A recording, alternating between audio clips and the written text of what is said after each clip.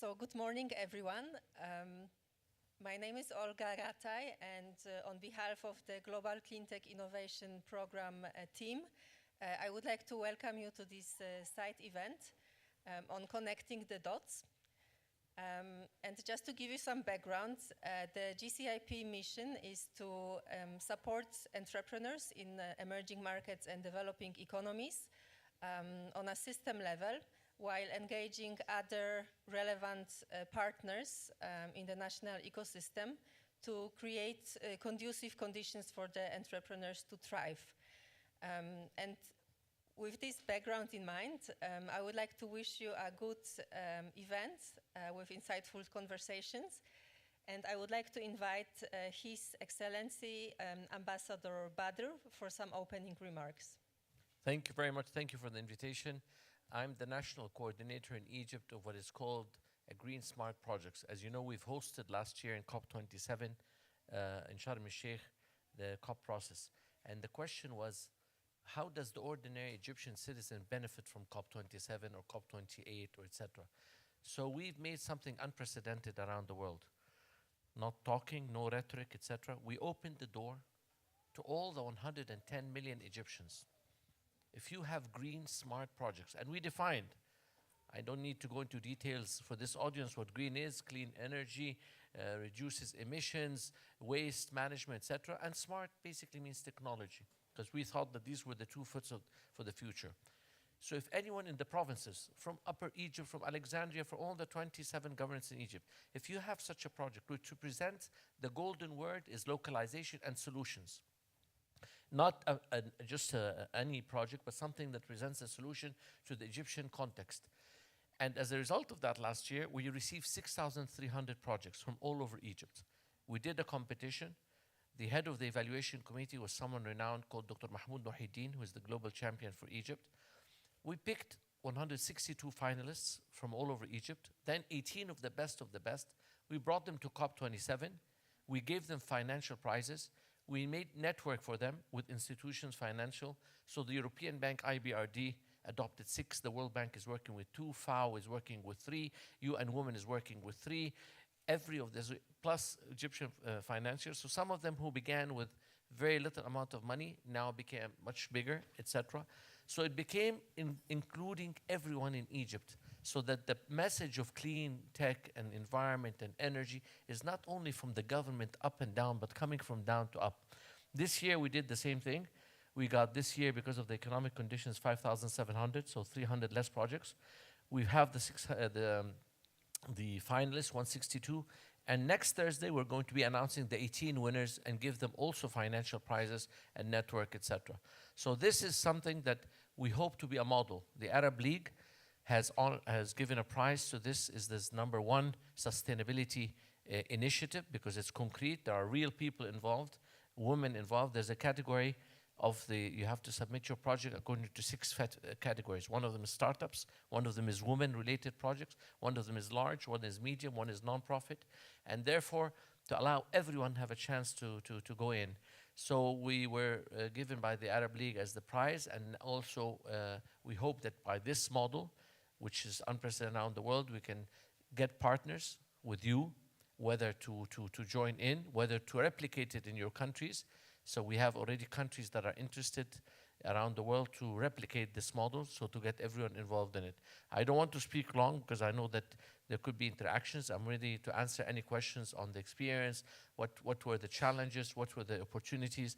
But we felt that this is for the first time when you put this green issue for people, normal people in the street in Egypt. What is green? What do you mean a green project? Do you paint it green? Do we have to do? No, it began an educational, a new mindset for the first time in Egypt, for people to say, there is another avenue for presenting projects. There's another window, not the usual way to apply to governments or to apply to business, that they can take the initiative. So I think I want to thank UNIDO for their help in this, because they are also part of this process. They are helping us in bringing this year's winners to COP28 to showcase with them, so that they can showcase and they can show their projects all over the world. Thank you. Thank you, Your Excellency. Thank you. It's great to hear what is happening in Egypt. Yes, thank you. if you're at the entrance, you're very welcome to please walk in to the other side of the room where there are more seats. Good morning. Today's session is titled Connecting the Dots. We are here to connect the dots. And if you can imagine yourself, whether as an individual or as an entity that you represent, as a dot in the ecosystem, we are going to, as Garjun said yesterday, physically connect you so that initiatives that exist but we didn't yet know about can be identified and partnerships can be reached. So that is the main objective of today's session. We have invited, I think it may be a record number for OVEF or IVCF event. You have maybe seen on the website, we have about 20 panelists. So we have 6 speakers who will initially give some interventions, and then we have 15 plus contributors who will bring their expertise into the conversation. Plus, we are just coming out of what we called Clean Tech Days, where we invited 16 plus countries, 30 plus entrepreneurs to come to Vienna and explore how we can strengthen the innovation ecosystem. And they are all in this room. So actually the room is full of ecosystem actors, and we want this to be an interactive dialogue. And you can see we are seated in a very unconventional, at least for UN event, it's very unconventional. We've done this so that we can maximize interactivity among the participants. Also to our advantage, we will be going to lunch after. So when you hear each other and you've identified a partner you want to talk to, grab them, go to lunch together, and please continue the conversation. So that's the spirit of this event. I think I don't need to introduce a topic because we are living it every day. So I will skip that part, and I will now ask Rebecca to tell us the rules of the game. Perfect. Thank you so much, Sun Young. You have heard Sun Young. We do have, I don't know, 16, 20, up to 20 panelists. And this format, having a panelist, it wouldn't fit. So that's why we thought to do a fishbowl. I don't know if anybody has already heard about a fishbowl. So let me explain. This is the inner circle. The inner circle is taken by the panelists, by the first panelists. They start discussing, and the outer circle, this is you. You are listening. So whenever somebody from the outer circle wants to give a contribution, he is approaching, or she, approaching to the inner circle, taking a seat, and giving the contribution. The people sitting in the inner circle are not obliged to be seated during the whole session. If you feel, okay, you have given your contribution, please feel free to leave the inner circle and to take a seat in the outer circle. Whenever you want to make a contribution and you don't find an empty seat, please just, sorry, it has nothing to do with you personally, just stand behind somebody in the inner circle, and this person is kindly requested to leave the inner circle and to make place, to give space for the person who wants to contribute. It has nothing to do personally with you.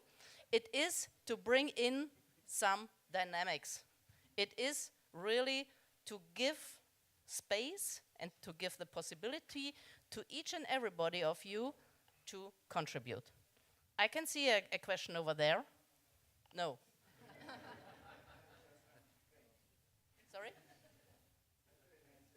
Okay, you train yourself. Okay, perfect, perfect. Okay, any questions so far? So whenever somebody wants to contribute, please join the inner circle. Thank you.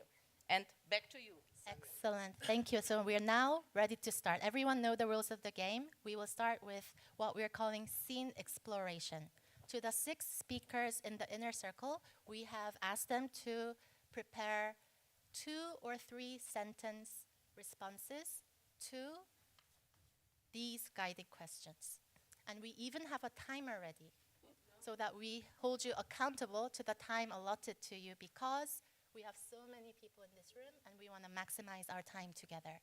So For the benefit of the participants who are just joining us now, what is your role in the climate and energy innovation ecosystem? What key action are you taking to accelerate the market entry and uptake of innovative solutions?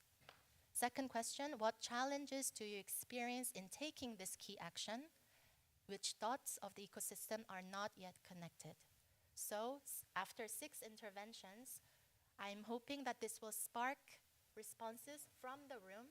If you agree with a challenge, say so. If you have already identified how to fill the gap, say so. If you're already doing something in the space, say so. If you find another gap which is very pertinent but was not raised by the speakers, please say so.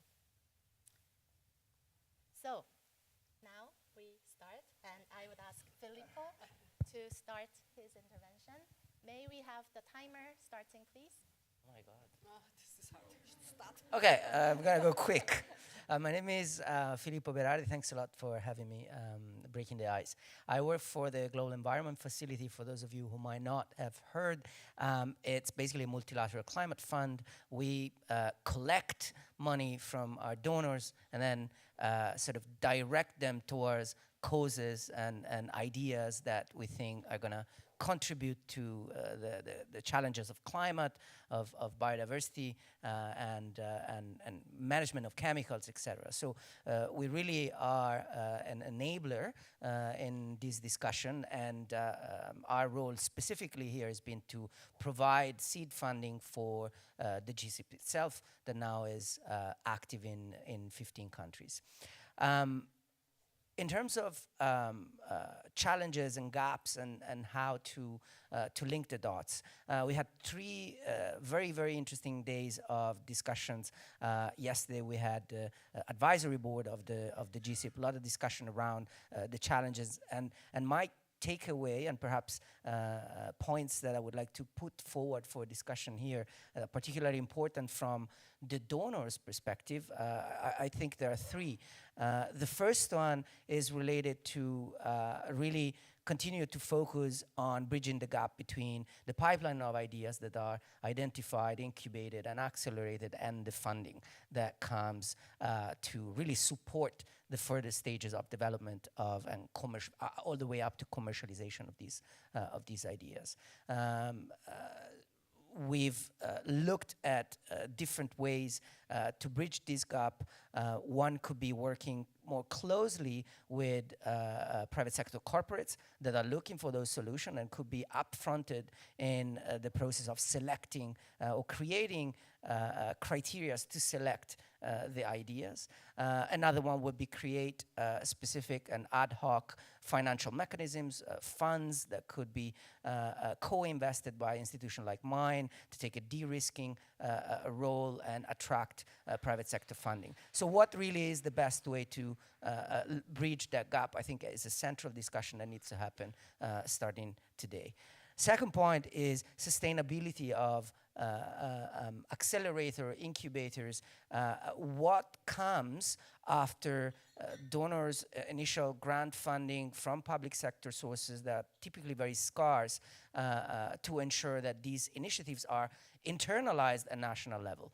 And I think this is a key second point. And my last point in 10 seconds is going to be related to sort of measuring the impact of these investment that we make. What are the tools that we have to do that?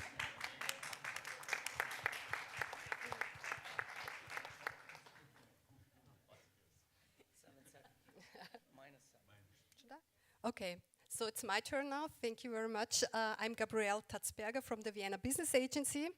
I'm very much for the invitation. It's a very interesting format. What are we doing? The Vienna Business Agency, I would say, it's, to sum it up, it's an enabler and implementer.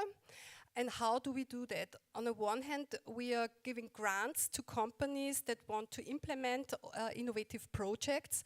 For example, last year we also had an international call open, which was called Zero Emission Cities, because Vienna is trying very hard to become a zero emission city, so to reduce CO2 emissions drastically, and we are looking for solutions internationally in order to really realize this aim. And we will start with a call Vienna Planet, which is in the end the same next year. So if you have international startups that can contribute, we are very open to these solutions. The second thing is we are enabling because we are trying to support different kind of initiatives. Like, for example, the Climate Lab was opened last year in Vienna. This is a combination of federal level, but also big corporates like Vienna Energy and other corporates. And this is really a platform in order to bring startups, researchers, corporates together in order to work also on the topic future of energy, how we can realize and implement that here in Vienna, but also for other cities in the world.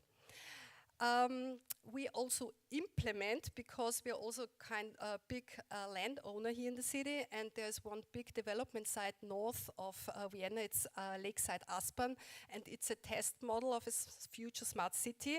And there we also support different initiatives, also financially, in order, for example, with the Austrian research, smart city research, we, together with Siemens and other actors, we really have real data in order to see how we can manage energy systems and do this energy management in future. So this is one example where we try to do also in the direction of energy, but we also build technology centers that are energy plus centers in order to show also the rest of the market, and this since 15 years already, that it is possible with an affordable price.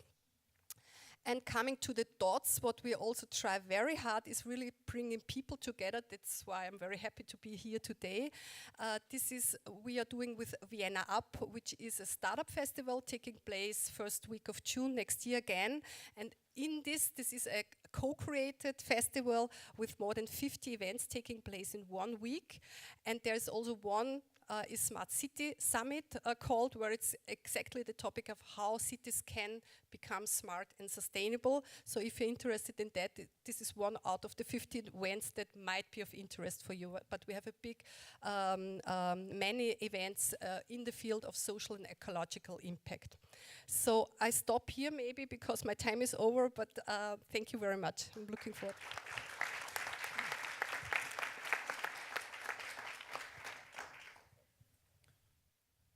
Hello, my name is Ion Muntean. I'm representing Energy Efficiency Agency of Moldova. Our agency is, I don't see the time, okay. Our agency is responsible for implementation of the state policy in energy efficiency and renewables. Now we are in process of reorganization, considering that the existing realities have to give more flexibility to our agency, and especially in promotion of innovations. Republic of Moldova being a country which depends on imports of energy, and a country where the half of the primary energy use is consumed by buildings. Our efforts are oriented in this direction to increase the energy efficiency in the building sector, first of all. So, in the same time, the government works on preparation of a concept of sandbox approach dedicated to energy sector, where the startups, the companies which intends to implement some innovative ideas in energy sector to get all support of the government to facilitate the procedures they have to follow in order to implement their ideas. Maybe some fiscal advantages or regulatory advantages in order to make easier their way in implementation of these ideas. On the other side, we try to stimulate innovations by promotion of what we have implemented, what we implement. There are interesting projects, interesting ideas. As I said, being a country which depends on imports, we are somehow constrained to innovate. There are already some interesting and innovative ideas which are implemented, most focused on reduction of energy vulnerability of the population. And the role of our agency is to pilot beside to support innovative ideas to be implemented, also to pilot concepts, financing mechanism, which at the moment doesn't work, and to scale up, to give them on the market and to facilitate their operation in order to implement the general objectives of the government. So the main purpose is oriented to the energy efficiency and renewables. In this context, we also monitor the situation, the data, and we propose to the government the appropriate adjustments to the legislation to facilitate innovative ideas to be implemented. Thank you.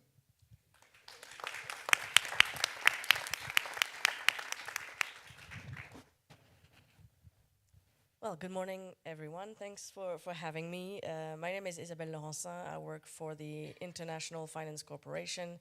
It's the private sector arm of the World Bank, for those who are not familiar. I'm part of the venture team at IFC, and what we do in this department is we invest in startups, in scale-ups, in emerging markets, generally when they are at a stage of scaling and commercialization. We invest across industries and across geographies. Climate is obviously a super important topic for us. It's growing, and we have the ambition to invest up to 40% of what we do in venture in climate, and that's roughly 100 million, and I think it's growing over time. The challenge we see is quite simply we don't see enough investment funds. We don't see enough entrepreneurs that are at the stage we're looking at. And so what we do to connect those dots is we support earlier stage companies through supporting early stage funds via a program that we call Startup Catalyst. We are already running this for the second time. And we invest in what we call pre-seed funds, accelerator programs to support the ecosystems and entrepreneurs in emerging markets. Yet, to be honest, we still struggle to see enough companies, entrepreneurs, so we even push the exercise to some investing in venture builders that connects research institutes and founders, successful founders, to create new companies. And we also support the creation of some accelerator programs in some geographies.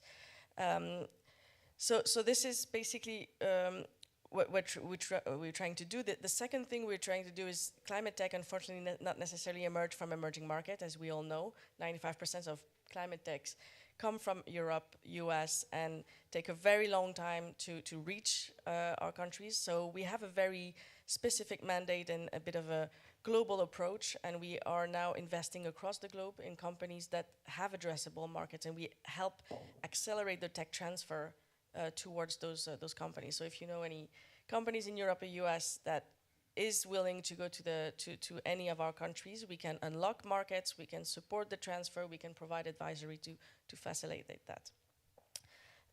That's pretty much what we do. I'm very eager to hear about the audience, very eager to have someone standing behind me and kicking me out of my seat. So I'm leaving my last second to the next speaker. Thank you.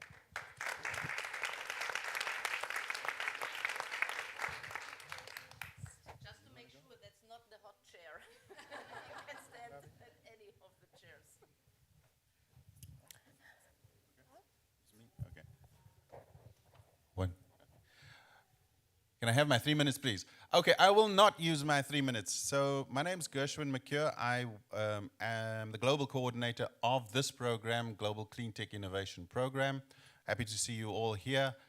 What we do to support this ecosystem of actors and entrepreneurs is really, we have a three-prong approach. One is to support entrepreneurs directly through accelerator programs in developing countries.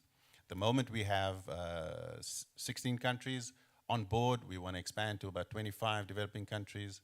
So we do that through accelerator programs, and hopefully to help these entrepreneurs get networked, get finance through our interventions and through our support.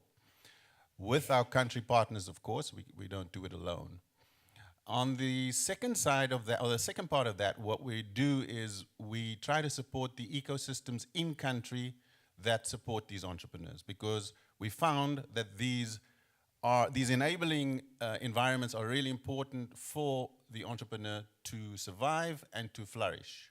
So both from a demand perspective, but also from a support perspective, whether it's financing, whether it's just mentoring or coaching about or training. These are all aspects, or technical support. These are all aspects that we then hope to support through the program in countries to enable these innovations to flourish. At the same time, we try to coordinate across the globe through our 16-country network at the moment, like we are at the moment here, just to be able to get people to talk to each other, get ecosystems to start working together. I think our main issues are around, as I think Filippo mentioned, is really getting ecosystems to understand and to better enable financing access for these entrepreneurs. Also, that we need to get investors in these ecosystems to start understanding better the clean tech market and to develop, products that best suit the stages of development for these entrepreneurs. What would be helpful also from the audience to know is how do we, in these programs, create end-to-end solutions from an acceleration and support perspective in the shortest period possible for these countries and for these entrepreneurs. So I'd like to hear from the audience how they can help us better understand these. Thanks.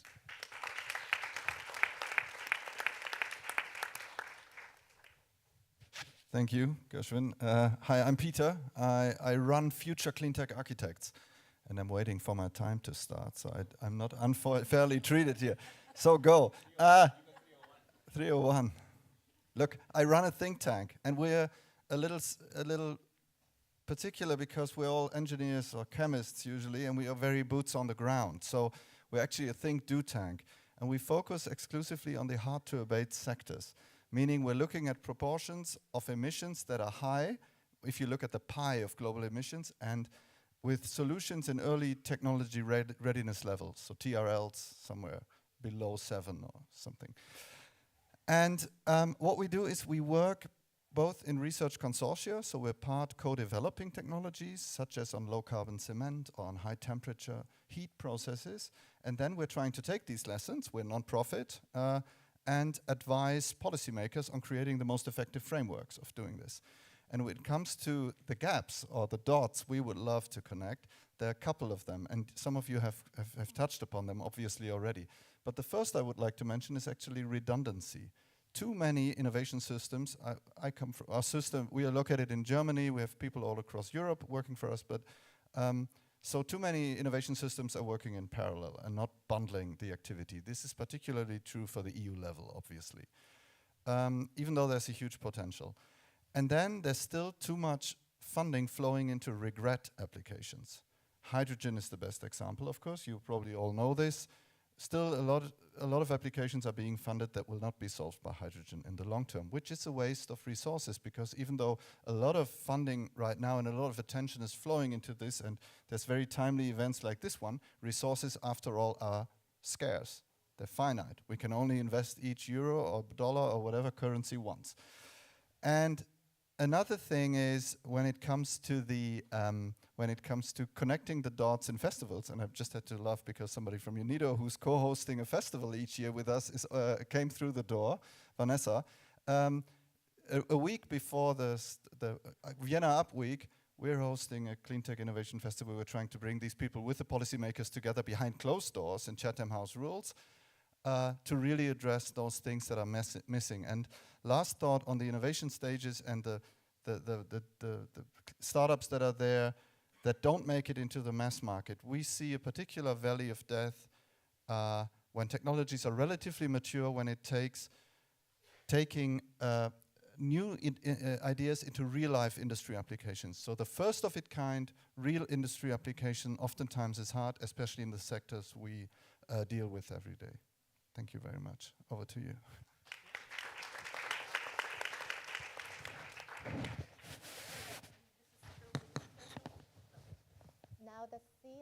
has been explored by the 6 speakers. So thank you very much to Filippo, to Gabrielle, to Gershwin, Ion, Isabel, and Peter.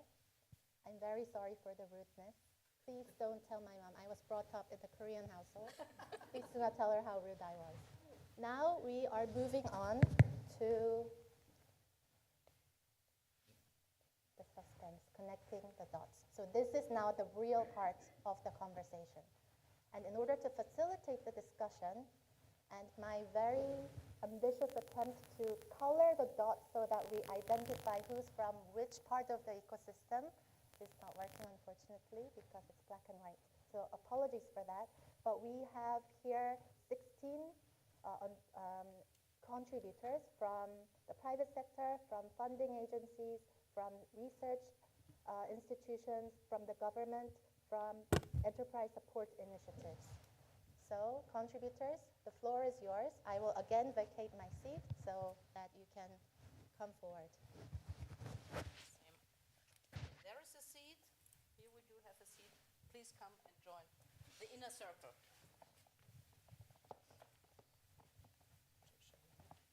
No, please take a seat, because there might be a question to you.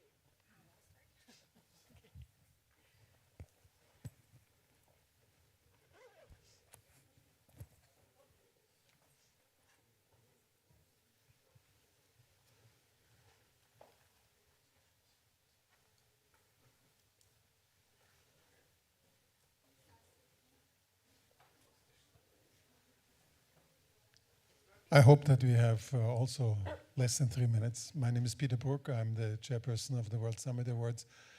And we run within the United Nations framework, global in 182 countries, the award system for social innovation and social digital ventures. And one of the dots which I want to connect is the dots regarding the relationship between digital and climate. And I think it's very important that each and every one of us realizes that digital and climate, when they connect to local solutions, and they connect to a local impact. And for the World Summit Awards, it's so important that you take the metaphor of power lines.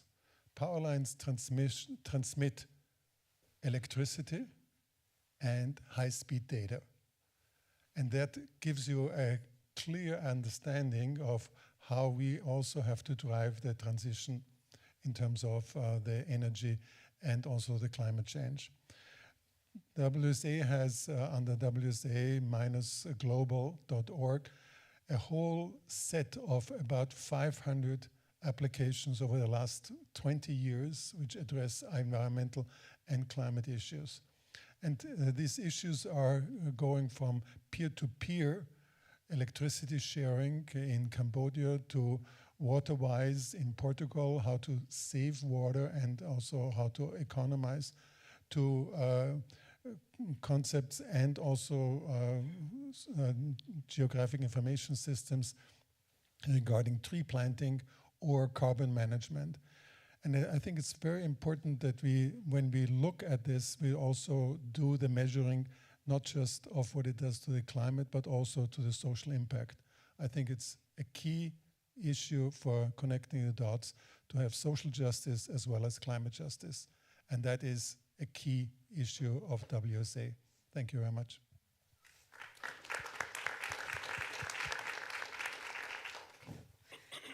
Hi. Thank you for having me here, because I'm very delighted to be here. My name is Acetila Köstinger.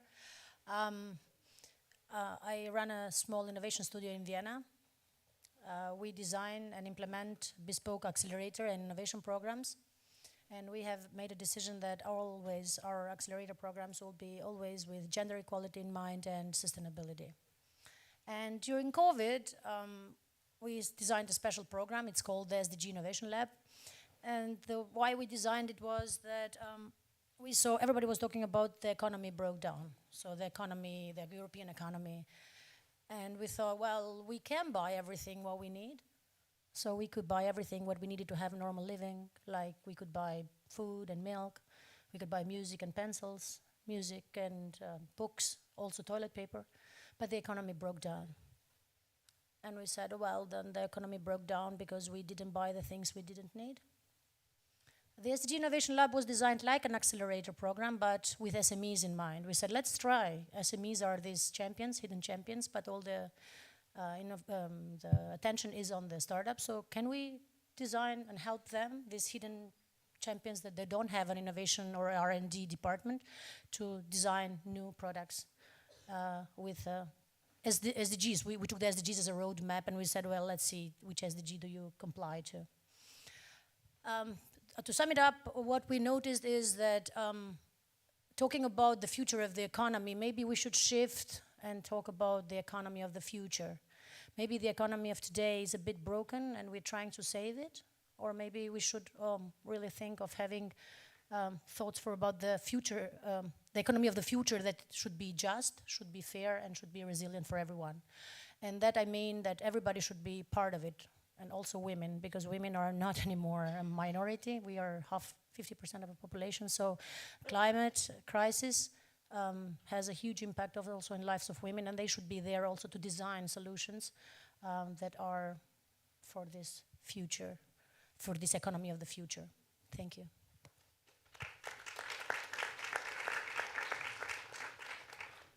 Hello, my name is Christian Hoffman. First of all, thank you so much for the invitation, also for the continuous cooperation with NIDO. Really appreciate. My name is, as Christian, as I mentioned, I represent the Siemens AG. I'm responsible for international relations and geopolitics globally for the company. Really happy to be here in Vienna in this very important event. Siemens has been with a clear focus on sustainability. So we've been one of the first companies to make our own targets, set our targets to be carbon neutral by 2030, and also a member of the UN Global Compact over 20 years.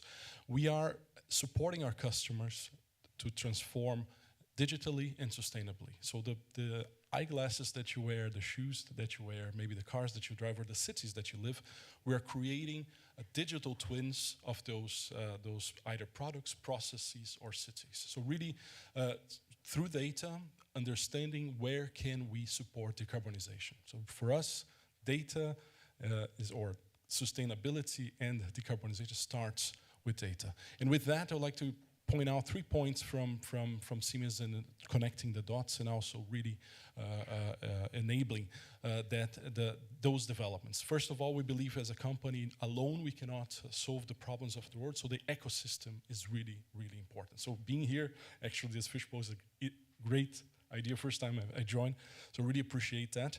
And so one example is Sea Green. You can also, all these buzzwords that I might say, you can also find later on. So Sea Green is a tool that helps us, help us and our customers to identify where the emissions are coming from. So in the electronics industry, maybe 90% is not coming from the own production. It's coming from the whole value chain. So we're helping through the value chain understand where are the emissions coming from through data acquisition, so we can make better decisions. So this is a very important digital technology that we're handling on. Another one is about the broader ecosystem with our customers, partners, universities, and beyond. We are really engaging on a platform which is also a marketplace, a product portfolio showing the best cases on how this digital transformation and this green transformation is taking place. It's called Accelerator. So I will really encourage you also to have a look. Accelerator is really with the ambition to accelerate the digital and green transformation from our customers, from our operations, and of course throughout the ecosystem. And last but not least, also we also trigger important initiatives such as Tech for Sustainability, which also we're looking for innovative ideas and also prizes as for the winners with a big application process as well, and then really appreciate that. But I think also a great part of the ecosystem is also connecting with on the educational side, and I think we're going to discuss a little bit more maybe on some of the challenges as I will need to stop. But of course, there's a lot of elements on software and cooperation, curricula development, and training education. I stop here. Thank you so much.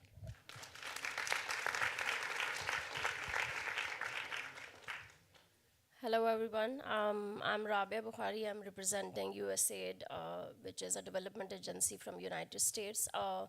We as an agency have changed overall to look at sustainability and reducing emissions, reducing burden, and came up with a Burden Reduction Act and also a climate strategy from 22 to 2030, which talks about how we are doing our part as an agency, as part of agency, and also how we can bring the change in the countries we are working with as a donor agency, as a development agency, to help promote reducing more emissions using our resources more carefully. So that is one element of how we are looking at sustainability in the long run.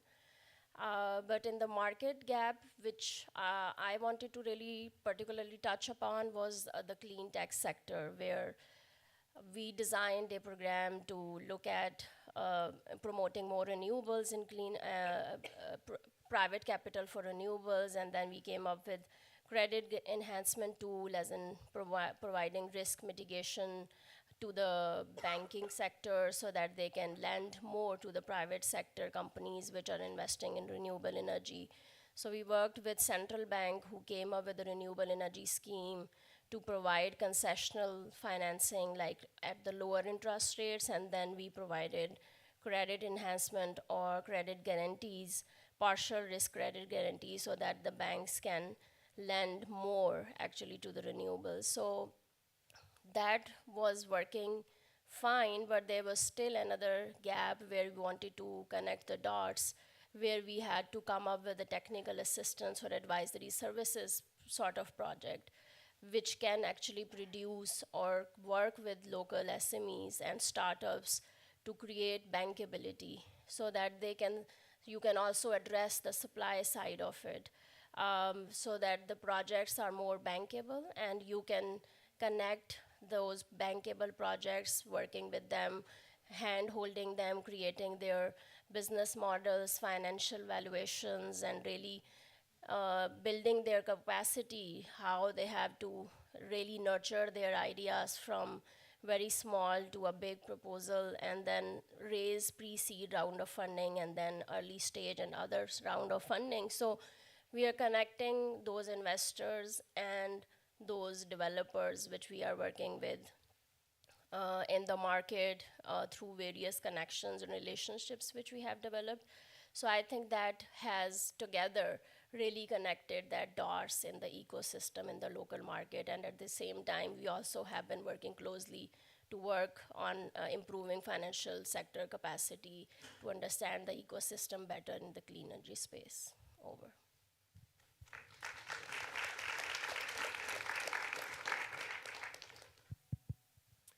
Hello everyone, my name is Jussi Viering, thanks for the invitation. So I work for EP Africa, which is an open-ended trust fund with the mandate to provide risky early-stage financing to clean energy projects in Southern and Eastern Africa. So we are there, I would say, like after the accelerators, to help the companies to prove a concept, show the investors that we can do it. We found a market fit, and then later stage investors can come in and take them to Series A and beyond. So my first message would be to any accelerators in this room working in Southern and Eastern Africa. If you have companies looking about 200,000 euros and up until 1 million, the next call is coming Q1 2024. So we work in a challenge fund format. Then I would say kind of the next challenge after our financing is how to get past that valley of death. And there usually one grant is not enough.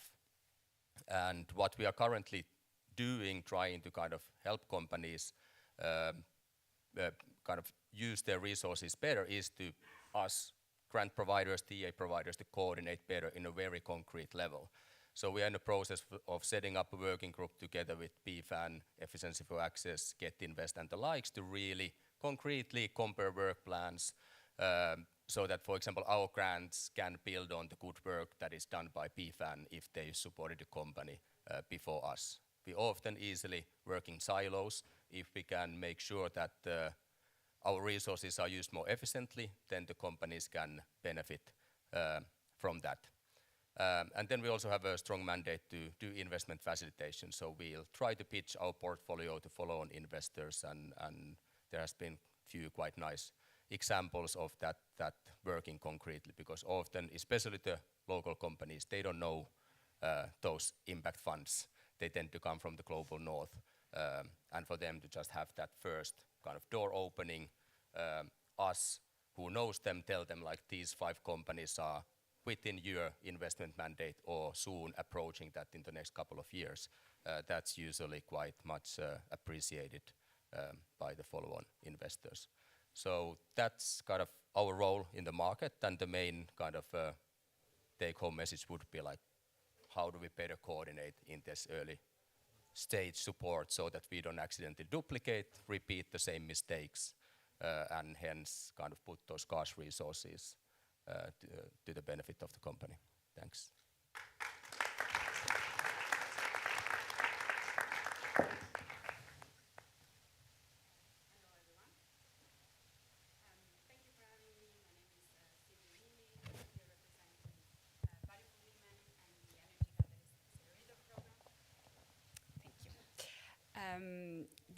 The Energy Catalyst Accelerator Program is a special program that connects UK-based institutions and UK-based universities with implementing partners in Africa and Asia that have innovative and clean tech projects to implement. So that's how we're connecting the dot, really already creating those linkages between UK-based institutions and innovations with those in-country partners that can scale up those innovations.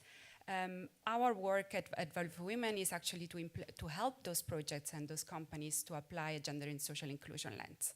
So we've seen in the discussions today, we're not going to be able to reach any of the development goals if we're not taking into considerations women and other marginalized groups, particularly when we think about clean energy access and reaching those last mile communities. There is an imperative to actually adopt a gender and social inclusion lens into business models. And how do we do that? So the first step is really to communicate the business case and making companies understand that there is a value in addressing gender and social inclusion issues as part of their business models, because that helps them actually increasing their market reach. We've seen obviously some challenges with those early stage ventures that are often resource constraints, don't have enough capacities or time to go about exploring the market, doing some market research from a JESI perspective. So that's how we came in to support them in understanding what the markets looks like, what does it mean to apply a gender lens to market research, and then what tools and resources that they can use. And then another challenges we obviously see is the linkages with investors, right? There's a number of impact investors and gender lens investors that are really interested in the clean energy space and the clean tech space. And that's how we want companies to make that business case and the gender aspect front and center to be able to access those fundings. So I ask everyone of you here today who's providing funding, who's providing support to companies, to also communicate that importance of having a gender lens, because that helps not just achieving social impact, but also attracting investments. So yeah, thank you very much.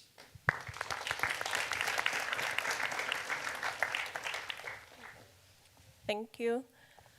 Thank you for the opportunity to speak today. My name is Marogisa Makututsa, and I'm the project coordinator for the Global Clean Tech Innovation Program in Lesotho. We are running an accelerator project under UNIDO. So how did the project come about? This was in realization that there are funds that are driven towards developing countries to try and counter the climate effects in the countries, but there were no bankable proposals that were submitted to these funds from Lesotho. That means there is lack of capacity in that regard. So with the support of the Green Climate Fund and UNIDO, we are trying to bridge that gap with the accelerator. And as Gershwin has mentioned also, that we are also able to engage with the ecosystem actors through the ecosystem strengthening component. And to that regard, I would say with regard to our engagement with the innovators that we are currently supporting, The main challenge that we have realized is that they are more eager to get funding and maybe skip other business development steps. But with the engagement of all the trainers within the GSAP network, they have realized that it's most important to try and develop their business models so that they are able now to leverage all the funds that are available and also to be able to pitch to any investors that are interested in such innovations. So we can really say we are already connecting the dots within the network of the GSAP. One other challenge that we are facing is the lack of research and development funds within the country. And this is because the policy, the innovation and research policy is out of date, but the government is really trying to come up with a new policy that will direct funds towards research and innovation for all these innovations that are coming up.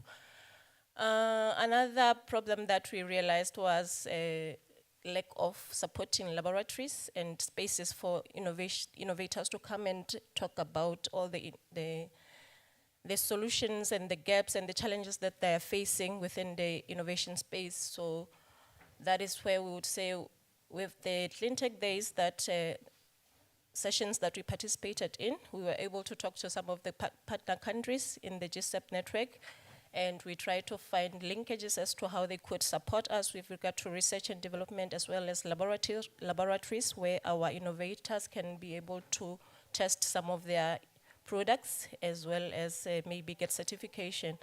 So yeah, that's how we are trying to connect the dots. Thank you so much. Thank you very much. Thank you. Ladies and gentlemen, I'm here to apologize that the rules of the game will change slightly, and now speakers will have 2 minutes. I would also invite the room to come into the inner circle. So even if you're not a named contributor, you're very, very welcome to come into the inner circle if you'd like to contribute. Thank you, Kevin. I do need far less than 2 minutes. I just need probably 1 minute. So I really want to sort of prep up some of the other speakers here. I'm Kevin Braithwaite from the Network for Global Innovation. We've had the pleasure of working with our colleagues at UNIDO on GSIP since way back in 2011. In that time, we've seen nearly 1,600 startups. And when it comes to connecting the dots to facilitate clean tech innovation, I think one of the things that we've seen is the very important dots that we need to connect more are the entrepreneurs themselves. Basically, entrepreneurs are the ultimate problem solvers. And I think we can never bet against them. And one of the things we're seeing when we're bringing the entrepreneurs together at different stages, where we're seeing how they're succeeding, how they're failing, what they're doing differently, we can get a lot of learning.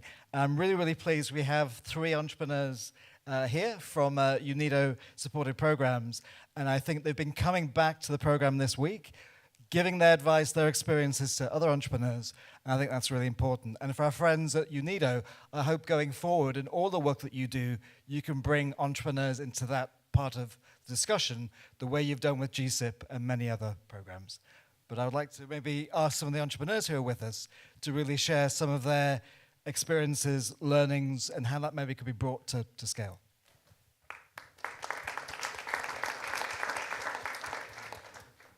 Thank you, Kevin. My name is Sandy Swakai. I'm the co-founder and managing director of AET Africa. We are a company that's based in South Africa. We offer retrofit energy efficiency solutions for water heating. We've been part of the GSAP program since 2016. And through the program, we've managed to attract funders that assisted us in terms of piloting our innovation.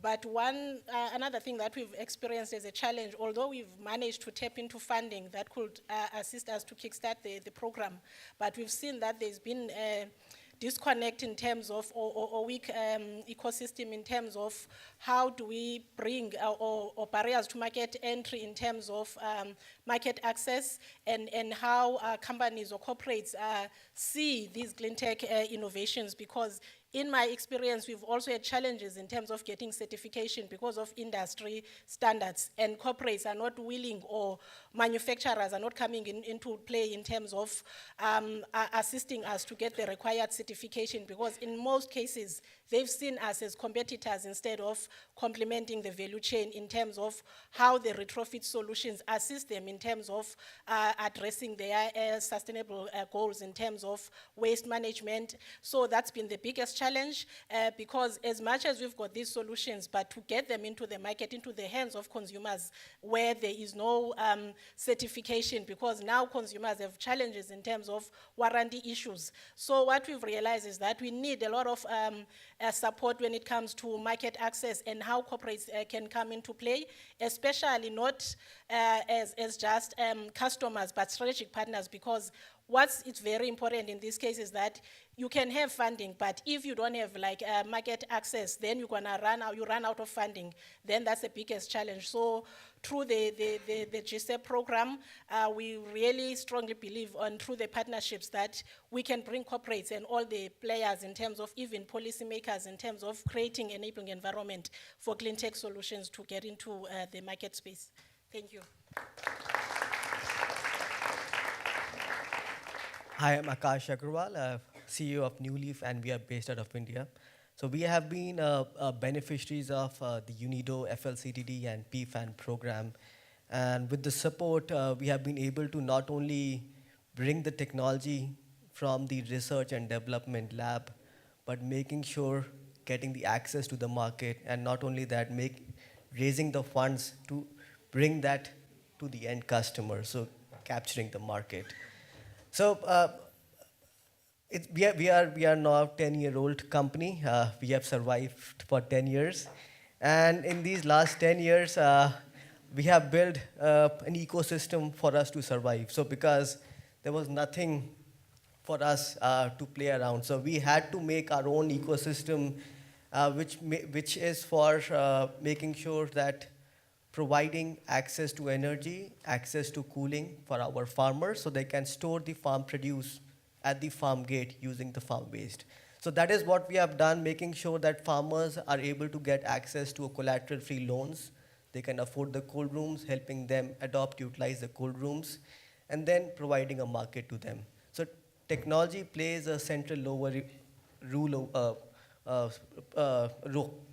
over here, but with the growing needs of the market, it is not just a one-time technology development. It needs to keep growing. And I think the support has to come again and again to make sure that we are changing with the growing needs of the world and making sure that it is not just a country that we are serving to, but other developing countries that face similar problems. Thank you.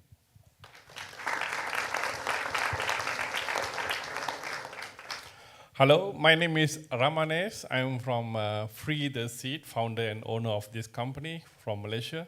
I'm here today to share my experience and as well as the journey that I've taken. I do sustainable packaging products to replace single-use plastics, which is one of the major contributors of the global warming and climate change. I use cellulose biotechnology, where we extract the waste rice straw, which is otherwise being burned most of in the country in Asia, by extracting the cellulose, turn the cellulose into a biotechnology fiber that can able to mold into electronics product, medical products, food packaging, fresh produce to replace single-use plastics. 8 years ago, 2014, I enrolled in UNIDO's GCIP program because there are a lot of dots is missing in my company and quite lost. So I approached Malaysian chapter of UNIDO GCIP with the support of UNIDO GCIP, with the support from Clean Tech Open, with the support of Jeff. I went through all the 8 to 9 months of coaching and mentoring modules and managed to put in all the building blocks and able to cross the valley of death. As you know, as an entrepreneur and as an owner of a factory, valley of death is very crucial, especially after the POC, proof of concept versus validation. And through the support from GCIP UNIDO, I managed to cross and able to go into the market by addressing the market barriers. And today, I can happily announce the success of UNIDO GCIP especially for me, for my company. We have grown from financial numbers, nearly 9x our turnover from less than $5 million. We have an order book of nearly 20 million US dollars. Our carbon decarbonization metrics from 300,000 kilogram CO2 mitigations. Now we have done nearly 2.2 million kilogram CO2 mitigation from 200 farmers, 1,318 farmers now has involved and improved their livelihood. In terms of connecting dots, I will say no further dots need to be connected because all the dots are full. And in the factory, if we continue dots, that's no ending. We have completed the dots and now we are going to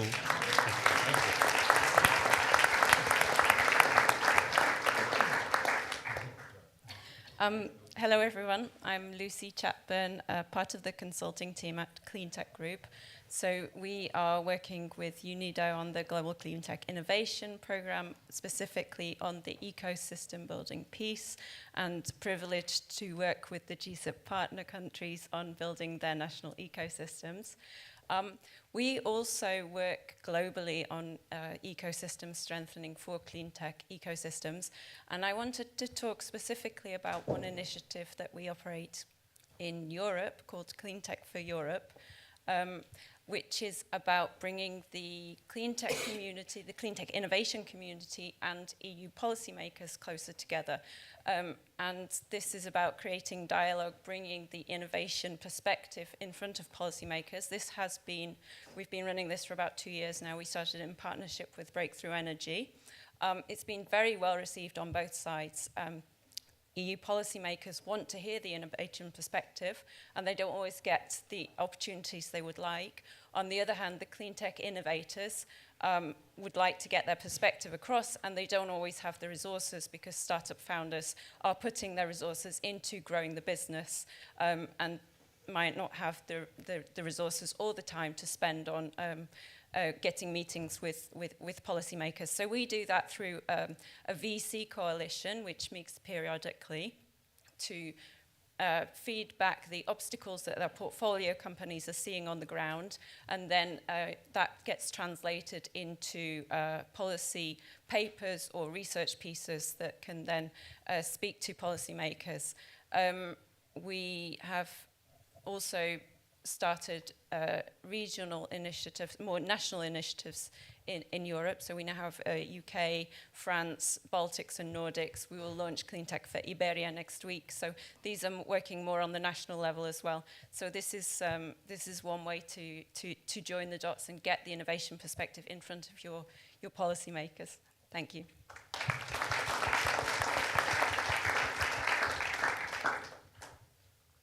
Oh, hi. I'm Songbong Tae, co-founder of Green Nerds. Green Nerds is a startup. It's made of two words, green and nerd. Yes, yeah, nerd for the clean tech, yes.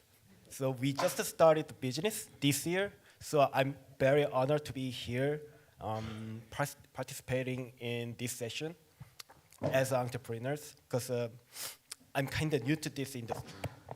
What I have seen this industry is that I think the carbon value chain has not been developed well up to now. So our company is focused on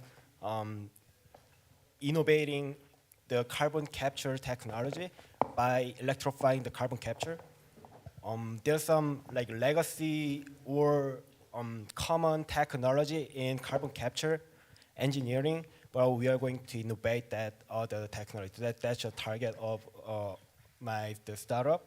The challenge that I'm facing, the biggest challenge that I'm facing is that like it's very hard for us, like very small startup, to find some very good friend, colleagues, and company to facilitate our technology. So that's why I'm here.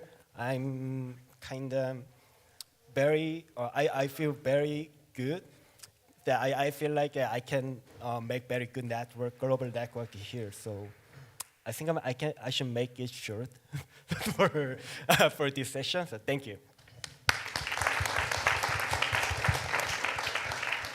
Hello, I'm Seung Kim, CEO of Awesome Ray. Remember this startup. Awesome Ray is 5 years tech startup in Korea. and we developed Awesome X-ray. So our company name is Awesome Ray. Today, I want to talk about the very realistic situation of startup. Accelerating startup is very important, but the successful commercialize is more important. But startup is based on the innovative technology. But innovative technology is not familiar with the formal sector policy and regulations. For example, Awesome Ray makes soft X-ray, and soft X-ray ionize particles in the air, including fine dust, bacteria, and virus something. So our modules can be installed air handling unit or HVAC system in the buildings. But the construction law defines only solid filter can be installed in the air handling unit. If our system is installed, we can reduce the energy, and our system is filterless, so there is no filter waste. But when our system is adopted, the building owner doing illegal things. So I asked so many times to the government, but they replied, changing law because of only one startup company is not unfair. So it is very hard things. Please help us, Awesome Ray.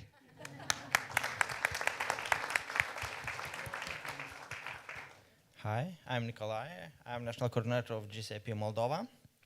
And for us, connecting the dots, it's not only activity for us, it's more an approach. During the period of implementation of our project, we have different challenges: economic, administrative, legal framework, etc. And connecting the dots, we have an approach, or we have activities, or we try to focus on identify stakeholders, beneficiaries, key decision makers, etc., and to put them in contact and to support them to identify the problem and identify the solution to support clean tech companies, to support clean tech solutions. For example, we take into account the economic crisis or economic turbulence of our country during the last year, when we have inflation rate for around 32%. Practically all financing institutions blocked the activities relating to investment and finance clean tech projects. In our case, so we work it, or we focus it, our activity to identify the financing institutions and investors and private companies that are ready to take the risk to implement renewable energy projects and to support them in all process. From our side, to support banking sector to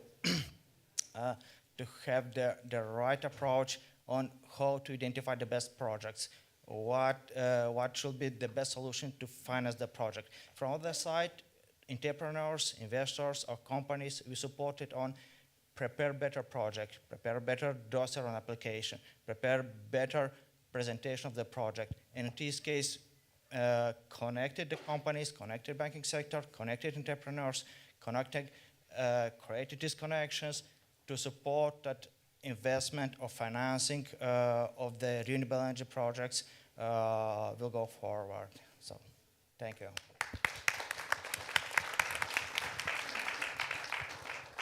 Great. Is this on? Can you hear me? Yeah, I was hoping to come into the inner circle and awkwardly stand beside someone, but there's so many chairs free now, so you can't do that. So I'm Peter Warren from UNIDO, and I represent a brand new program in UNIDO, literally like a month old, so we're still setting everything up, so you won't have heard of it, but it's called the Accelerate to Demonstrate Facility, A2D, and it's actually UNIDO's largest ever program. It's going to be about $80 million, roughly, in size. It's innovation focused. It's hoping to address some of the issues that have actually been raised today. And I actually thought I would pick out some of them, as I've been taking notes on what some of the speakers said. So I think, early on when we talked about TRLs and that challenge of getting the first pilot funded, this is exactly what this program will do. It will do that. It will go into the valley of death between technology readiness levels 3 to 7, and particularly in that earlier stage where there isn't that funding to get that first pilot. that a lot of the other existing programs and financing institutions, like the IFC that was in there, that has been replaced now, who have the venture investing programs, doing some really great work at that later end. This will come at the slightly earlier stage to that. Now, I think one of the challenges there is how do you get these different programs and different financial instruments together, working together? There are a lot of programs out there, so linking them together is the key thing. How do you get collaboration between funding agencies, between the program level? So that's what hopefully this program could hope to do, and pilot test cases of that. Now it's cutting across different themes, everything from industrial decarbonisation, which I think the other Peter who was sitting there mentioned, hard-to-abate sectors. Also, I think, Felipe, what you were saying with the climate investment funds work, there's obviously the new industrial decarbonisation program there as well, a whole range of things that are happening. I have 10 seconds left, so this is just to let you know there's a new program coming to hopefully address some of these issues. Obviously not all of them. One program can't do that alone. Thank you. Thank you very much. So that is a new dot in the ecosystem that we can look forward to. This has been, I think, the most productive 1 hour and 15 minutes I have ever spent. So thank you so much for all the contributors. Marco, what do you think? Do you have some words for us to close with? Just a few, because I think everyone is dying as well to connect the dots somewhere else, namely during lunch. Yeah, I just wanted to thank everyone, the contributors, the speakers, and the people in the room to be here, to connect the dots. We hope it was a good opportunity to make those connections and carry them through the rest of the conference. And yeah, I think a lot of people already have said, I think UNIDO is proud to put a lot of emphasis on connecting the dots. We're doing this increasingly between the two programs that have been mentioned before, GSIP and PFAN, and the new kit on the block A2D fits nicely into that, connecting the dots even further. So yeah, maybe 3 things I think to take away from the discussions. I think it's clear we need both local and global coordination, and the work that UC mentioned that PFAN is part of as well is a good example there on a more regional basis in a specific area. But I think also the GSIP example spoke a lot to you need that connecting the dots on a country level, but then also between countries. I think we need alternative solutions, not energy solutions, but also finance solutions. Isabel mentioned there's still some gaps there, and we see that as well. But last but not least, I think time is running out, not just for this session, but also for us. So I think it's also time to take action. So with that, I'd like to thank you again for being here. Enjoy your lunch and enjoy the rest of the conference in connecting the dots further. Ramanesh doesn't need it, but I think the rest probably needs, can do with a bit more connecting the dots. Thank you. So thank you so much for joining us. Now go connect the dots. I want to also take this opportunity to thank Rebecca from Siemens. This was actually an experiment. I don't know if you know it, but you've been in part of an experiment, and I think we can say it's been a successful experiment. So thank you, Rebecca, for suggesting this format. Enjoy your lunch. Thank you.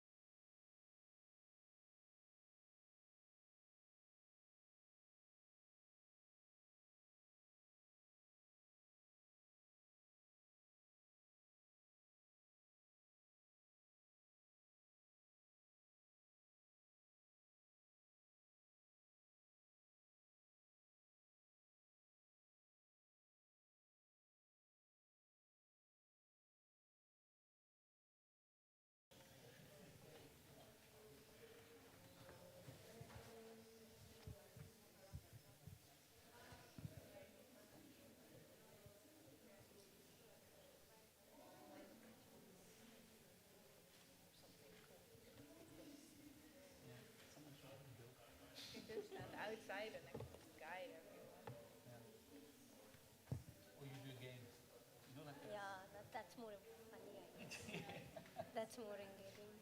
Exactly. Stand up. Join your hands.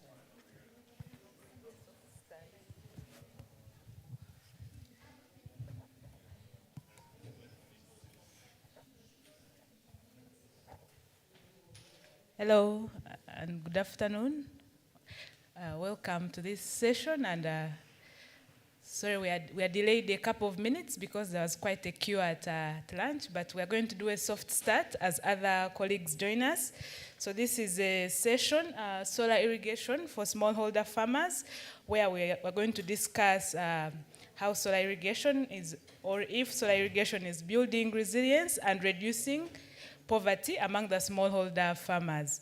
So we'll start with brief introductions of the session and the panelists, and then our panelists will share their experience in reaching smallholder farmers with solar-powered irrigation. And then, because it's after lunch and we don't want too much sitting, we shall end the session with an interactive debate where we shall put up some statements about solar-powered irrigation and be very happy to get some feedback and some viewpoints, discussions, insights from the audience as well. So we are looking forward to really capturing your insights in this discussion. But before we go ahead, my name is Helen Chomgisha, and I'm from GIZ, Energizing Development, Uganda, where I work as a program component manager, heading our solar component activities. Now, Energizing Development, or NDEV overall, works under an overarching theme, which is energizing change, with 3 thematic focus areas. That's energizing lives, opportunities, and climate. And we work basically to promote uptake of various clean technologies, mostly through market-based approaches. Now, bringing it down to Uganda, where I'm from, we have a number of interventions as NDEV. And some of these fall into what we typically call PUE, productive use of electricity, which is where solar irrigation for smallholder farmers actually falls.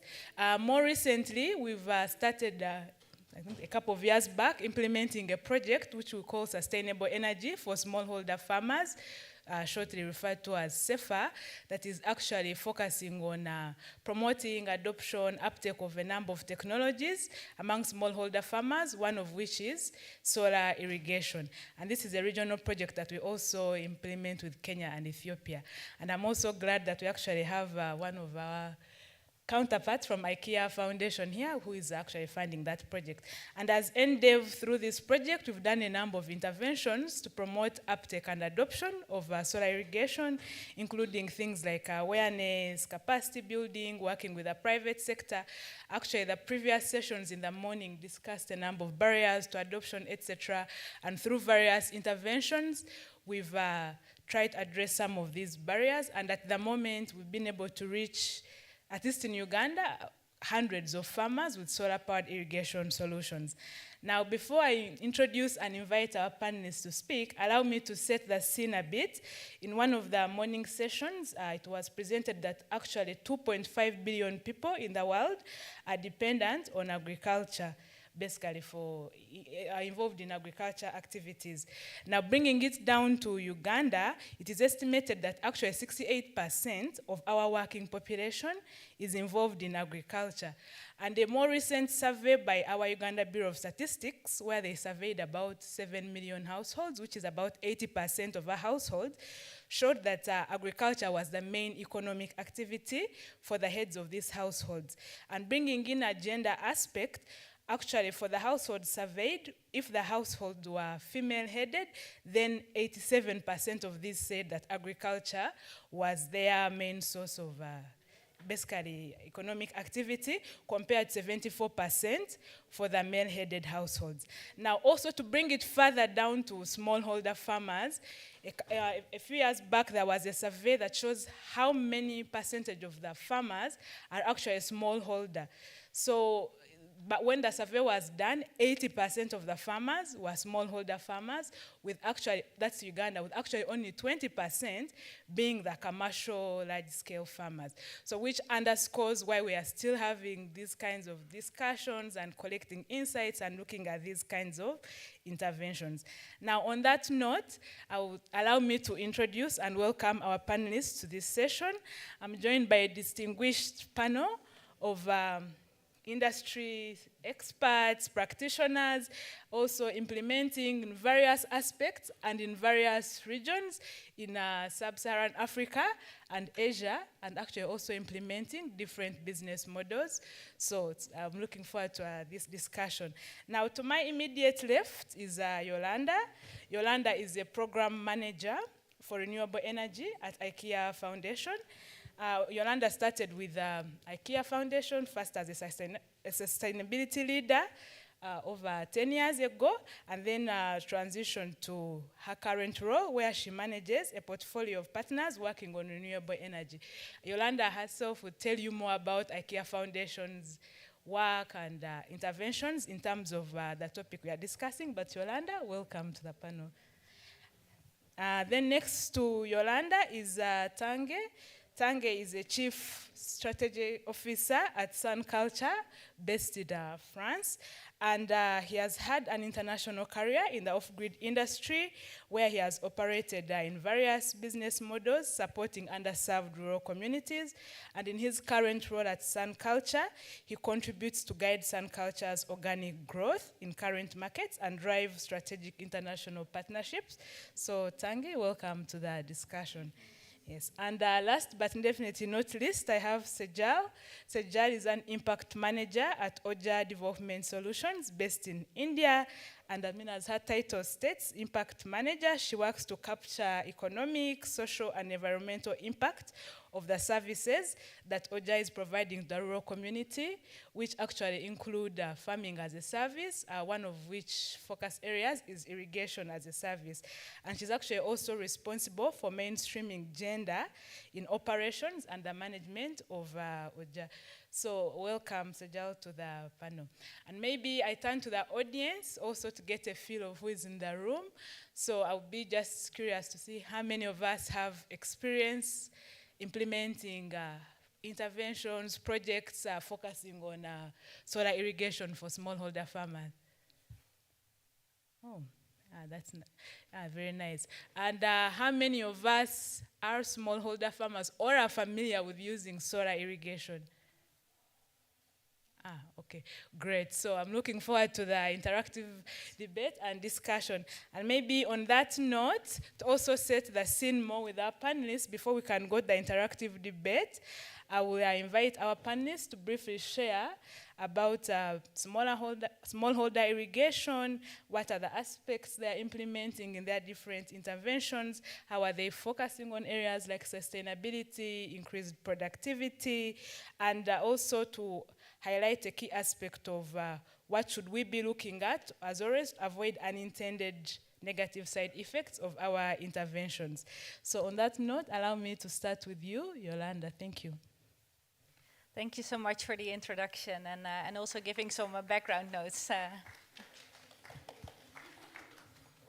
Really great to be here, and I see a lot of familiar faces in the room, which is always nice. It feels like coming home a little bit to be at sessions like this, right? So my name is Yolanda, and I'm working as a program manager in the renewable energy team, as was mentioned. But I would like to say first a few words about IKEA Foundation, just to make sure that everyone is aligned on what we're actually doing. And I see you're clicking. I don't have a presentation, so you would just have to do it with me today. So IKEA Foundation, we're located in a small town in the Netherlands, in Leiden. That's where the majority of our team sits. We also have a small liaison office in India, because that's where our work started years ago. And we work through partners. So to your point of implementation programs, no, we have not been doing that. We do that with partners like many of you are here in the room. So we work with expert organizations who are also our ears and eyes. And we always really appreciate honest insights from the field, also to make our decisions better. So we work on a few different teams in IKEA Foundation, and the two that will stand out for this session is renewable energy, but also agriculture livelihoods. And within that, we focus on regenerative agriculture. So for us, having said that, those teams, we work through partners. We work in that in different ways. But productive use of renewable energy, which is where I'm part of the team that is focusing on that. Actually, in the previous session, I don't know who participated in that, but Christina said we definitely, I see some hands, definitely need to rebrand that. So in case anyone has better suggestions on how we should be referring to that, please let us know as well. But for us, when we speak about energy for productive use, we're really looking at the end user impact of that. So how can we increase resilience, for example, improve the livelihood, so to say, in a climate-friendly way. So that's kind of the gist of what the portfolio is doing. We're looking at different type of partnerships in that. So we might work with partners that actually are supporting the sector to develop. We might work with partners that are implementing programs to test, for example, certain business models, or to gather data, or higher level champions. So it's quite a diverse portfolio in that sense. We work mainly in Uganda, Kenya, Ethiopia, and India. So those are the focus regions. And that's similar of the other portfolios in IKEA Foundation as well. And I mentioned it already, for us end users, it should be at the center of what we do. So also when we speak about energy, it's very easy to kind of go into the technical realities of that. We always try to step out of that a little bit, because we think that more than only technology is needed in order to solve the issues that are currently out there. So we'll just wait for a second till the door is closed. Thank you. So in that sense, having that said, we truly believe that the whole ecosystem is needed in order to make, for example, technology solutions land in the right way. But we also want to make sure that the right solutions land in the right way. So really looking at the end user needs before we start implementing, and listening to what our partners say, but also what, for example, farmers would say.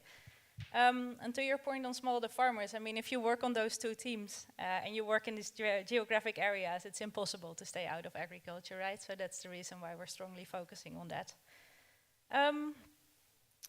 Yeah, so and in the same nexus, irrigation, of course, is one of the key things that comes up, especially if we listen to the farmers and the needs that they have, the changing environments as well. Not only getting more droughts, but also the other way around, of course. So it's been challenging and more tricky in order to be able to manage that. I'm sure that we will hear more of that. I'm actually sitting here amongst real experts, so I know that it's going to be, I'm going to say a few words about SEFA, but actually Helen knows like all the ins and outs on that as well. And then, of course, we have your two panelists that will speak about how they actually implement some of these programming as well. So, but having said that, so we work with NDEF, so the SEFA project, the Sustainable Energy for Smallholder Farmers. It's part of the NDEF umbrella. It's being managed by GIZ and implemented by GIZ SNV together. And it's in 3 countries, so Ethiopia, Uganda, and Kenya. It's looking at 2 different value chains, so the dairy and the horticulture value chains, and focusing on cooling, drying, and irrigation as main kind of technology solutions in that sense. Well, today we'll speak about irrigation, so I will leave the rest. But the nice thing for this important body of work for IKEA Foundation is that on one hand we see real impacts in the field, and on the other hand we really try to develop business cases that can be useful to be replicated or scaled elsewhere as well. So really distract these learnings as well, which is important. So, I mean, it won't be perhaps very groundbreaking, but some of the main learnings that we had like in the first, couple of years. I mean, trust in technology is sometimes still an issue, right? So if we look, for example, at Ethiopia, and for that matter, I mean, really to trust on the technology that's going to solve an issue, it takes a lot of capacity and awareness building, and that's where SEFA is truly focusing on. So sometimes we take it for granted, we have a good solution, we implement it, and it works. Well, there's a lot of groundwork that needs to happen for that, and that's what this program is focusing on about. And sizing matters as well, having the right size of solutions when we look at smaller farmers, and not have like 2 standard options and good luck with it. Try to serve your needs. Agronomy and business skills are very important to have as a package when you start implementing these things in order to have viable business cases. And viable business cases actually will then increase adoption as well. So we need to nail that right in order to also see that more people will adopt these technologies. And then lastly, access to finance won't be a surprise. And I see some of you guys with your eyes as well recognizing. I mean, it's also where SEFA is looking at. And there's actually 2 really good examples with 2 different models here on the panel. So I won't be going into that because otherwise I tell all your stories. And then for when we just look at irrigation, what we think is really, really crucial to make sure that we focus on end users, you know, keep them, that's what we're doing this work for. So keep those needs at all the center that we do. Practice it with good agronomic practices in order to also avoid unintended consequences. I mean, soil health, for example, or like monocropping. I mean, we need to be super, super careful with how we implement these things. And then lastly, an ecosystem is needed in order to make these interventions land in the right way.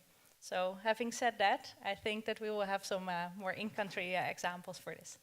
Yeah, thank you so much, Yolanda, especially also for touching on the importance of viable business cases, and I think what we call auxiliary services, so not just irrigation, but also looking at, do I have agronomy, do I have business aspects, do I have good water harvesting technologies, etc. So thanks for touching on that and the importance of holistic programming and approaches to adoption of these technologies. We'll go next to Tange, who is from Sun Culture, and I also have to say, actually, Sun Culture is one of the partners we work with under SEFA in Kenya. So once again, welcome to the panel, and we're looking forward to your insights. Also, for the panelists, please feel free to move as you make your submission. Thank you. Thank you. So I'm going to stand because I don't want you guys to fall asleep, so you need to, you know, to bring some energy in the room. And also because for the first time, and I'm very glad about that, I'm a gender representative on this forum, so it means things are moving the right way. So nice to meet you all. So my name is Tengi. I'm the Chief Strategy Officer at Sun Culture. And basically, Sun Culture is a private company, basically selling solar irrigation systems. Our home market is Kenya, where it was started a couple of years ago. And now we are in 3 countries, which is Kenya, Uganda, and Cote d'Ivoire in West Africa. And through distributors, we are supplying 4 more countries. So basically, we have technological presence in 7 countries in Africa.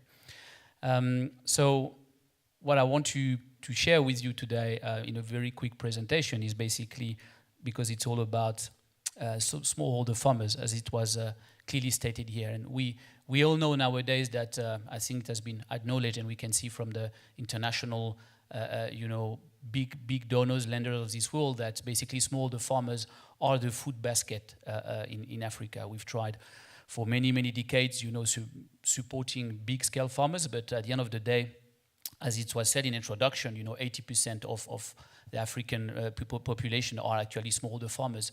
And I mean, all the challenges that we see, I mean, here we live in Africa, we see immigration coming up in Europe, all starts with food security. And that's exactly why we are focusing on smallholder farmers, because at the end of the day, the true topic about these sessions here is how do we improve food security for this population. And we all know it starts with smallholder farmers because they are the grower of this world.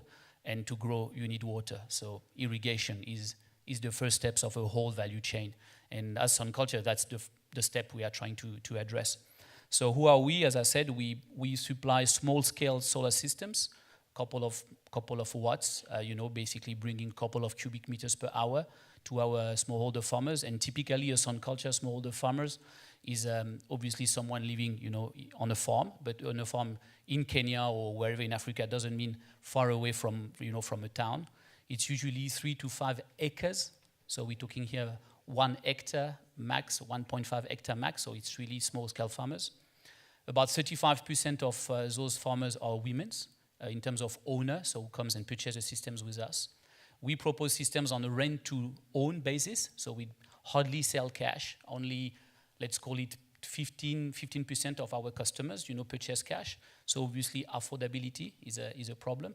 So the way to remedy to that, as many operators, our business model is on rent-to-own. We will see another one just after me, where we lease our systems to customers for up to 3 years. So during those 3 years, customers, repay us, as they can. Ideally, I say it's a lease because, like many actors, we've tried harvest repayment base where people, repay you only when they can. It brings, cash flow issues and other stuff like that. So, and we guarantee our systems. We offer, as long as you're on the lease period, your system is under guarantee. So we come and fix it, free for our customers. We have about 50,000 customers in our markets, mainly 35,000 in Kenya. And we've been operating, as I said, for a couple of years. And here is the typical smallholder farmer we deal with. Basically, without coming back to what Yolanda said, current learnings for business like ours is that indeed we address the first step of the whole value chain, and this is the most critical step. But let's be honest, 50,000 customers in 4 years, we're not going anywhere with this, in sense of, as a company, okay, we are there, we are breaking even, we're moving along. But in terms of making a difference and changing the dynamic here, what I've been hearing from the session this morning, what we've been hearing from others is like, the real currency nowadays is time. So we need to scale, and we need to scale fast. But the biggest barrier, first of all, is indeed affordability for the customers. For these people to access the technology. I think what we've learned is that there is not enough actors like ours within this industry to address those. But there is actors along the whole value chain. There is experts on training, there is experts on seeds, on crop protection, on access to market, on cold storage. There is actors, throughout the value chain. But how do we make those actors now tomorrow, instead of making 10,000 customers acquire, a product per year, you make 100,000. So that's basically the challenge we want to discuss with you today. Affordability is the main driver. How do we support the industry to grow? And how do we use existing levers, such as the carbon market, for example, how do we scale? So that's what I wanted to bring. Thank you. Thank you so much, Tanguy, and also for the important aspect of actually defining what we mean by a smallholder farmer. So indeed, in terms of acreage of land, so 1, 3 to 5, but I think 5 acres maximum. So we also have the context of the discussion, and touching on the critical aspects of affordability for the systems, for the farmers. Last but not least, I will invite Seja to share a different business model for Oja. And actually, Seja has a presentation, so we'll also be joining you on that side so we can see the presentation. And after that, we shall move to the interactive debate. Thank you. I can move this one. I think we can go down. We want to see it as well. Is it coming up? Works for me. You can just show. Hello everyone, I'm Sejal from Ooja Development Solutions India Private Limited. I work as an impact manager at Ooja, and while we all are talking since morning about affordability for the smallholder farmers, this comes as a different model when we are talking about not the ownership of assets, but irrigation as a service to the farm holders. So going to the next, Ooja started in 2018 as a company that started providing solar irrigation services to the farmers on pay-per-use basis. While many of us, as Helen initially asked, are smallholder farmers who might have practiced solar irrigation in the field, I'm here to bring the story of a farmer who actually practices it. So he is Rajesh, a 45-year-old farmer based out of Uttar Pradesh, a state in India. He owns 1.8 acres of land and grows rice, wheat, and maize. He was initially a diesel pump renter, but after services, he has made the transition to using solar irrigation services for his field. And his average income, as we are talking about smallholder farmers, is less than $80. And when we just asked him, what is the change that you could see in your life after making this transition, he just said the statement, water for my field is now just a button away. So, what we do, we try to solve the major problems. First being, in case of India, that 30 million farmers are relying on fossil fuel-based power sources for irrigating their field. And if you're talking about GHG emissions since morning, 21% of GHG emissions in India come from agricultural activities. And if we have to cater that, then we'll have to make this transition to renewable sources of energy.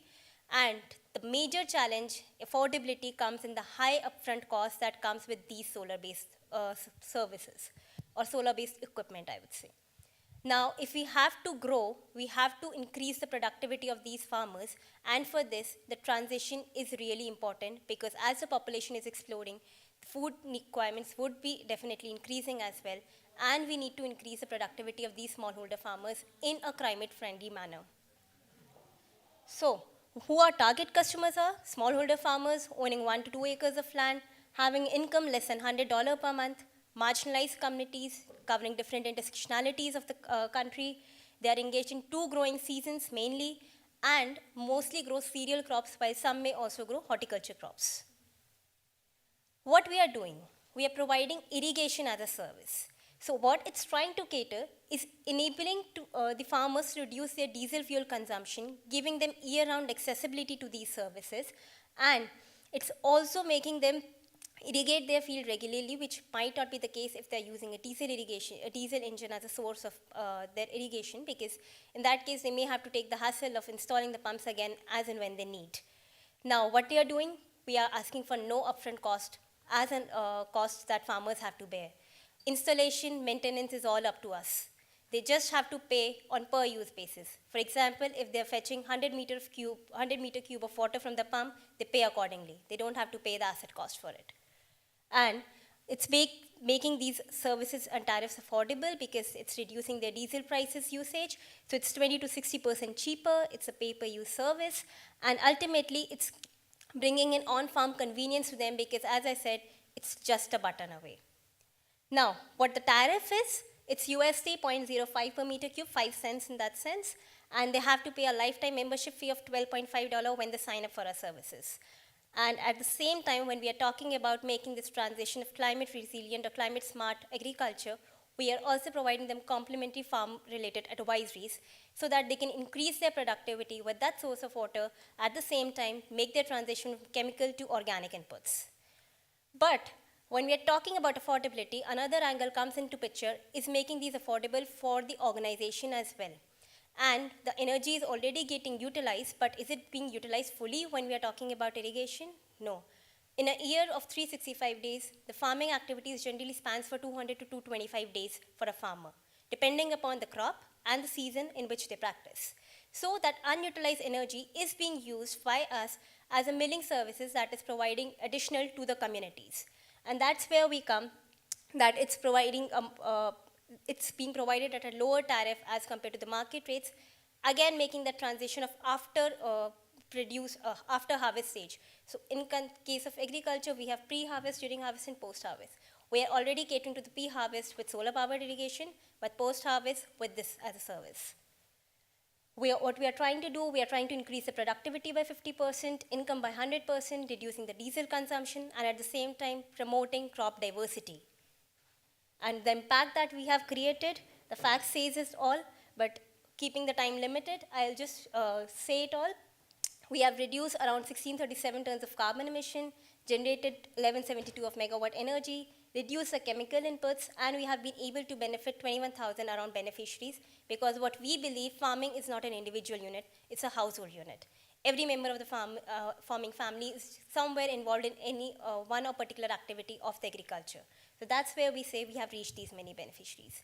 And when we say about the impact, then definitely it's not us who say, but even external evaluation partner who assessed that 94% of our farmers reported there's an improvement in their quality of life after they've started using our services. And at the same time, 81% reported convenience, because they find it easy to use our services. They don't have to go to the hassle of installing and maintaining it.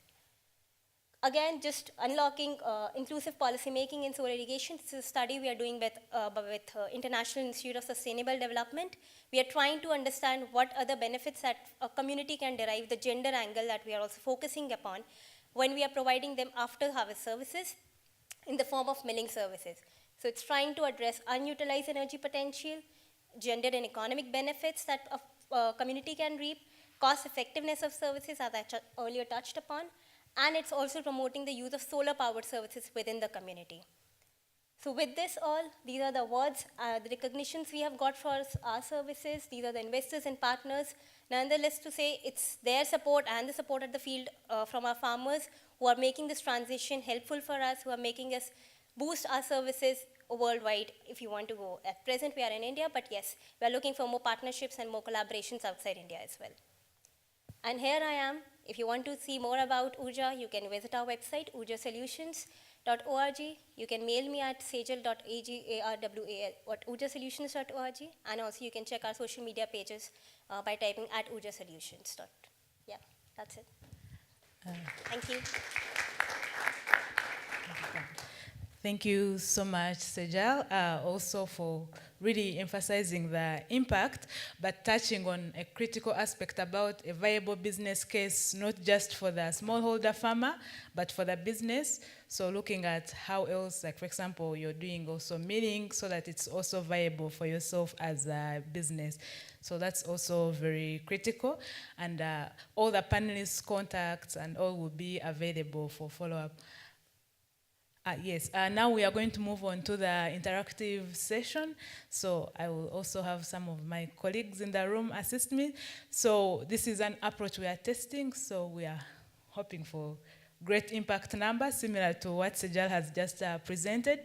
So we've prepared a couple of statements where I would like to get not just the panelists' input, but as also the voices of the audience, as we shall actually not have a Q&A at the end.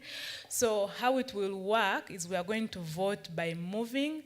So this side of the room is completely disagree or 0%, and this side of the room is 100% agree or 100%, and where I'm standing is neutral or not sure.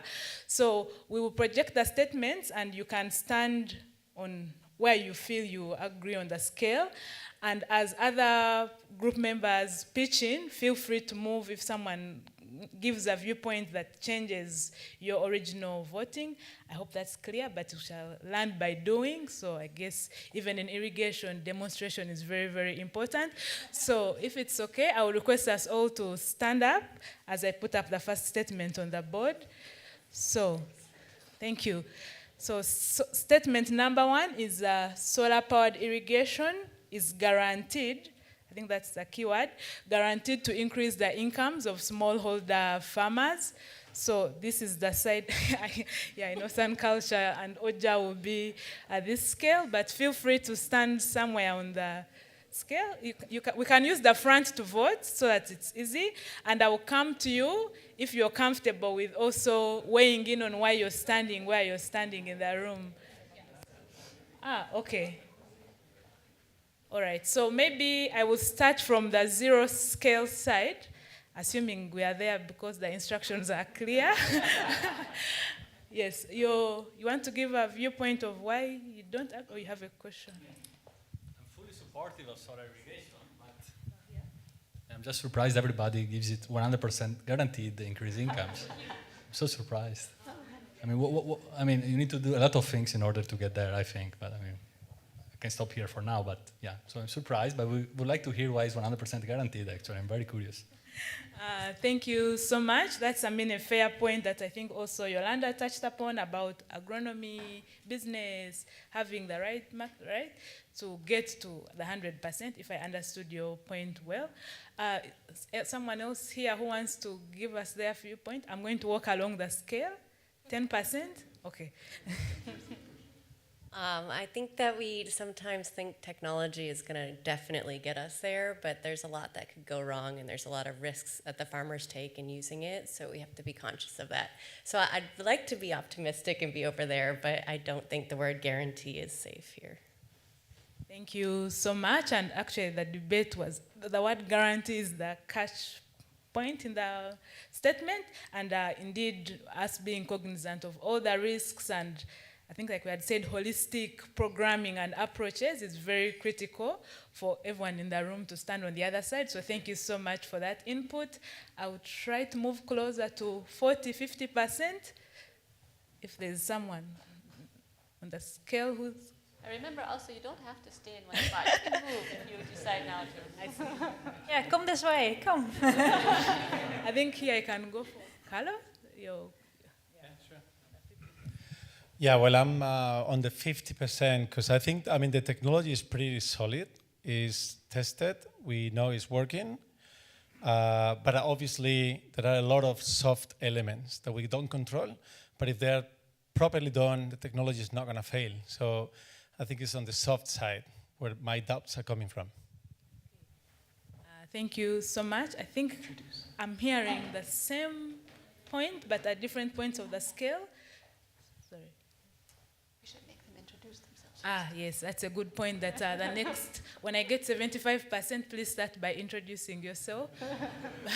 It's something I'd overlooked. So if I would get one more voice here, then 100%, then I wrap up with the panelists as we go to the next question. Someone comfortable along 75%? Ibrahim?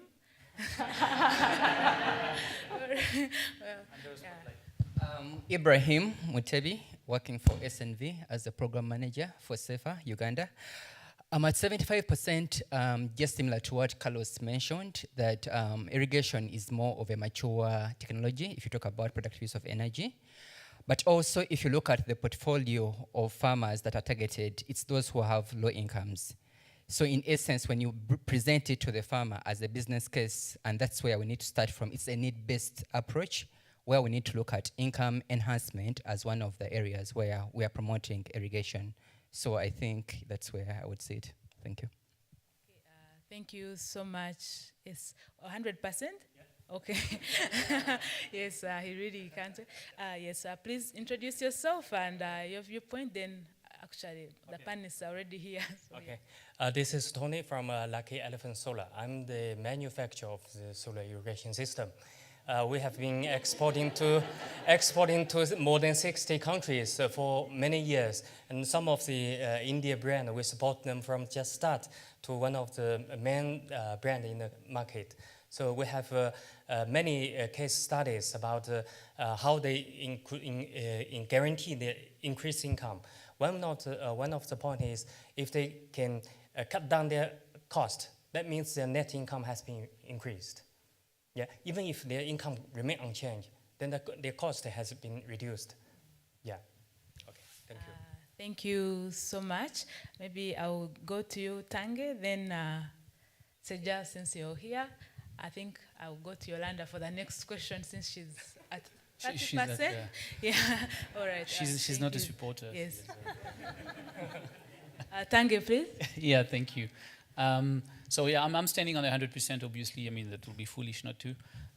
But basically to answer some of the 0% people, or even all those who are below 50%, which is most of the room, I'm scared. As my colleague here, I mean, there is a hard facts here. And I think the catch here is, when we say solar power irrigation, I mean, at the sun culture point of view here is, I'm talking here as an operator, not just as a supplier, where it's all about out of the shelves, selling technology, and you would believe that people will change and it will guarantee increase on income. We're talking here as an operation where it wouldn't work if you don't support your customers, obviously. So it's a customer journey, and solar irrigation in that aspect as sun culture. So using our Kenya home market, over a 2,000 sample survey, like on Sejal presentation, run by 60 Decibel, which is one of the largest trusted third-party impact assessment nowadays. So on the sun culture 2022 numbers, year 2022, 2,000 customers reported, 90% of them reported improved production, which 72% of them reported as very much improved. 90% reported improved way of farming, which 20% reported acquisition of additional land, and 80% reported increased money earned. 90% of these people made the increase through increased volume, sales of increased volumes. So it proves there is a small value chain that can catch up with increased volumes, but still we need to work on that. And 89% reported improved quality of life. So that's with these numbers that I believe I'm on the right side of the room. And you guys should come this way. Thank you so much, Tange. Seja? Yeah, thanks, Helen. And as he said, I'm quite astonished to see that a lot of people are below 50% as of now, till now, after he has presented all the facts. But Just putting on emphasis on two words here, we are increasing income. Guaranteed to increase income doesn't mean 100% increase in income. It means that income can increase by even 10%, and that is substantial for the farmers we are talking about. If you're talking about your own packages, if it increases by 10%, doesn't it add? It adds. Similarly, when we are talking about smallholder farmers, even if it's a 5 to 10% increase, it counts. It counts a lot. So what we guarantee as an individual, as an organization to the farmers, is that when you start using our services, as he rightly touched upon, the cost effectiveness. Earlier, just giving an example, that a farmer used to spend somewhere around, what we are talking about is the farmers who are using diesel irrigation as a source of irrigation for them, diesel engines. They used to incur around in that terms of dollar, around 7 to 8 cents per meter cube. Now they're spending just 5 cents per meter cube. That is giving them a savings in their expenditure. So even if their income overall, we are definitely working on that, not just solar irrigation, but at the same time, we are also giving them advisory services so that that can help them make that transition from not just using solar irrigation as a source of irrigation, but also using it rightly. Otherwise, we may end up depleting our groundwater level. So there are a few things that along with this particular goes, but as an organization, we definitely, and as he rightly mentioned, about 60 decibels, around 80 to 90% of our farmers even reported that they can see an increase in their income. But in case of smallholder farmers, even income is a subjective term we need to touch upon. They may not include all their expenses when we are talking about. We have to do a lot of calculations, a lot of mathematics. Being an impact manager myself, we have to ask a lot of questions exactly to even get the expenses that they incur. So when we are talking about these things, many things have to be covered, but yes, guaranteed income increase is for sure there. Thank you so much, no. Yeah.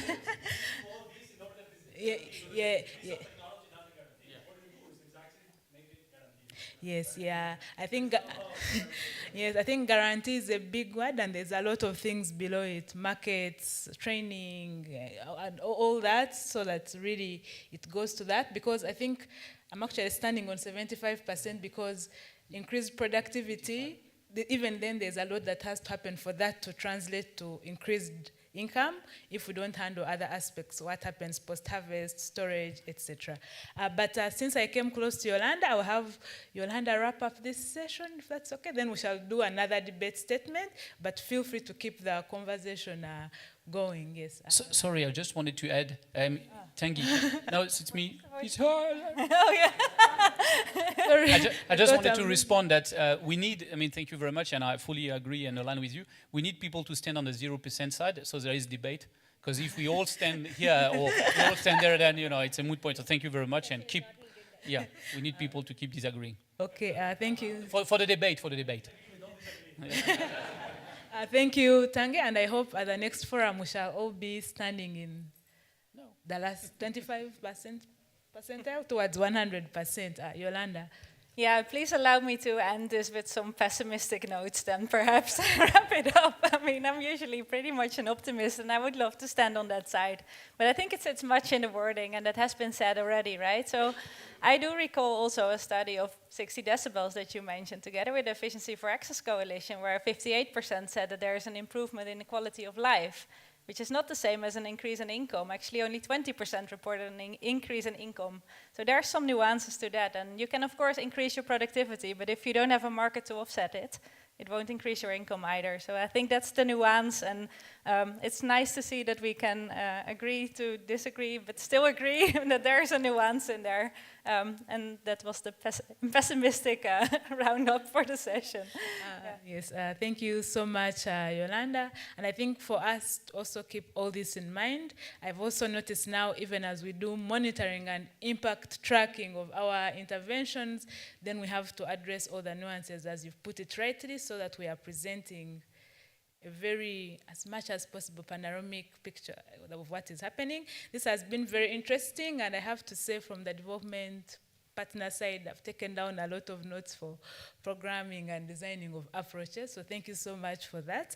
We'll do the next question, which is that all smallholder farmers, so I think here it's all, the catchword. We should be able to afford these solar-powered irrigation systems without any subsidy within the next 5 years. So even before we get to SDG 7, yeah. Oh. I'd be crowded here.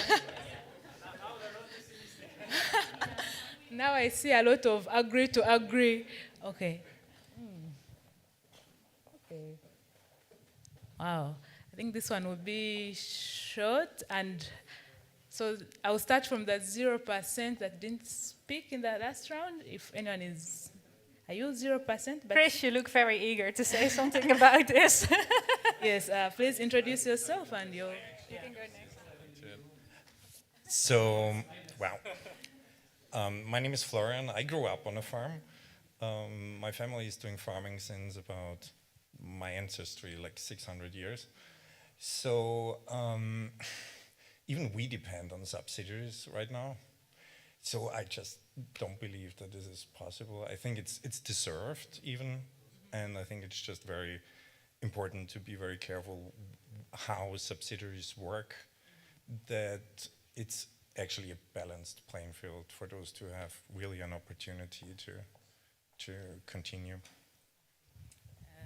Thank you so much. I was actually going to say, okay, what should we do? And you highlighted well about subsidies being a balanced playing field. So it's very tricky to make that. Okay.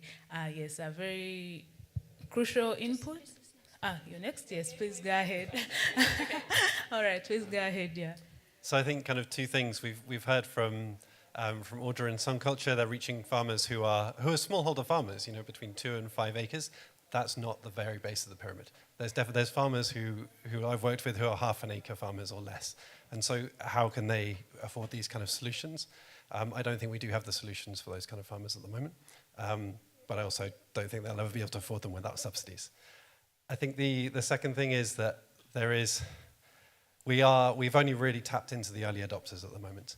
And so we're seeing kind of some real growth with that, but it's definitely also not the mass market. And so I think that, you know, bringing down the costs, and Sunculture has done great work on doing that, but through subsidies, through RBFs and through carbon. And so I'd love to be able to see a world where that isn't kind of part of the unit economics, but I don't see that happening anytime soon. Okay. But I think we have it. We have carbon. It's promising. Thank you so much. So I think a lot of agreement and critical points to keep in mind, both for the private sector, for policy makers, and etc., as we are pushing to increase productivity and transform livelihoods. So I guess the question is this a public service? So for the next, I've liked that the previous two speakers have given, I don't think it's possible, and I think this is what it should be. So if we can keep more of that coming, so that then we have takeaways from the session. So maybe I'll move to, is this 30%? Yeah, if there's I get 1 point here, then 1 here, then try to wrap up the discussion. So who is, okay, thank you so much. Thank you. I'm actually surprised that all the room moved that way. If it's guaranteed to raise people's income, I mean, but anyway, I'll add in, I mean, I could be on that side, but my perspective, so I co-founded a solar company in Somalia, so I work in Somalia, and I'd like to meet with Yolanda afterwards, because I think we've gotten support from IKEA Foundation. An interesting twist on this is those that already use irrigation or don't use irrigation. So farming where we are is all irrigated. There's no rain-fed agriculture in the area I work. So in those cases, I think if you have the right funding model, it is affordable because your alternative is typically diesel. So I didn't move actually from question 1 to question 2, but I think with some, depends on I think whether you're trying to address rain-fed agriculture with very small holders or not. Thank you so much. So back to addressing what are you transitioning from and where do you want to go? I think now I will go to the panelists, but this time I'll take 2 feedback points and then I can do the final question quickly. So starting with Tange, 1 minute. Yeah. 30 seconds. Yes. No, I think all the key points have been raised. To my opinion, definitely like. Sun culture customers at the moment, as said earlier on, it's early adopters. 90% of our customers are first-time irrigator customers. So only a small portion are replacing their systems. The second one, when we talk subsidies, there is obviously two types of subsidies. There is the once-off subsidies, where we support the customers to access the asset, which really allow us to go lower on the base of the pyramid. And then there is, like, as most of the European model, where there is like ongoing recurrent subsidy that you get year on year. And it can't work. We're talking here hundreds of millions of customers, throughout the world, and an ongoing, subsidy wouldn't work.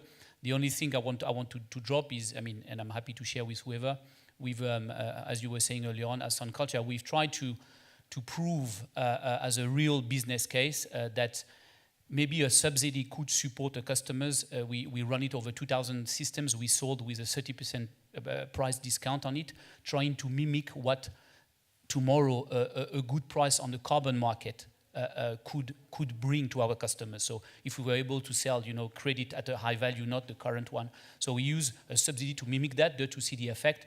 And what we saw is a sales velocity increase by 4. So indeed, subsidies are required. It's a no-brainer. Europe had it. These people need even more. However, we hope and expect that it could be a change, a starting engine now to use another lever such as carbon, which could be sustainable without subsidy. Thank you so much. Maybe we have 30 seconds. I think it's almost the next session. All right, 30 seconds, then I have to wrap up because I'm being flagged for the next session. I'll just say that if Urja model propagates, then subsidies would not be required because they don't have to buy the power, these equipment, but they'll have to pay for the services they take. So when I'm talking about solar power irrigation systems, it's not about having an equipment per se as in their ownership, but having access to these services. So what we are trying to do is get these models accessible so they don't have to invest, take the part of upfront high cost. They just have to pay for the services they take from our pumps. That's it. For me, I think instead of the guarantee all smallholders could be afford without subsidy, I would like to say how we can achieve this goal. I think to cut off some middleman profit, I would like to share with you my experience so you can get insight of this business. A customer buy from us based in China, and they would like to pay air freight back to Africa. That means there's a huge profit margin between the end market prices and our manufacturing prices. So I think if we can build manufacturing bases in Africa, that could be dramatically reduce their cost in this way. Without subsidy, maybe they can afford it. That's my analysis. Thank you. Thank you. And interesting wrap-ups to say, maybe if we change business models, we can go to some affordable if we are looking at a service, or if we have local manufacturing and aspects like that. Very key takeaways. I had another question, but actually I have to wrap up on this one because the next session is already here. But maybe join me to thank our panelists, first of all, for very key insights. And then, of course, for yourselves, for the very active participation and very interesting points, critical, that have come out of this debate. So thank you. Thank you. Yes, and I think from my end, the key takeaways are that there are so many nuances to this topic. So a lot of discussion, monitoring, testing, and looking at the approach is still really needed to fully cover and harness what we could get from this aspect of solar irrigation for smallholder farmers. So thank you so much, and please feel free to continue this discussion in the networking breaks with any one of us. I wish you a good rest of the conference. Thank you.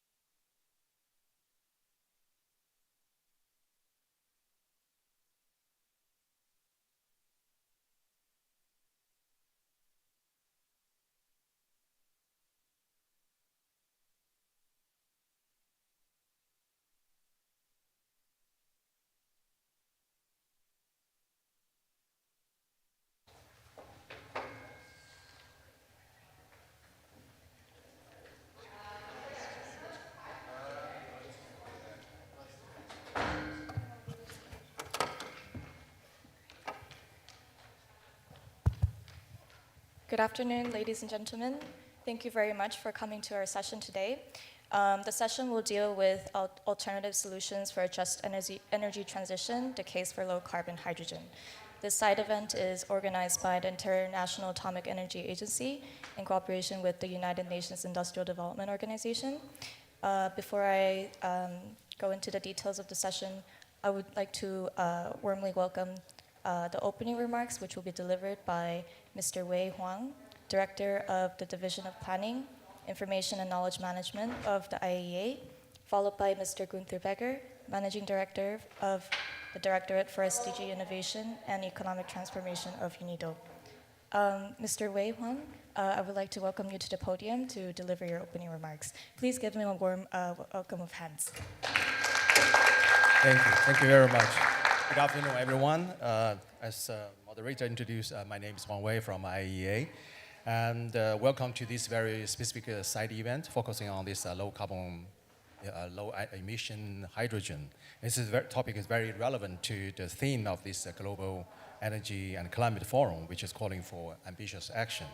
So when the whole world is accelerating towards the new net zero world, the hydrogen, the most abundant element in the universe, has been given a high attention thanks to its big potential in decarbonizing the hard to abate sectors such as heavy industry, shipping, and aviation, and also other like heavy transportation. So hydrogen has also supported integration of the variable renewable in the electricity system as one of the few options for storing energy 1 days and weeks and months. So based on the IEA report, hydrogen demand reached a historical high in 2022, 95 million tons. But most of the hydrogen today is still produced from a fossil fuel, specifically from natural gas, which have a heavy carbon footprint. Decarbonizing hydrogen, the production itself is crucial for hydrogen to release its full potential in clean energy transition. So clean hydrogen can be produced with renewable or nuclear energy, and also fossil fuel with carbon capture and other low carbon technologies. Among them, the 9 non-renewable hydrogen would be defined as a low carbon or low emission hydrogen. And this low carbon hydrogen can complement renewable hydrogen to offer a promising solution for energy system transformation. So cost-effective low carbon hydrogen can effectively contribute to the reduction of the economic-wide greenhouse gas emission. So boosting the energy security and complementing the integration of clean energy sources in the global energy mix. So IEA report estimate that based on the announced project, that annual production of a low carbon, low emission hydrogen could reach 38 million tons in 2030. But the recent data shows that only 4% of those projects have reached final investment decision, which might limit the low carbon hydrogen's contribution to the global hydrogen demand project in 2030. So how to facilitate the deployment of all of these different low emission hydrogen production technologies and create an enabling environment to stimulate the finance flow towards low emission hydrogen production are crucial to the success of clean energy transition. So today's this event will specifically focus on these challenges facing the deployment of low carbon hydrogen and the possible enablers to facilitate its scale up so that low carbon hydrogen can play a significant role in the just, equitable, and sustainable net zero transition. So today we're going to have 4 excellent female experts coming from different sectors, and they will share their respective experiences and views on this topic. I hope at the end of this event, the audience will gain some better understanding of the specific role of low carbon emission hydrogen in the clean energy transition. With that, I stop here and turn back to moderator. Thank you very much.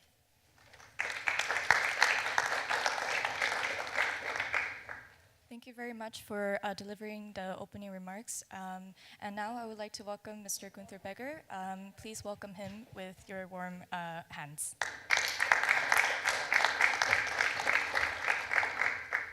Thank you very much, Mr. Huang. And I'm happy to hear that the panel panelists with 4 women, so we have a better gender balance here.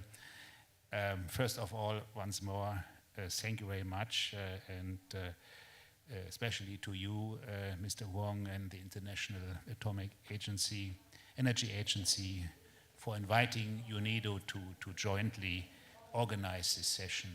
Our both organizations have an excellent cooperation in several fields, and I'm very happy that we can do this event today together. We have convened to discuss the role of low carbon hydrogen. We want to explore its untapped potential, of course, for transformation of energy systems and driving net zero industrial development. This would lead to advancing jobs, providing opportunities, of course, for skills development and capacity building, developing new industries, you mentioned this, and acquiring, of course, energy security. We heard it this morning and all over the day. There's a need to reduce greenhouse gas emissions toward net zero to prevent increasingly catastrophic consequences affecting the climate through clean technologies. And this is the motto this year of this Vienna Energy and Climate Forum, Solutions. We are looking for solutions, and we have the solution. I always say we have only start doing it.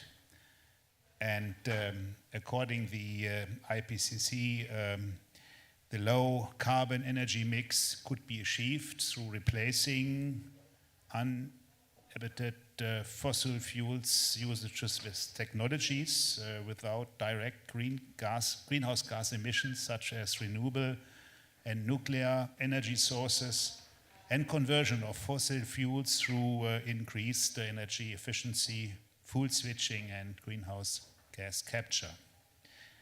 Low-carbon hydrogen plays a significant role in decarbonizing the hard-to-abate sectors which cannot be directly electrified, such as steel, chemicals, and heavy transport. At present, these sectors account to 20% of the global greenhouse gas emissions.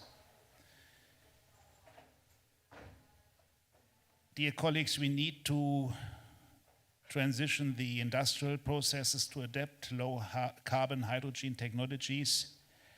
As of 2022, only 23 low carbon hydrogen projects in the 5 to 30 megawatt scale have been operational. Only 23. To deploy the technology at scale, several factors must be taken into consideration.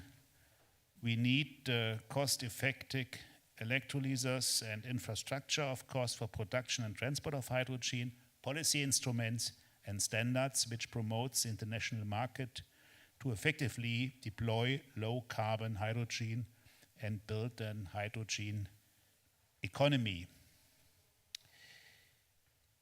Contributing to this aim, UNIDO launched its global program for hydrogen in industry to accelerate global production and application of green hydrogen in developing countries and transition economies. The program corresponds to UNIDO's motto in achieving progress by innovation and the vision for enabling a just hydrogen transition which puts social and environmental aspects in focus. This program aims to influence and guide the development of market policy standards, skills, financing instruments, and innovation. It is a platform for exchange and coordination between key stakeholders that play an essential role in the development of the hydrogen industry. We also, and that is perhaps the most important point, promote tangible projects to accelerate the local uptake of green hydrogen in industries of developing countries and transition economies, especially through our green hydrogen industrial cluster model.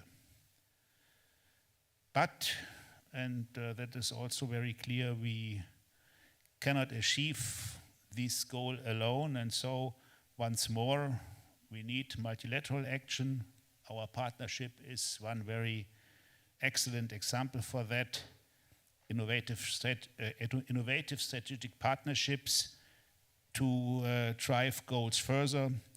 And I'm sure that we will have a very interesting discussion today with you. Once more, thank you very much, especially the agency, you, Mr. Wong, but also thank you very much all the people and helping hands behind these events.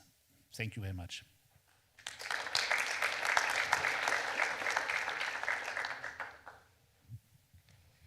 Thank you very much for the warm regards and highlighting the institutionalized partnership that we really need to reach the just hydrogen transition. So without further ado, please allow me to kind of walk you through how this session will be proceeded. As we're a little bit behind time, I will just proceed directly into the panel discussion. We'll first have Ms. Brianna Lazarevitz she is an energy and environment analyst from the International Atomic Energy Agency, and she will contextualize the global hydrogen outlook and the need for low carbon hydrogen to support decarbonization and industrial development. And she will further provide the economic case for nuclear and renewables to provide hydrogen production services. I'm aware you have a presentation at hand, so Brianna, we'll first welcome you to the stage so that you can give the presentation, and we'll follow by some questions. So please welcome Brianna, and we'll hear from her today. Good afternoon, everyone. Thank you. I'll just jump right in. If you can advance the next slide, please. So giving a little bit of context in terms of the hydrogen transition, speaking about the entire energy landscape. Next slide, please. Oh, I have the, yes, good. So thinking about global energy sector emissions by sector and scenario. So we often think about the energy transition. The thing that everyone tends to think about is electricity, but actually, as we approach 2050 and approach net zero, this is part of the International Energy Agency's World Energy Outlook, that emissions are going to be completely comprised of buildings, industry, and transport. So thinking about electricity and heat generation sectors, these are the carbon negative pieces by 2050, hopefully. And so we're using carbon capture technology, and then the focus needs to shift to buildings, industry, and transport, kind of these hard to abate sectors. As we heard a little bit earlier, in 2022, 95 megatons of hydrogen was demanded in 2022, but less than 1% of that was produced using low carbon sources. So there's a big path, long way to go to 2050. If we think about global hydrogen demand in the net zero scenario created by the International Energy Agency, we're thinking about using less unabated fossil fuels for hydrogen production and much more low emission hydrogen, and that these will have various end uses. But announced projects for electrolysis are about 70% of the 2030 needs projected in the net zero scenario, but less than 4% of these have reached a final investment decision. So a very, very long way to go, and here you can kind of see this context that we're only 4% of the way into something that needs to account for about 20% of hydrogen needs in 2030, and think about how much more we have to do to get to 2050. So I like to think about two different pathways for creating hydrogen. Right, we have electrolysis that we've heard a lot about, but we have the existing heat sources, like what we use today. Fossil fuels use their heat to produce hydrogen to fuel the industrial processes that use it today. So there are many different types of energy sources that can produce. We use electrolyzers with wind, solar, and nuclear for on the electricity pathway for creating hydrogen. But nuclear heat can also be used in the same application. So some different considerations here. Of course, cost, but also efficiency. If we think about, we heard a little bit earlier about clusters. So not using maybe the electrolyzer simply paired with one individual energy source, but at a grid level, thinking about the most efficient use of all the low carbon energy sources that make up a grid in order to create hydrogen during time when there is excess electricity on the grid. And moving away maybe from this colored system towards a system of just low carbon hydrogen using clean technologies, low carbon technologies to produce hydrogen. So, thinking about decarbonization beyond power, as I mentioned, buildings, industry, and transport are going to make up the majority of carbon emissions in 2050. Of course, these systems are going to be highly complex and very integrated. And what I'd like to spend just the next few slides explaining to the audience is about how nuclear can possibly provide some scalable low carbon products to these sustainable energy systems. So the IAEA collects data through the Power Reactor Information System. We collect data from all of our member states who operate nuclear power plants around the world. And as part of that database, we collect information about how that energy is being used. So not just electricity production, but already today, nuclear energy is used for district heating, heating homes and buildings, industrial heating, powering industrial processes with that heat, and for desalination to make potable water.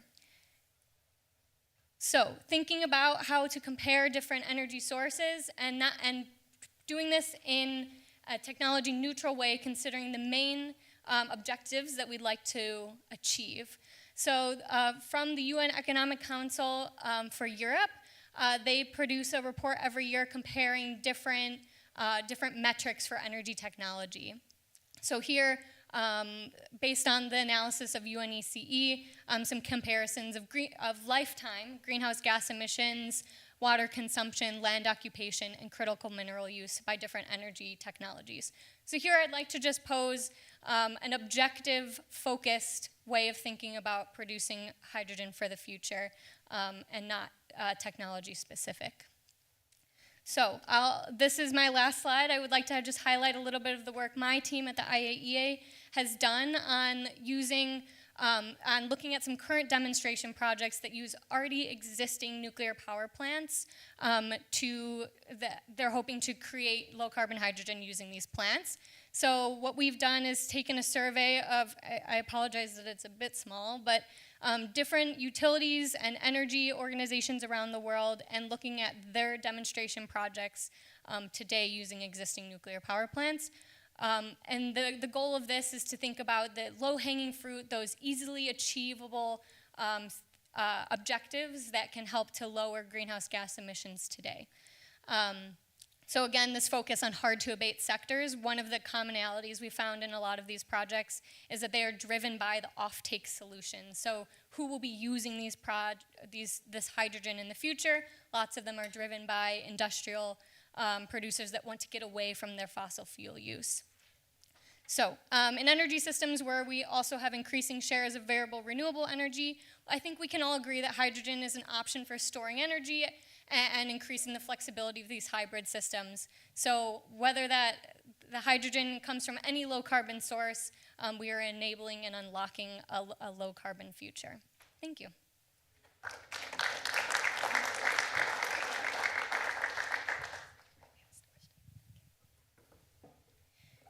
Thank you, Brianna, for setting the context. Yeah, maybe you can sit there so that the audience can better see you. Thank you for setting the global context on low-carbon hydrogen. Indeed, it's important to define hydrogen on not only the production pathway, of course, but looking into the content, like the carbon content of it, so that we can really achieve this low-carbon hydrogen economy. So I would like to ask you a question following your presentation. So there are remaining challenges in producing hydrogen on scale, and the International Atomic Energy Agency developed a study which examines the techno-economic aspects of nuclear hydrogen production or low carbon hydrogen production. Could you tell us 2 key enablers that you wish to be addressed to accelerate this uptake and further see the deployment and application? Sure, thank you. Okay, so we had a couple of main takeaways, like you said, from the report, but I think it's applicable to all low carbon energy sources that would be used to create hydrogen. One of the first enabler is government support, right? And what we see oftentimes with government support is that it can be very technology focused. And instead of possibly enabling some technologies and not others, a kind of more cohesive view at looking at what the main goal is, which is decarbonization, is really key. And so thinking about that in terms of government support was one of the key enablers of a low carbon hydrogen system. And the other, I mentioned a little bit in the presentation, but the idea of clusters, of kind of pairing that maybe push from the government with the pull of like an offtake. And thinking about who wants to use this hydrogen, what do they want to use it for? For a lot of industrial processes, we found that the use of nuclear to produce this low carbon hydrogen was useful because of the fact that nuclear is such a reliable, can be operated very consistently for many days of the year.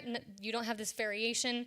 So you're running your electrolyzer more often, you're achieving your efficiency there, and then you have a consistent source of heat or of hydrogen to power an industrial process. So I'd say I think that the key unlockers are kind of a push, that government, that public support, and then the pull, who's using it, how do they want to use it, and thinking about what technology or what goal they're hoping to best serve.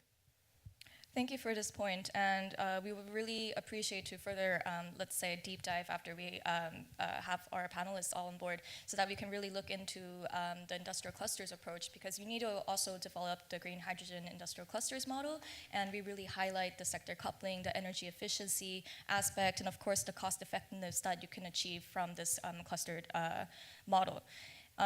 So next up, we would have Ms. Mamiko Masutani. She is the chief of the Japan Hydrogen Association.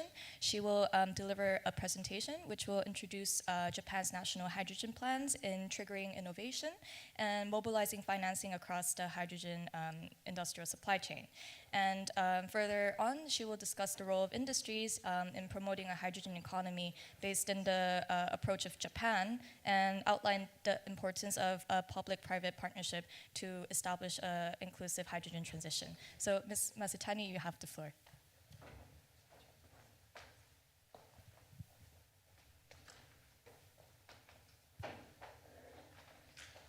Thanks for giving me that chance of presentation. I'm Mamiko Masutani from Japan Hydrogen Association, J2A.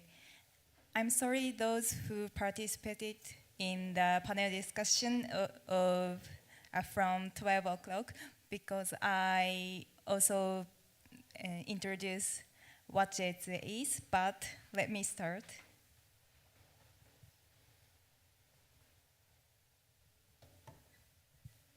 Look at this overview. J2A's activity started activity from December 2020 as a private group with 88 member companies. But on April 2022, J2A restarted as General Incorporated Association to gear up our activity. And now we have about 400 member companies. J2A is a cross-sectional and open organization that overlooks the entire supply chain to build a hydrogen society at an early stage. And we feel the increased interest in hydrogen and J2A these days.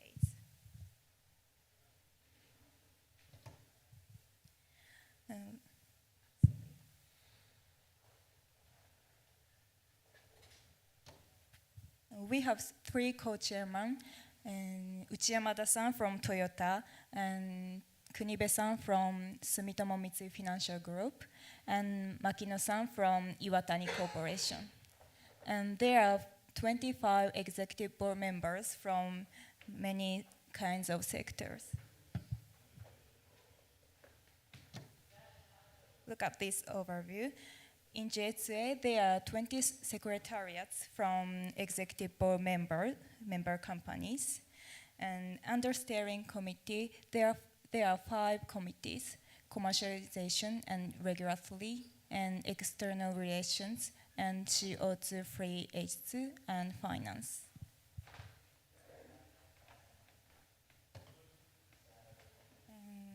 This is background of establishment. We think there are 3 challenges to realize the hydrogen society.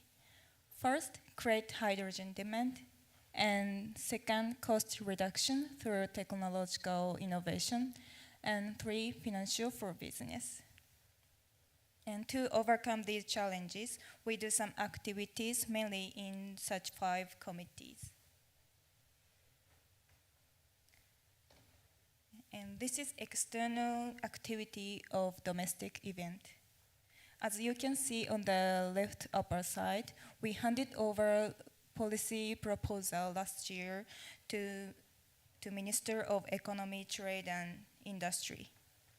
And this year, we exhibited at FC Expo and Hydrogen Energy Ministerial Meeting. Bottom pictures our original event, JA2A Hydrogen Forum. It included overseas cooperation seminar from overseas embassies and introduction of local governments and networking salon with exhibition panels. It was very effective to exchange information and collaboration of local governments. Not only holding the seminars, but we also participated in some lectures and others.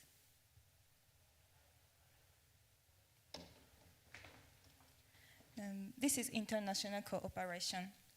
We included many MOU with the Overseas Hydrogen Organization to collaborate, to exchange some information and some collaborate, such as holding company together, holding seminar together, and so on. Finally, I briefly explain trends in Japan's hydrogen policy. This shows basic hydrogen strategies. Basic hydrogen strategy was formulated in Japan in 2017. Target supply amount and cost of hydrogen are written, and currently supplying amount is 2 million tons per year, but we aim to introduce 3 million tons per year by 2030 and 20 million tons per year by 2040, 50. And the currently cost is 100 yen per normal cubic, but we aim to reduce to 30 yen in 2030 and 20 yen in 2050. But 5 years after that, the environment has changed drastically, so the strategy was revised. The new target was included, such as 20 million tons per year by 2040, or the installation of 15 gigawatt of water electrolyzer in both Japan and abroad. And next slide shows GX Promotion Act outline, launched by May 12th this year. To achieve carbon neutrality and enhanced industrial competitiveness and economic growth in 2050, over 150 trillion yen of public and private GX investments is needed over the next 10 years in Japan.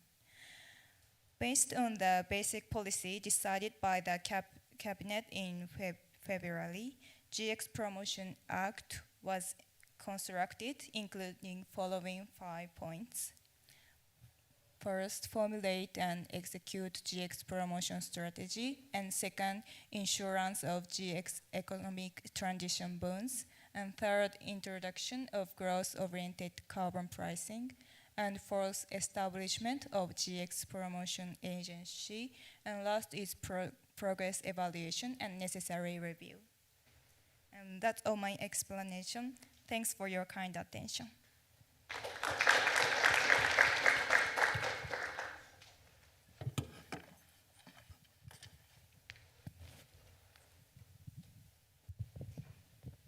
Thank you, Ms. Masutani, for setting the context on Japan's approach upon the country's revision of its national hydrogen strategy, and also really honing in on the competitiveness of its domestic industries. So I also wanted to kind of highlight that the Japanese government also established the Green Innovation Fund, which really supports the scale-up of electrolyzers and implementing its innovative technologies within Japan. So based on this, it will be really interesting to hear what are the challenges that are remaining in the production of hydrogen, because as we have briefly discussed, reducing the production costs rely on domestically produced let's say, like for the low carbon hydrogen, the electricity. So what is the role of industry in addressing this bottleneck, and how could public-private collaboration support in accelerating the expansion of low carbon hydrogen within the country? Thank you. With hydrogen high cost and inadequate hydrogen demand and technological risks, risks are imagined that cannot be taken by private financial institutions and operating companies alone. And to promote the hydrogen society, the production and transportation and storage and consumption should be regarded as a single value chain, and policy support should be introduced so that there are no contradictions in each phase. Currently in Japan, there are discussions on a system to compensate for price gap, and based on discussions in Germany and the UK. And Japan promotes social implementations, and demonstration experiments using GI fund to establish the hydrogen value chain. We have high expectation that these efforts should be successful and lead to the elimination of hydrogen price gap with existing fuels and the creation of hydrogen demand and the establishment of hydrogen value chain. Thank you. Thank you for that point. And now we would like to bring a different case coming from South Africa. Please welcome Ms. Yudi Mabuza, who is the Science Counselor to the European Union of the Department of Science and Innovation of South Africa. Please come to the floor and give a warm welcome hands.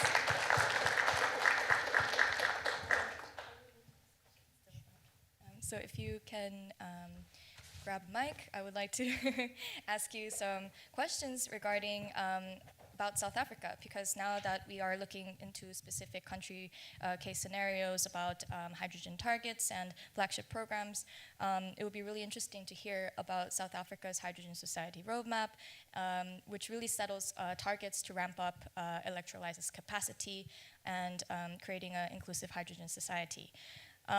We would like to hear, based on this approach, how the government will further advance low-carbon hydrogen developments and other initiatives that are supporting this. Thank you very much for having me.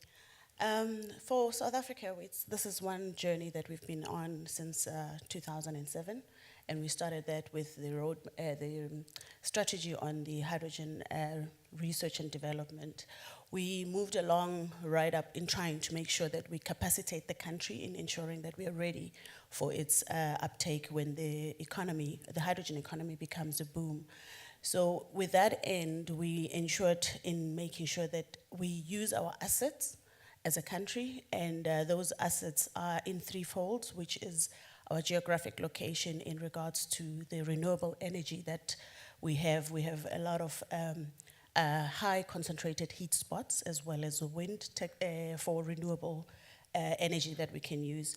Furthermore, we wanted to ensure that as much as the platinum leaves out of the country in raw form, we need to ensure we beneficiate. And the very reason we want to do that, it's linked to the fact that we want to have an input into the economy, but also to alleviate inequalities throughout the country by creating jobs. And this is one opportunity for beneficiating that mineral so that it doesn't leave raw. But thirdly is the fact that we have the Fischer-Tropsch technology, which is by Sasol, and we want to use their existing infrastructure as a brownfield to inject into the renewable energy that comes in from the greenfields that we would be establishing.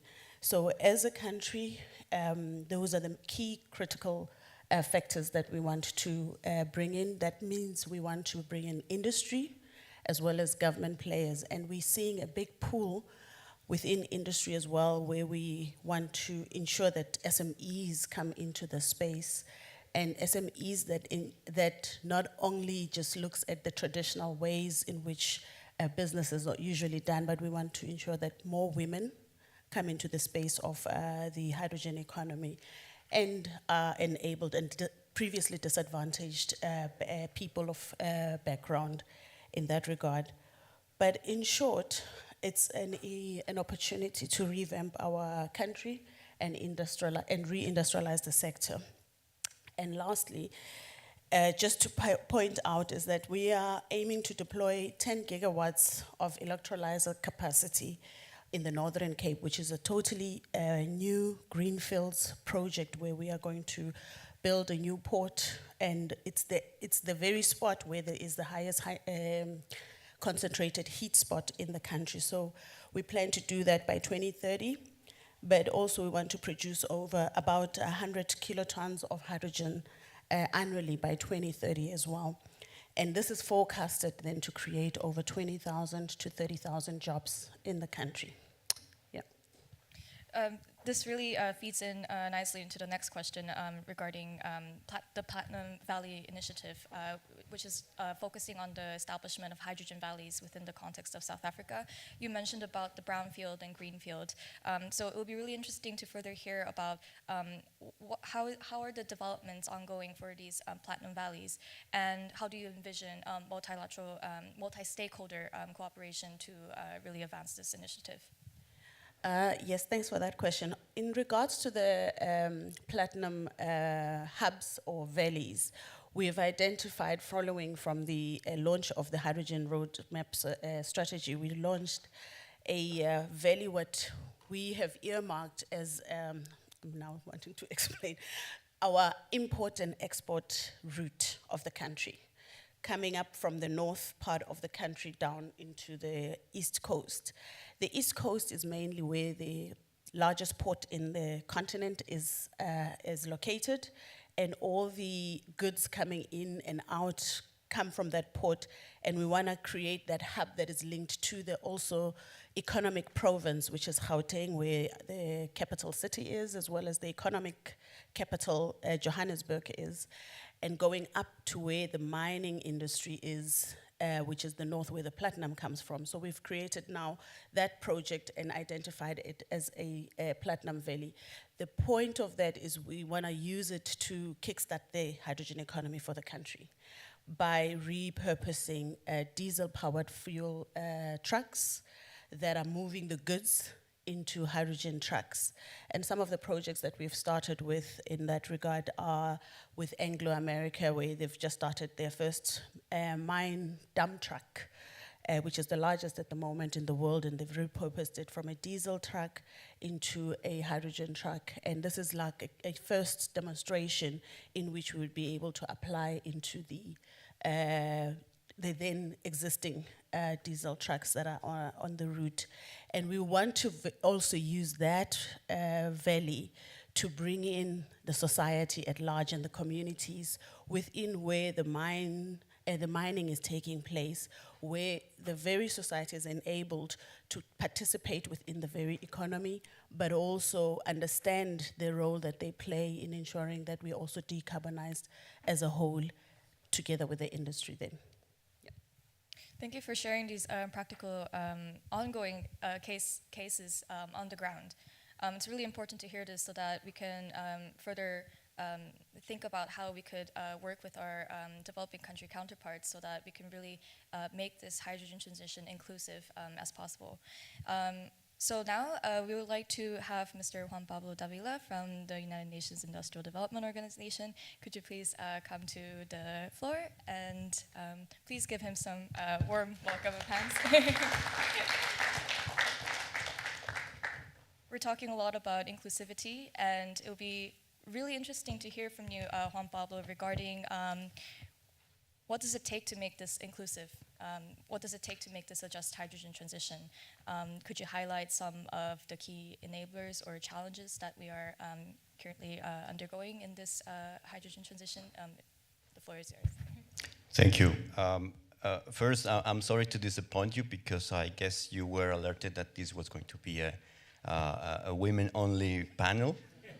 So my apologies. We had a panelist who had to cancel for unforeseen situation, but it is a pleasure for me to be here, and especially in this panel that is the majority is women, and on this very important topic. Thank you for the question. I think it's really important, and I think many of my answer has already been answered with the different presentations. We have the program that it was outlined in the opening speech of our managing director. We have the global program for hydrogen in industry.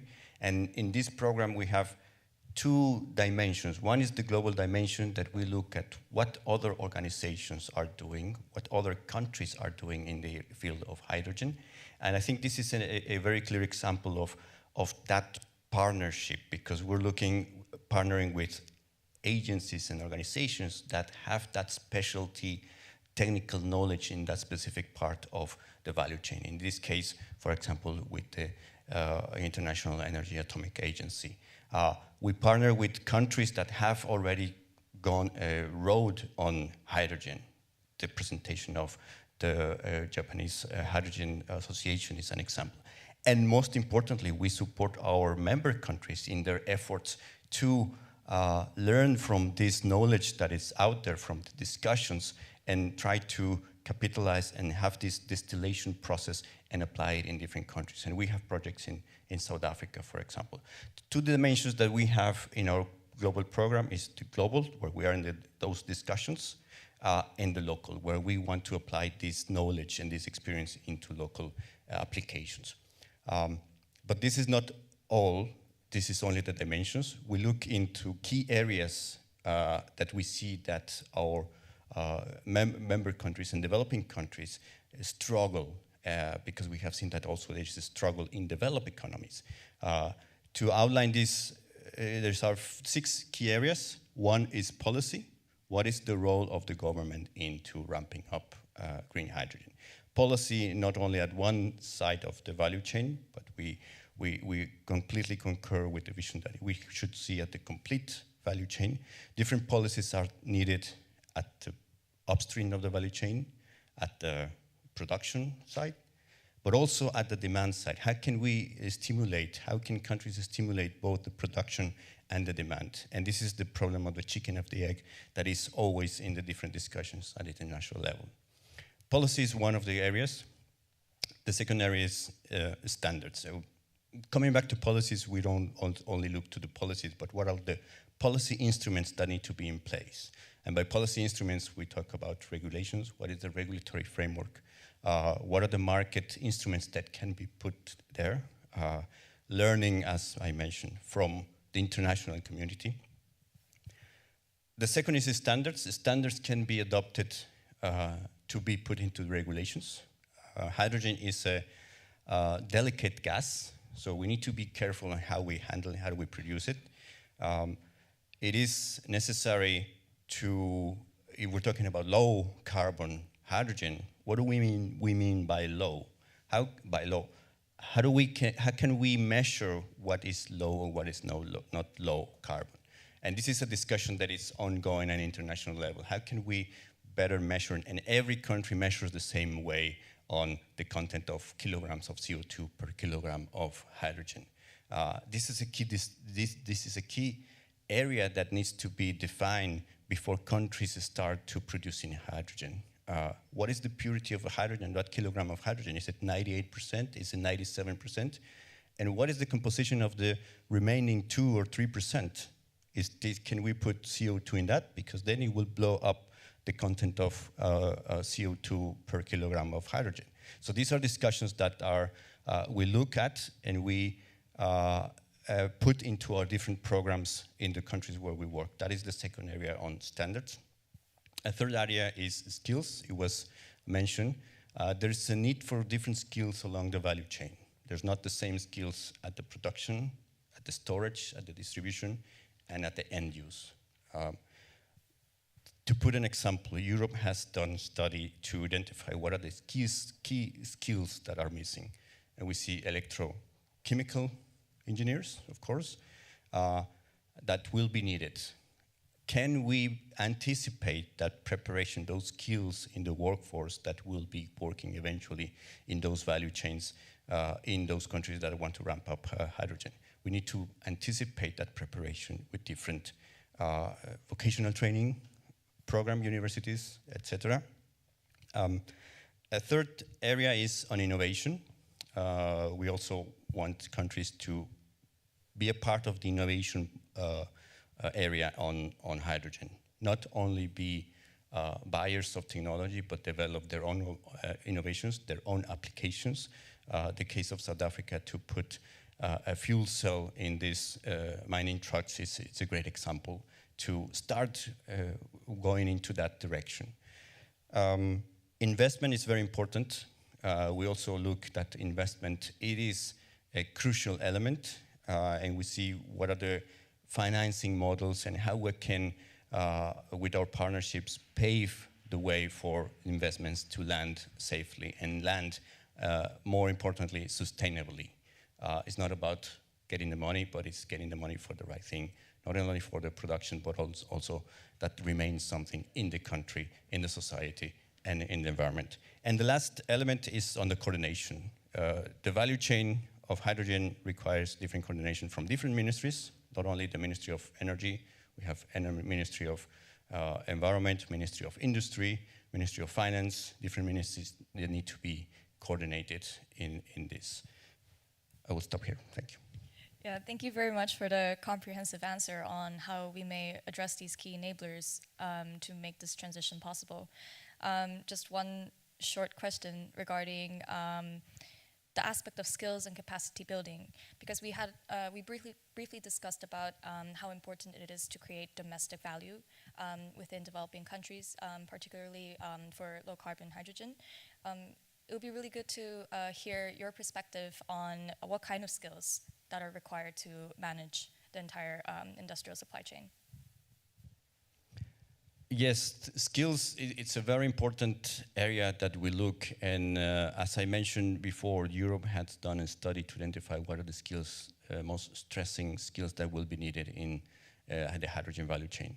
And they have identified electrochemical engineers, they have identified certifiers, people who can certify the processes, they have identified electrical engineers. These are the skills that Europe has identified. Now, the question that we have is, if this is Europe, what is the situation in other countries that are just starting their processes? We have identified different set of skills along the value chain to really work with developing countries to anticipate these needs. We have mapped out about 72 different skills from hydraulics, from gas, from thermodynamics, from welding, from drivers. I mean, it can be as simple as drivers. A driver who uses a diesel truck, it may need different skills to drive a hydrogen truck. It's not about the red light, the green light, and turning right or left. It's about giving the maintenance and looking and to anticipate what are the needs to be set in place before we run with that truck. One example as well that we see here in this region of Europe, discussing with a developer, we asked the question, what are the skills that you find hard to find? And the answer was technicians that can install solar panels. So this is a thing that it is in demand in this part of the region. It's as simple as that, because this is really at the base, at the upstream of the value chain if we're going to produce hydrogen. So we need to anticipate that the skills are well developed for the regions, and the benefits on the social employment and jobs remain in those regions. Thank you. Thank you very much to all panelists for addressing these challenges and enablers, particularly coming from international organizations, industry association, and from the government. So we heard these multiple viewpoints, and I would like to open the floor to one or two questions if time permits. Should there be any questions, please raise your hand so that, yes, for the two in the front, I'll pass the mic. Hi, good afternoon. Thank you so much for the panel. I'm currently researching hydrogen energy economics in the EU27 plus Norway and UK, and a lot of the questions and concerns I had were adequately answered, especially that of supply chain weaponization of South Africa, which contains a lot of platinum needed for proton exchange electrolyzers. I wanted to ask two questions in particular. Number one, what your thoughts on the efficacy of carbon capture and storage is for blue hydrogen. And number two, what you think of turquoise hydrogen, so the production of hydrogen energy from methane pyrolysis, which leads to not CO2 emissions, but rather solid carbon, which you can later bury. Thank you.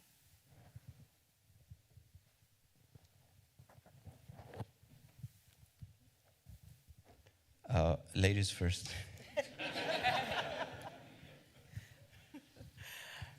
Maybe I'll take on the context of South Africa.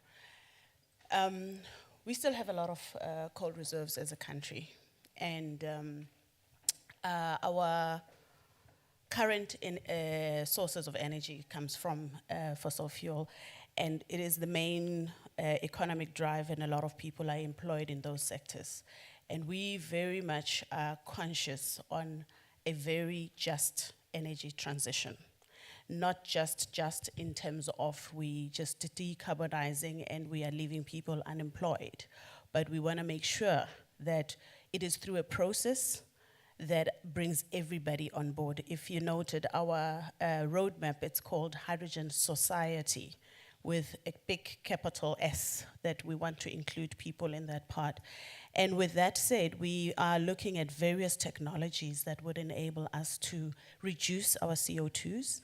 We're looking at ammonia as one element of extending the lifespan of our coal-fired plant in South Africa, but also how can we then, in the long term, transit out of fossil fuel? And that's one of the key elements in which we're trying to do as a country at the moment, with a trajectory that it should come to an end at the end of the day. But when it does, it shouldn't leave people behind. Thanks. The gentleman in the front. Hi, I'm Jörn. I'm from Germany, a country which you might know has deliberately opted out of nuclear energy, in my view, in the aftermath of Fukushima. So it's rather a risk-driven decision, the risk of hazards and what to do with the atomic waste. Now, the decision is 10 years old or so, and has now only been executed, so the world has turned a lot. What kind of, or what message would you give the German administration? What can I drive home in maybe questioning this decision again? I mean, I can start, but I'd love to hear also what these other representatives from countries that have their own nuclear power plants speak for themselves. I think I alluded to it in my presentation. I think when I tend to think about the energy transition as a whole, I like to think about the transition away from prescribing a solution from the outset. I mentioned the goal of decarbonization, and I think I like to think about that goal in and of itself and not by trying to prescribe a way to get there from a high level. I think that having policymakers, stakeholders on the ground kind of answering this question for themselves provides a more equitable solution. So I'll leave it there because I'd like to give the floor to my colleagues here. Thank you. And in Japan, there are also nuclear power plants, and Japan's GHG emissions has increased after the Great East Japan earthquake due to the shutdown of the nuclear power plant. But in Japan, these days, Japan thinks we should use nuclear power plant to realize the carbon neutrality, and Japan should strive to enhance the security and enhance the public confidence in nuclear power. And now Japan think we should use nuclear power on niche scale. So that's all, thanks. On the South African context, we only have one nuclear power plant that's running.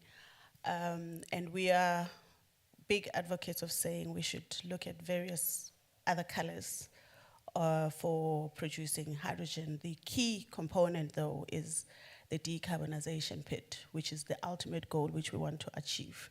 So whatever color it may be, we go with it as long as there's technology that makes sure that we're not emitting CO2s further. Yeah. Well, I mean, from my view, I think the different context needs to be analyzed, and we cannot compare the context of one country with another. So I will leave it there. Great. I moved to this side of the floor because there was one more question raised by the gentleman, so I'll just pass the mic here. Thank you very much for your insightful presentation and also QA. My name is Dr. Fard. I'm from OPEC. I work for 8 years from OPEC now. I also give advices regarding the energy transition projects in several countries, especially in the Middle East and developing countries. In another session which we had with the UNIDO, I raised the same question regarding the technology transfer to developing countries. This is also a question behind the just transition strategy. Because this is a kind of collaboration between the IAEA and the UNIDO, and we talk about the hydrogen. Is there any high-level plan in this regard because the technology issues, the cost issues will be resolved one day. I mean, this is the case also for other type of renewables, which is now in a much better situation. So how we are going to transfer this technology now, how strategies, vision, and missions to countries which are, of course, running behind in this case with the decarbonization issues, and if there is any high-level plan for collaboration, for example, between UNIDO, which has hands in each of the countries, like with the representative of UNIDO, or intergovernmental organizations similar to OPEC, or those who have the direct connection with the developing countries, and IAEA, which is the developer behind the idea of the hydrogen use for decarbonization. So if there any high-level plan, high-level partnership issue, like a vision for this or not. I don't know if Dr. Wei, we have already the pleasure to see him also in OPEC. So maybe we have any idea from the panelists or the authorities too. Thank you. Thank you. As part of the global program, we have two key areas that relate to technology transfer. One is the skills, because there's a technological skills that need to be transferred, and the other one is the innovation part.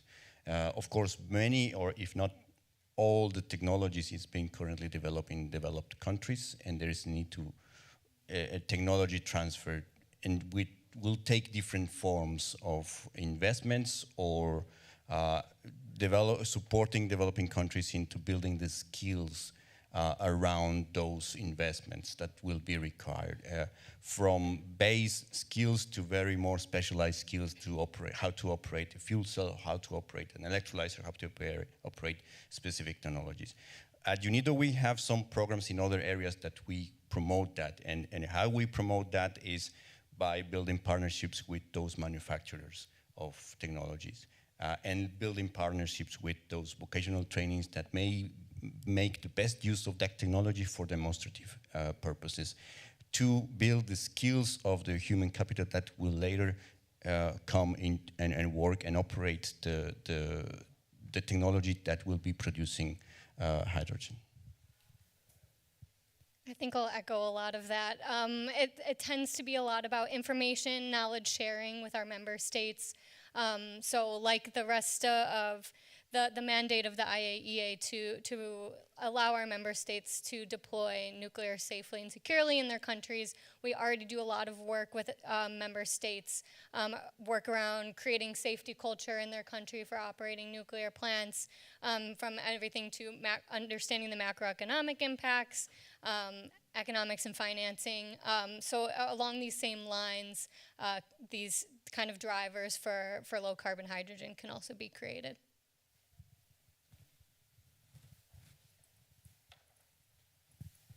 Just resume back to the podium. I was running around a lot today. Thank you for the active discussions and all the insights that are gathered.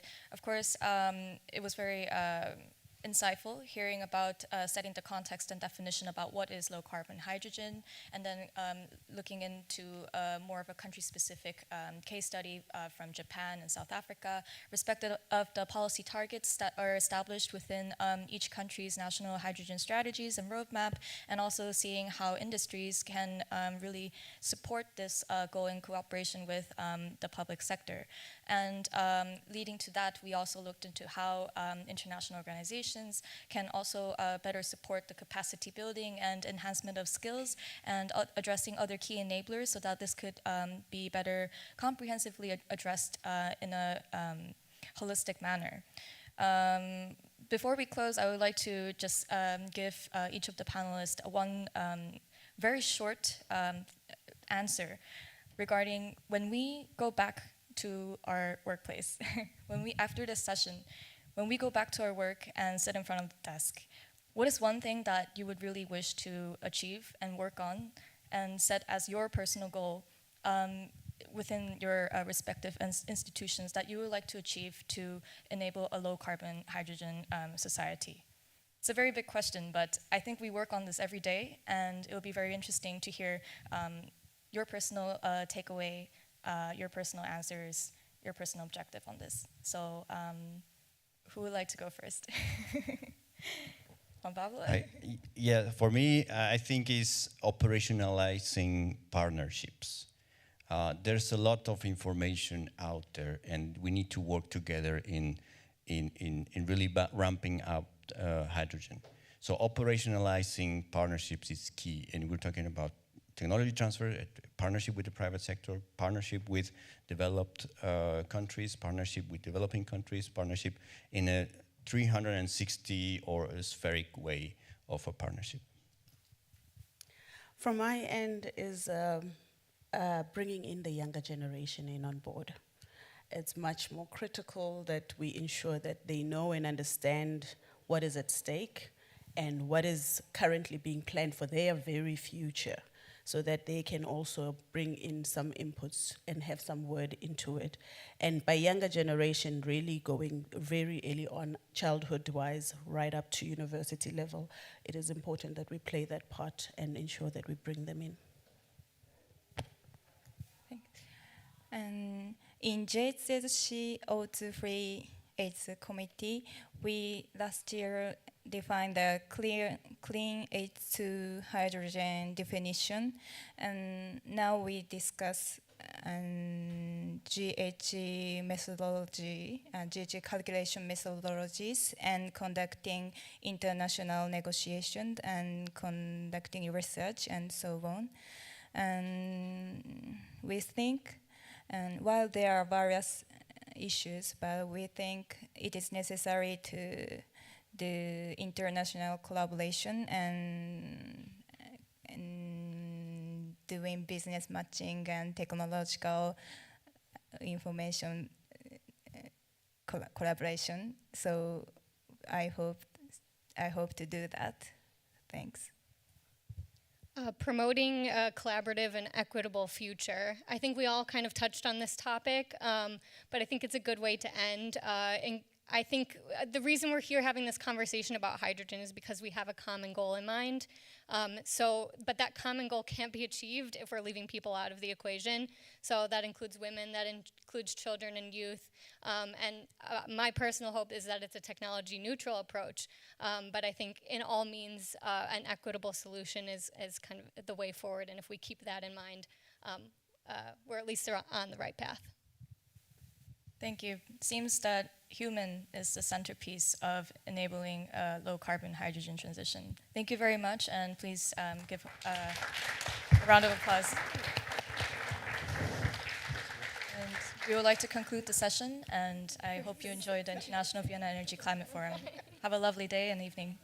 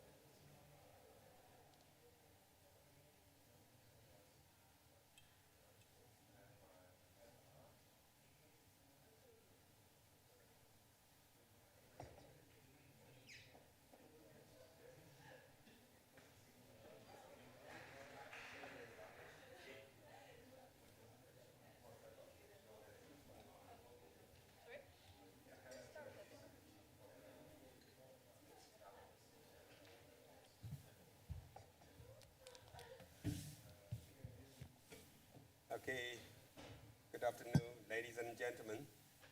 Welcome to these solution sessions on small hydropower. It is called a new approach, small hydropower technical services for sustainable energy in developing regions. So as you are aware, small hydropower is one of the renewable energy. It has a very long history. For some countries, already more than 100 years. But they are still using this technology to solve the problem as one of the key renewable energies. So in this regard, as a mature technologies, but unfortunately have not yet fully applied in somewhere, especially for developing countries. As we learned from just this morning, the publication about the World Small Hydropower Development Report, still have 2/3 of potentials untapped. So this is mature technologies, and we need it.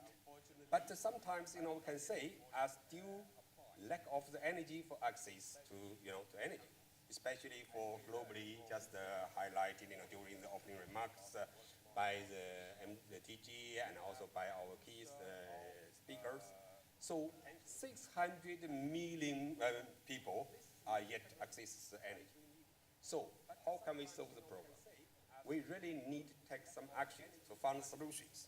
So small hydropower, of course, is one of solutions for our future for the developing countries. So now today we'll talk about this technical service package. Why? Just because for some countries there are still lack of technologies, so they are still need some technical support from UNIDO. In the past decades, we're working very closely with our partners. Sorry.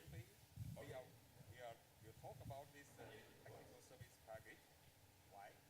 Just because okay. Thanks a lot. Yeah. So we work with our key partners, International Center on Small Hydropower, together for many years, working together for developing this report, and also technical guideline for small hydropower, make sure this technology can be applied and used for our member states, especially developing countries. And furthermore, so we also need some technical support substantially. What we can do. This technical service package is just provide some solutions, just as the title of this forum.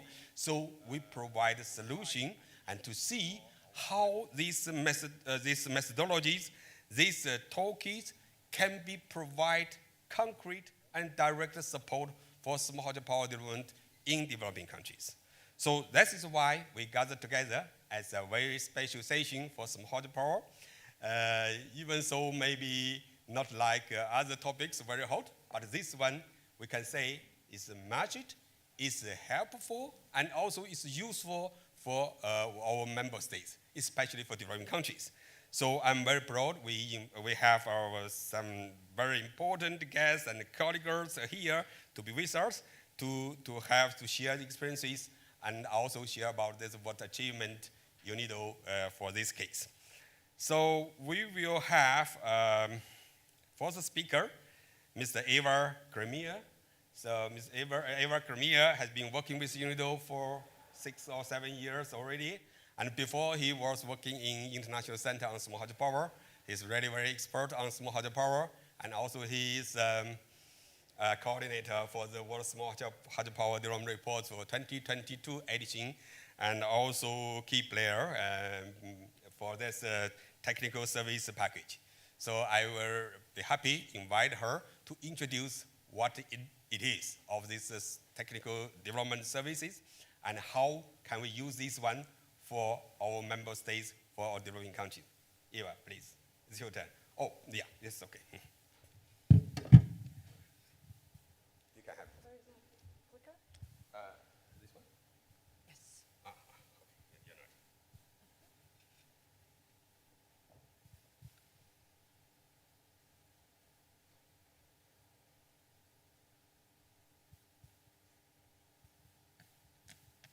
So, yeah, my name is Eva Kremere, and I'm editor of the Small Hydropower Technical Development Services and technical expert from UNIDO.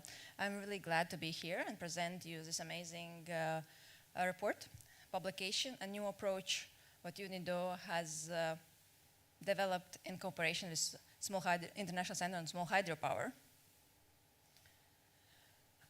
So today's lecture is about launch of Small Hydropower Technical Development Services, or SHPTDS. So what is Small Hydropower Technical Development Services? It is our response to increased renewable energy demand. It is almost 30 years of collaborative partnership with International Center on Small Hydropower, and it is a comprehensive service package for small hydropower development. So why we are unique in this regard? It is tailored made service packages for specific objectives. It's addressing specific needs of member states. It's collaboration with the key partners and international donors, and comprehensive skill set from concept to implementation. And as you can see, I don't know how this works, like this. This picture there is our publication, where you can learn everything about 6 modules and the services it includes. So let's go further, and I will introduce you what exactly the service package includes. So as I mentioned, there are 6 modules, and each module has a number of services.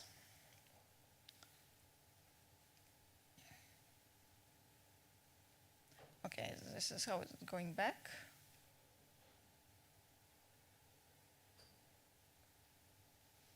Yep. So the first one, okay, this pattern doesn't work, is assessment and demand analysis. Second one is policy support, institutional strengthening. The third one, it's capacity building. And the third one is based on technical guidelines, what Ms. Hu will present in next presentation. The 4 is scaling up small hydropower projects. It's actually our ultimate goal to have technical projects on ground.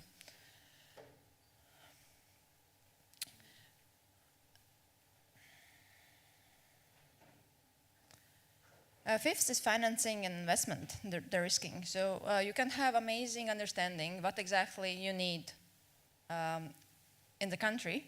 You can have perfectly aligned policy, trained professionals, and feasibility study. But if you don't have financing, you cannot go further. So we are also helping to solve this issue. And the last but not the least, communication and outreach. Here's the structure. We kindly suggest or motivate our member states to consider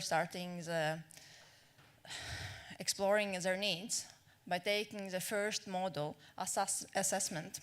It establishes baseline. You understand where exactly you need to dig further, so we can go further to the rest of the 5 modules. It's policy and capacity. It's essential goal number 4, scaling up small hydropower projects, and it's finance and outreach. So let's see one by one. Module 1. Importance of module 1 is its basis, establishes situation. Let me read through all the services it provides. You will understand how comprehensive our approach is.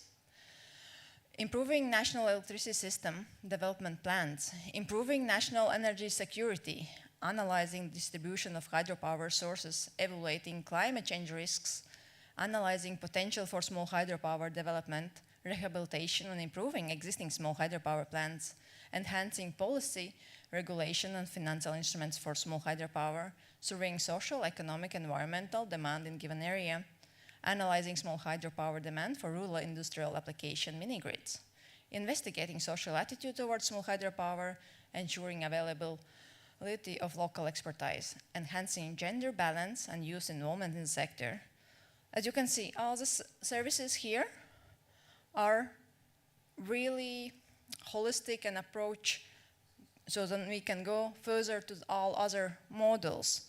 What exactly is included in each of the services? It's really detailed description in the publication available online. The Module 2 and 3, policy and capacity. Module 2 has 10 services, while capacity has 7 services. Our essential goal, module number 4, you maybe are more,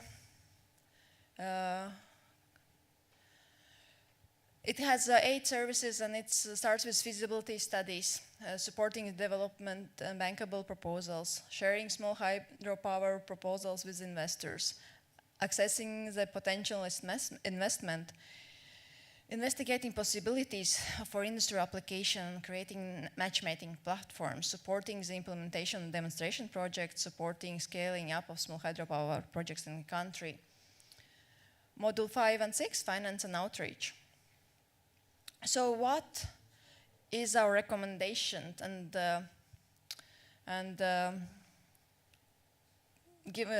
takeaway points? Our target audience is developing countries with small hydropower potential. We have modular use, but you can pick and choose from all the services. You don't need, if you take one module, you don't need to take all the services. You check what is most useful for you, for the specific case, for specific country. And we are really willing to come and discuss with countries and make a tailor-made specific approach for the specific country. In conclusion, I want to thank for your attention, for you coming here. And please check what we have online. It's a really interesting publication. And I hope that you'll have a comprehensive discussion later on. And looking forward for your input and comments and way how we can improve. Thank you.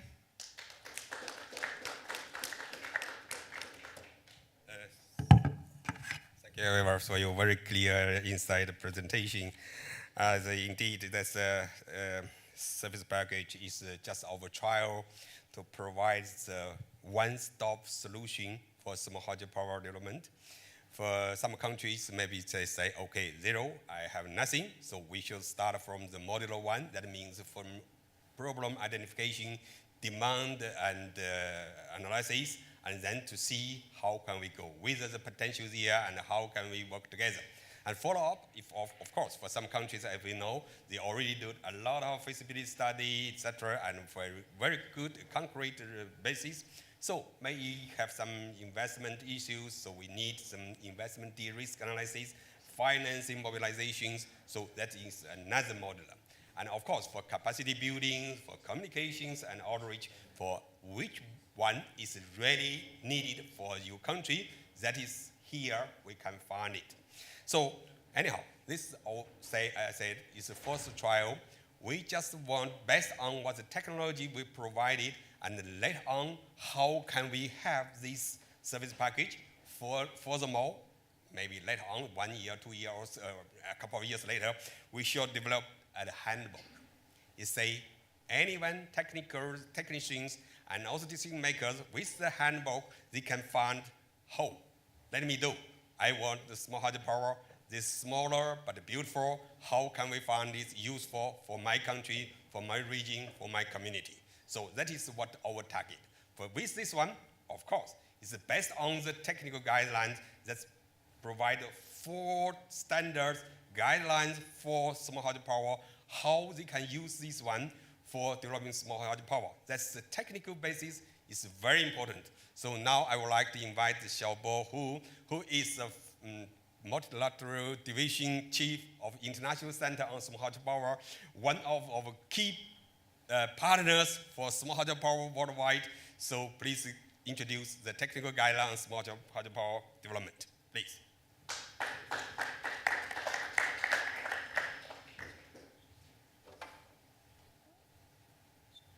Thank you, Professor Liu, for the introduction. So, this one.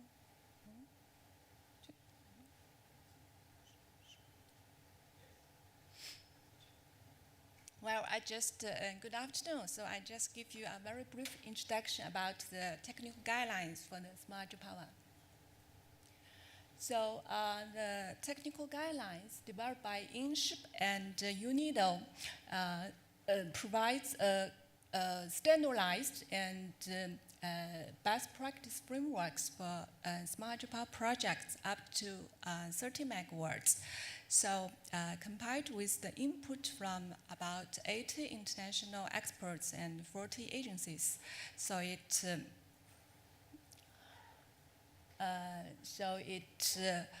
facilitates the efficient planning, design, and operation and management of smart hydropower projects and ensure the sustainable development. So these technical guidelines are available on the UNIDO website and currently in 3 languages, in English, Chinese, and Portuguese, and the French and Spanish versions should be coming next year.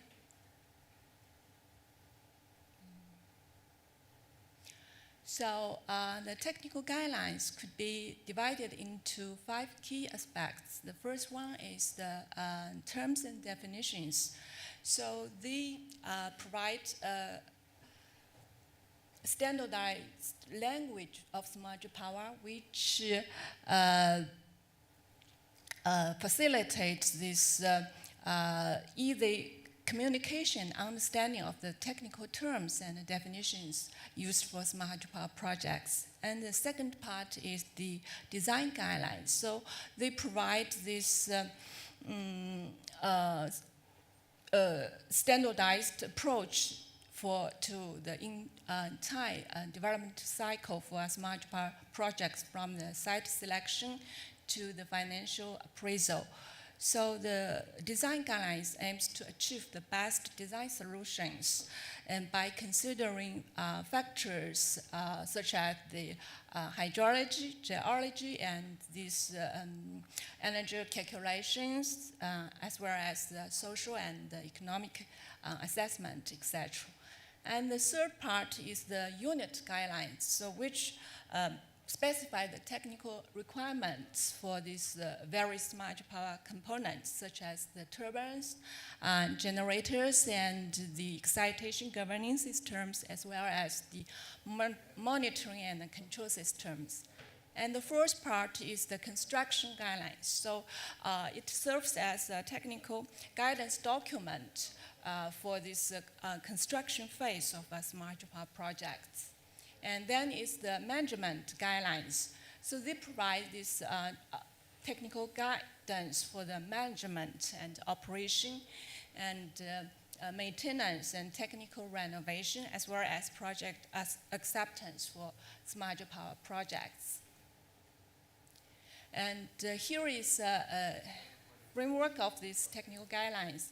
You can see under these 5 key aspects, there are a total of 26 chapters. So next, let's look at how these technical guidelines can contribute to foster the sustainable development of smart power. So I think the first one is to optimizing this efficiency and the reliability. So implementing this in a standardized way and with best practices, so facilitate those efficiency and reliabilities. So this this results in the optimized generation capacities and the reduced energy wastage, as well as a better alignment with the sustainable energy targets. And the second one is to mitigating risks. So following these technical guidelines helps reduce and minimize the risks associated with smart hydropower projects, so including the technical, financial, and regulatory uncertainties. So this creates a safer investment landscapes, which potentially leading to a more favorable financial conditions, which is crucial to achieve the sustainable development. And the third one is facilitating knowledge sharing. So these guidelines provide various provides as a resource for various stakeholders, including the project developers and government bodies, as well for this local community, as well to promoting the knowledge sharing and the capacity buildings. So it is particularly beneficial for countries, in developing countries with limited technical and institution capacities, to helping them attract more investment and to formulating supportive policies, as well as to foster economic growth. So the technical guidelines also contribute to this ongoing work of the developing international standards for the under the ISO TC 339, which is the newly approved technical committee dedicated for smart power by ISO in 2022. So currently there are 11 participating countries and 17 observing countries for TC 339. And we warmly welcome the new member countries as well as expertise to join us together to work together to shape this global standard. So I think together we can contribute to the sustainable and equitable development of smart power. So, thank you.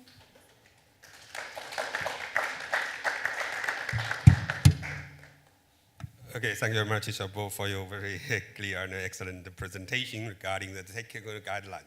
So as I mentioned, the technical guideline, of course, is the basis for technicians to develop small hydropower with all technologies supported. So that is what now is, that was already endorsed by UNIDO, but furthermore, we have been with this as a best and also integrated to the ISO standards system. So there's a TC 339. That is fully supported from UNIDO and ICGP work together based on the technical guidelines. So this one will be the standard for whole small hydropower development worldwide. Furthermore, of course, and also just as Shoba mentioned, so far is that the start point. We need more supporters.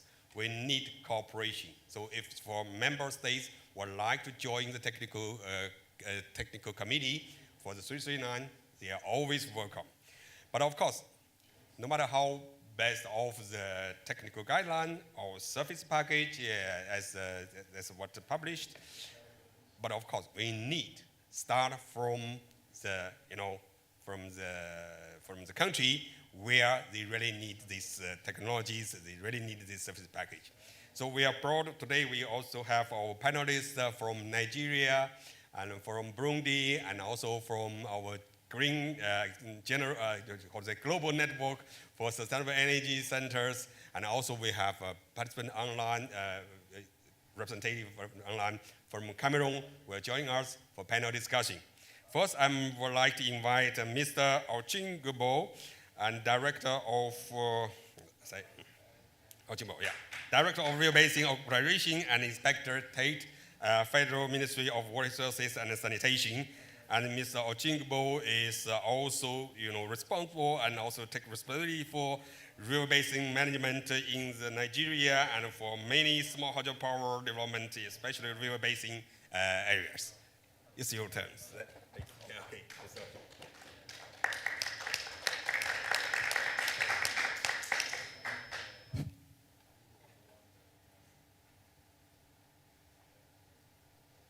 My slide? I don't need it.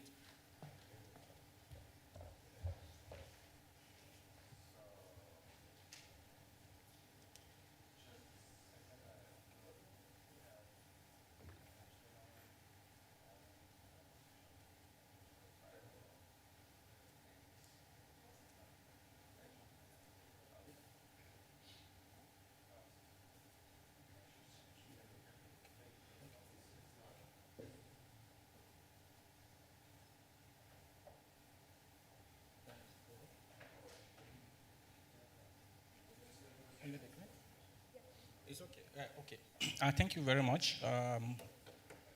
Thank you for introducing me, and I also want to appreciate UNIDO for inviting me to this platform. I would like to, first of all, appreciate UNIDO for the great work they've been doing in Nigeria. We've been able to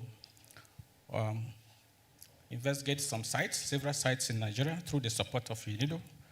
And they've also been able, they also set up a regional center for small hydropower in Nigeria, which is providing services, capacity building for Africa. Today, I would like to share with you an overview of the progress we have made in Nigeria. And I want to first of all say that Nigeria has a huge water resources potential. Our surface water potential, as verified and documented in the National Water Resources Plan, is 333 billion cubic meters per year for surface water and 157 billion cubic meters per year of groundwater. And we have various sources where we have this potential from several streams, a large network of rivers in Nigeria. We have several dams, about 400 dams in Nigeria, with total impoundment of 70 billion cubic meters of water. A number of these dams are for multipurpose use, including hydropower generation. With respect to renewable energy, Nigeria has also developed a renewable energy master plan, which was developed in 2011, and we have targets, and the first set of data there is just to give you an overview of our plans. The total contribution of renewable energy currently is just about 16% of renewable energy to total electricity generation in Nigeria. And by 2011, when we developed this plan, well, our target up to 2015 was 13%. And 2025, which is in 2 years' time, we plan that we will renewable energy will contribute up to 25%.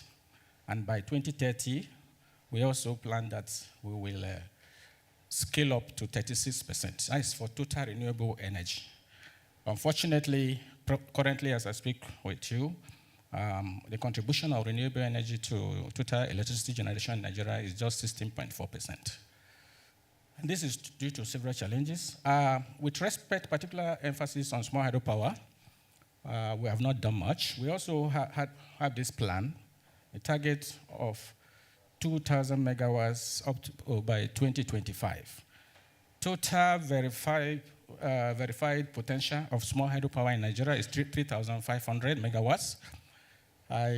This was documented in the master plan of 2013. I believe that with more data, when we get more data and do the review, the potential will be more than this. But currently, it's about 3,500.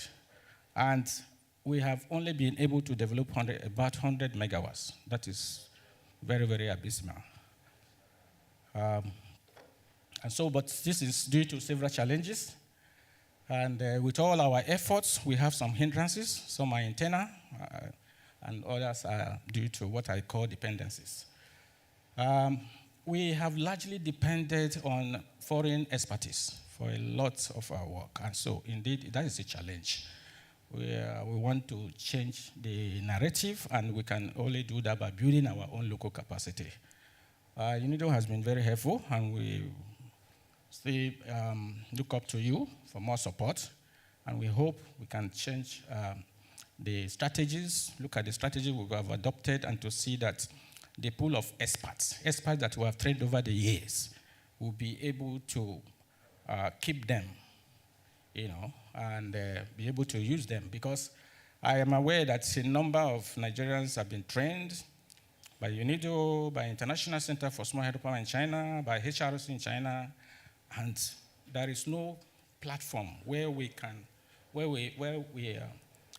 network with them and make use of them for local operations and services. So, the second challenge too, because UNIDO also assisted Nigeria in setting up a regional center for small hydropower, for scaling small hydropower development in Nigeria and Africa as a whole. But that center also has a steering committee. That steering committee has members drawn from relevant agencies in Nigeria, and I happen to be a member as well, but I have observed that they've not really, the steering committee has not done well enough due to a number of factors. The fact that they don't meet regularly, sometimes it's once in a year, that's too long. They should meet frequently, and their roles should be well defined. They should be able to, take decisions and then strengthen their oversight to be able to see what is going on. Another challenge that we have is funding of SHP projects. Of course, Nigeria's economy is dwindling, like many other countries of the world, and so there are priorities. And SHP doesn't seem to be in the top list of priorities. That's why we also want to advocate for policies that will, give more emphasis to SHP. And equipment there's an equipment challenge as well, because the cost of importing this equipment, they are foreign components, and it's very, very expensive. And so we need, there is inadequate financial support, and then minimal private sector participation. We have a lot of money with the private sector in Nigeria, and we need to unlock it, but many of the investors are not aware of the prospects in the SHP business. So there is need to still work more with the private sector to popularize this technology and showcase the business benefit that is in it and attract them to this subsector.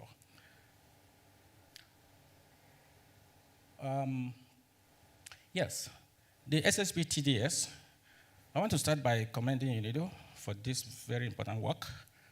I saw it online last week, and I flipped through, looked at the content, and in fact, it's a very, very rich document. It's a very strong tool that will unlock the potentials of the small hydropower, especially in developing countries. I have seen it, and I want to commend the authors, all of those that have contributed to that document. I believe it's a document that has come out of their field experience, because it's something that will be very applicable as a manual for field operations. I've seen it. And so this is the major challenge, really. The first major challenge is not finance, it's not funding, but technical capacity. It's a big problem for us in developing countries, in Nigeria, I can say. And so with that document, I believe that we can do a lot on our own with minimal assistance, even from foreign experts. And so we just want to start by commending your team for that good work. So with Nigeria, is very, very relevant to us. The relevance to us is the fact that we still have energy deficit, a very huge gap, and so we need to develop our resources. SHP is one of them. So it will be very, very handy. The document will be very handy. And what we need to do is to customize it and then tailor it to our specific context. Secondly, I see that it has several benefits. It will enhance policy making and investment, attract investment. It will enhance local experts' capacity, and then it will also be a good manual for training, for conducting training even at the local levels. And then also improve public awareness and stakeholder buy-in. That will be needed, which means that this will create more awareness about SHP, and then there will be buy-in and offtake. People will be able to pick up this document and take up businesses in SHP. The effectiveness, how effective it is. For it to be effective, there will be need to implement this, the services, the guidelines that have been documented, there will be need to implement it. We have a number of beautiful documents like this that are on the shelf. People don't read it, people don't use it. So we must popularize this document. Having produced it, we need to go down the country level, local level, get the people, the experts that need it, and hold workshops and disseminate the knowledge in this document and popularize it and let them own it. I think that's one of my recommendations. Going forward, and how do we improve SHP in Nigeria? How do we advance it? I believe that effective governance of SHP projects requires clear responsibilities. One problem I've observed from our own experience in Nigeria is the lack of collaboration and proper coordination amongst agencies that are responsible for SHP and hydropower as a whole. We have the Ministry of Water Resources in Nigeria. We also have the Ministry of Power and other ministries, environment. Currently, the collaboration is a bit weak. There is need to strengthen that. And then give clear responsibilities to these agencies. That is one of the internal challenges that we have, and I think we need to look into that. Adequate resources. It will require adequate resources. It requires consistent communication, like we're doing today. We need to be consistent about it. And then empowered oversight, like I said, people that need to, like the steering committee of the regional center, that need to provide oversight, they need to be empowered. And then widespread knowledge dissemination of this document. So, if I want to speak to the regional center again to say that maybe the terms of reference, that need to take a look at that terms of reference and clarify the roles and the responsibilities for all the parties that are involved, and then adequate funding to ensure that the steering committee and other groups have the resources they need to perform, and then regular meetings, as I said earlier on, and then there is need to empower the steering committee, provide the committee with more oversight capabilities to make them more influential and effective, and then popularize the use of the technical guidelines and the TDS, especially in regions with limited capacity, and to enhance their local knowledge and application. So adaptation of the TDS for policy formulation, for capacity building, for site investigation, and other technical services to facilitate SHP development. These are some of the recommendations that we have, for advancing our efforts in SHP in our country, and I believe that it's also applicable to other countries. Thank you very much. Thank you very much, Mr. Ochingbo. So for an excellent presentation, as would not only bring us about the Nigeria potentials about small hydropower, but also with very great comments and also recommendations for the TDS, Technical Development Services. Yes, as we learned, we cooperated with your country for many years, and especially when we established the Regional Center for Small Hydropower, and we started our cooperation for small hydropower, and also your country had very ambitious target for 2,000 megawatts small hydropower development by 2025. But unfortunately, so far, it's only 100 megawatts has been developed. So that's we know what's the gap. Why? So you just mentioned there's a capacity building and the technologies, availabilities for local people participation. So I think this is very, very key issues. So that is why we developed these technical guidelines. We developed this service package.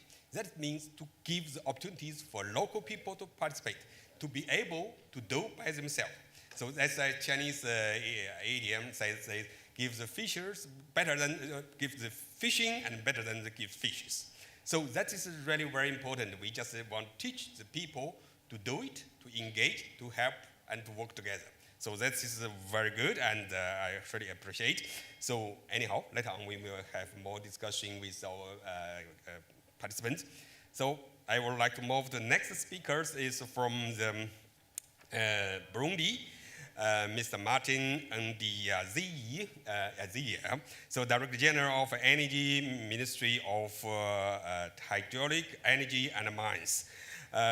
Dr. Martin, Director General, is Doctor of Electrical Engineering and Energy Production, and he was appointed as Chair of Board of REGDISO, that's a regular committee of the national level, and also the Director General of Energy since 2019. So, floor is yours. Thank you very much.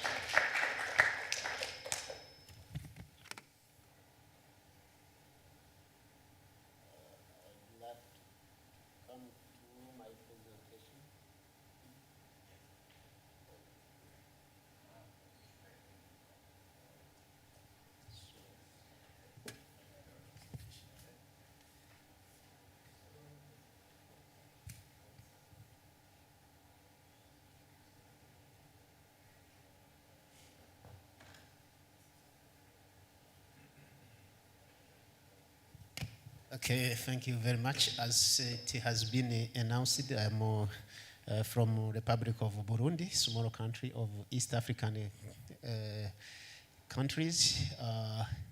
So the country is now developing the access to energy and has his national plan of electrification of all population of Burundi.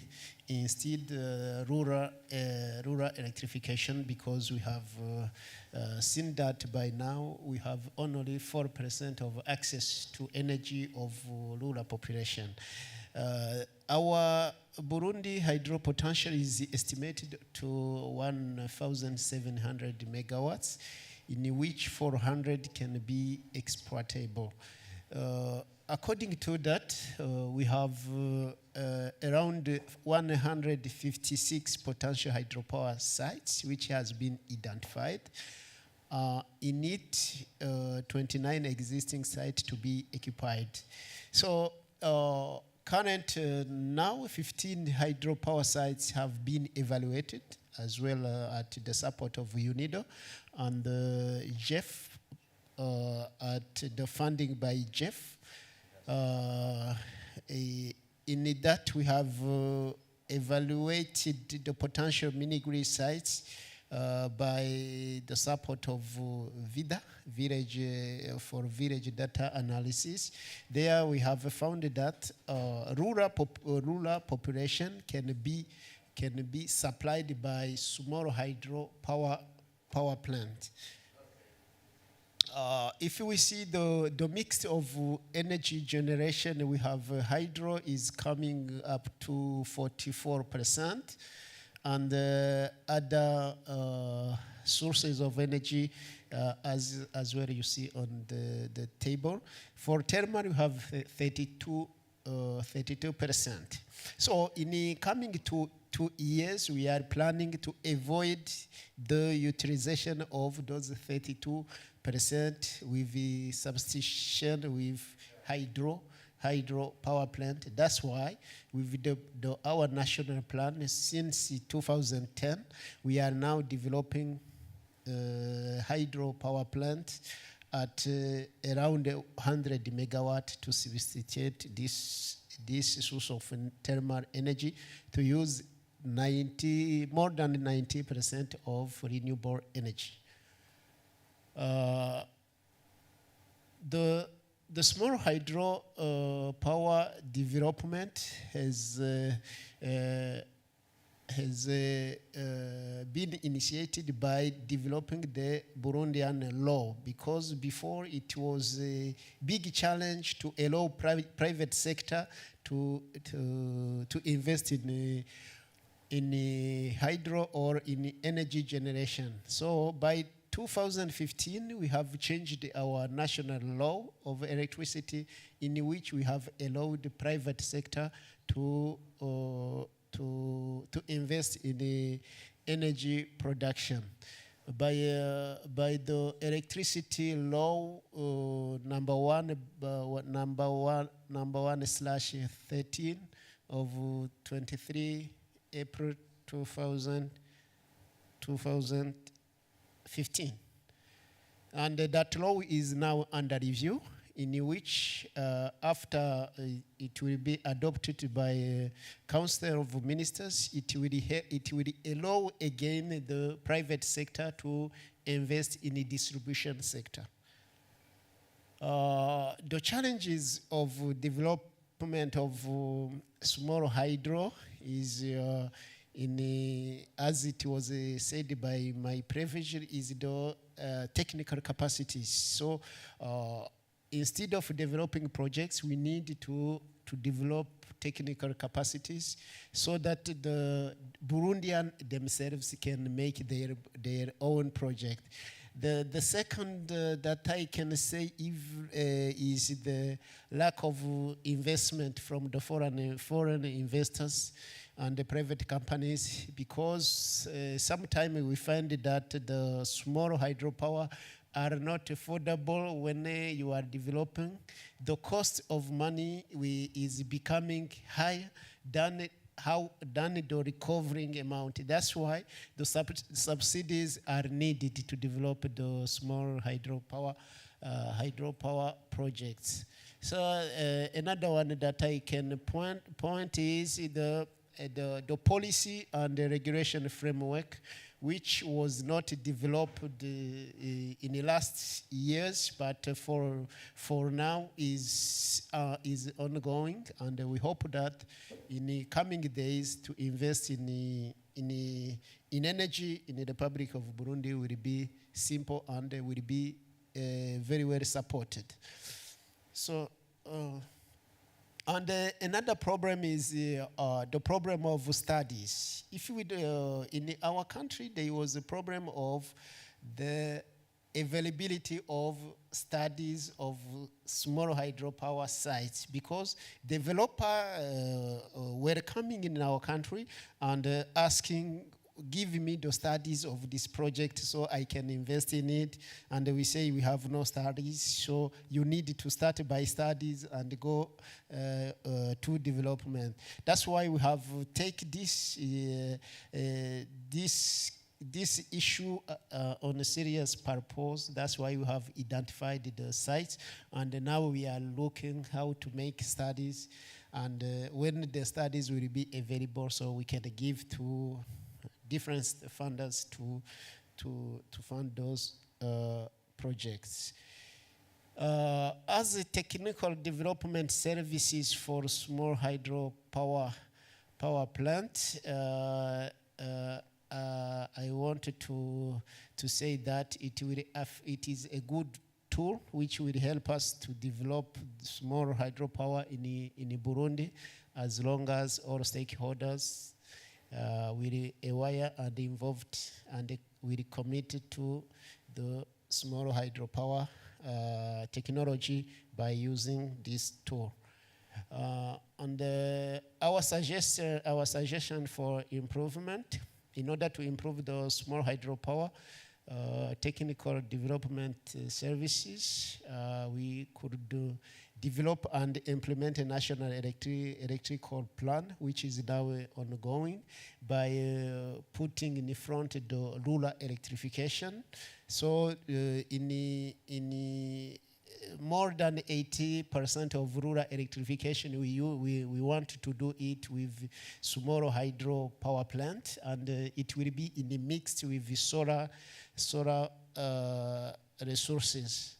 To perform stakeholders engagement, implement a strong framework, policy and regulators, develop a plan to encourage the small hydropower technology and transition to sustainable energy sources, make law for investing in the small hydropower basis mini grid projects clear and simple by reflecting the need of investors, to adopt and implementation international accounting and financial report standards, set up the cost-effective tariff in accordance with the pricing principle that have been established by regulators. So, as I said before, because the tariff of small hydropower was not affordable, and the national tariff is very small than the project affordability.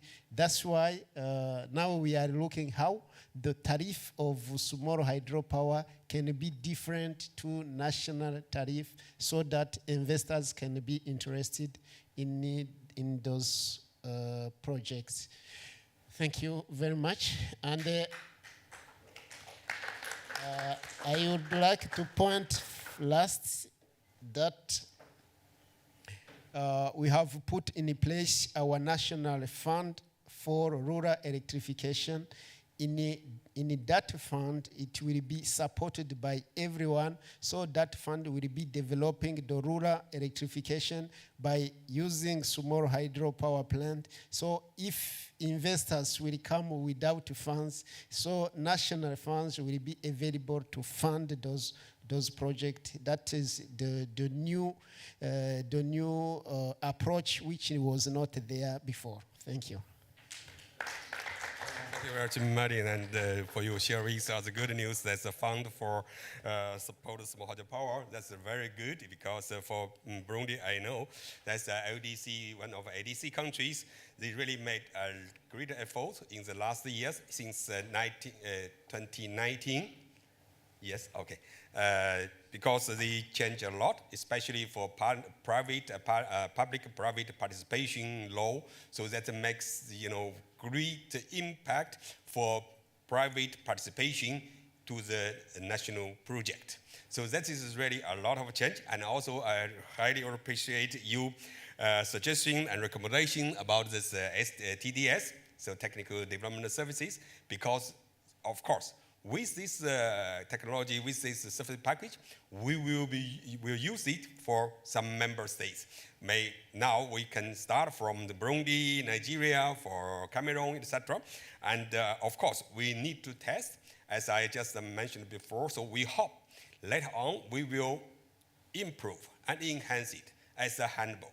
So that is say, for small hydropower as a mature technology, not only just say benefit for some countries already very successful in Europe, China, Japan, and many countries, but we hope it will be also very helpful, useful for developing countries, especially for African continents.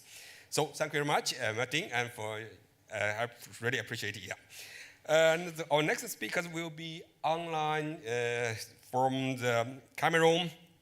Ms. Jeff Marilyn, she is a senior staff of Ministry of Water Resources and Energy Cameroon.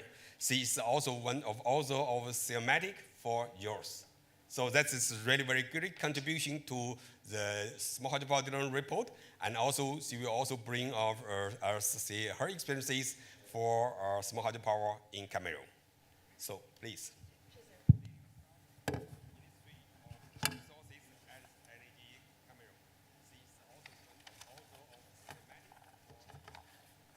Thank you very much, Dr. Liu. I don't know if you can get me. And also, we also bring her experiences for. Can anyone get me? In Cameroon. So please. Yes, we can hear you. Yes, we can hear you. Please go ahead. All right. Thank you very much. Thank you so much. So I'll be talking about Cameroon's small hydropower sector, and before we dive into that. Looking at the electricity sector in Cameroon, we have over 1,500 megawatts of installed capacity, of which more than half of that comes from hydropower, mainly from large hydropower. Currently, we do not export or import electricity, but with the plans, we plan in the near future to connect to Chad and Nigeria to export electricity to these countries as we improve our electricity generation. As of 2020, the electrification rate was 65%. And of this, the rural access rate was just 25%. This indicates that with small hydropower, we can, of course, electrify the rural areas and improve the development of those areas. Ms. Chaff, excuse me. Sorry to bother you. May you turn off the stream you have on your computer, because we can hear it as a background coming through. Okay. This indicates that small hydropower. Sorry, I didn't get you well. If you have a YouTube on, the stream comes through and we can hear it as a background. Sorry to bother you. I do not have any other connection on.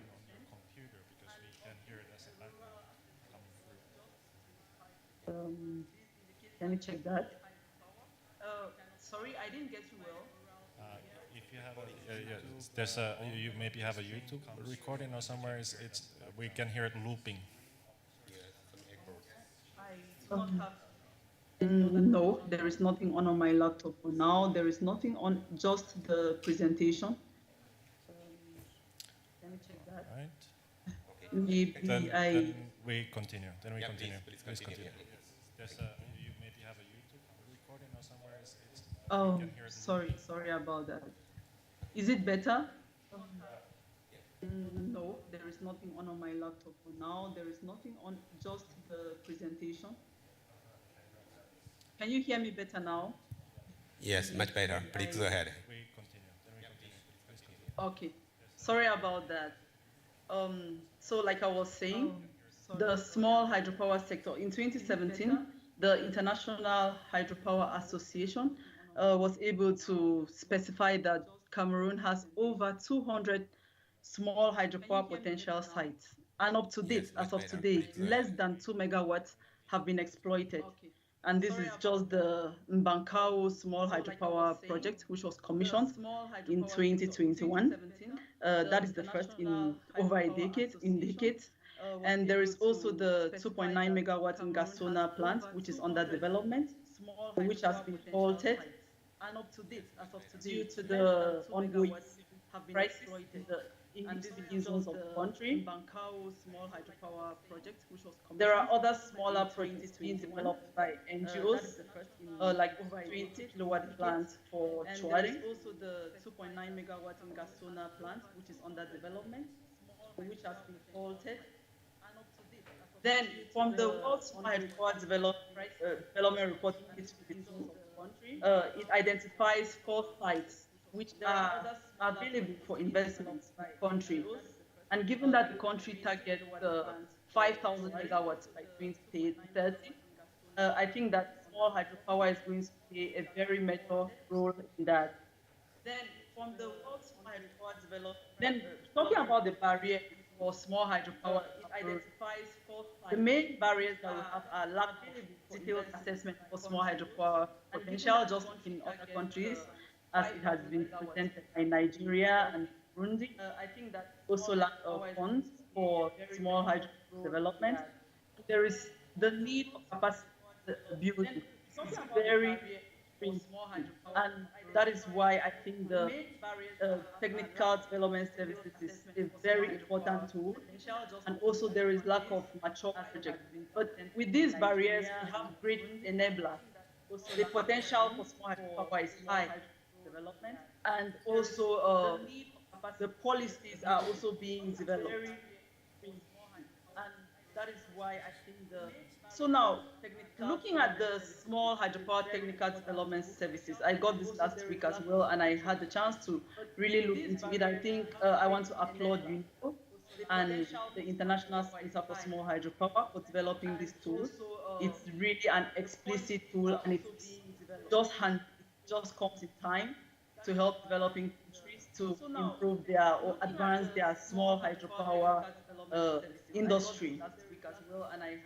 So about the suggestions for improvement for this technical tool, it is very explicit, but I think that if we can add more visual aids, such as maybe tables, maybe at the level of activities to be carried out after the activities are presented, we can like summarize them in short tables, so that it is not just all literature like reading. I think it will be more captivating, and it will help the users to follow the procedures better.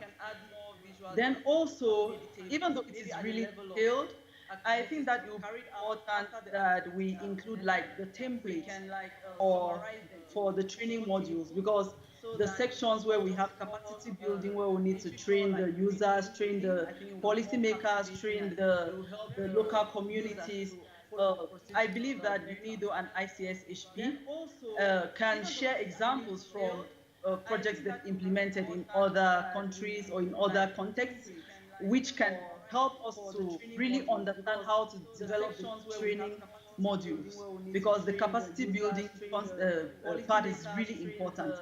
If the trainers who will be training the users or training the communities do not design the content of the training modules really well, there is going to be really big problems with the knowledge transferred to those that need to be trained.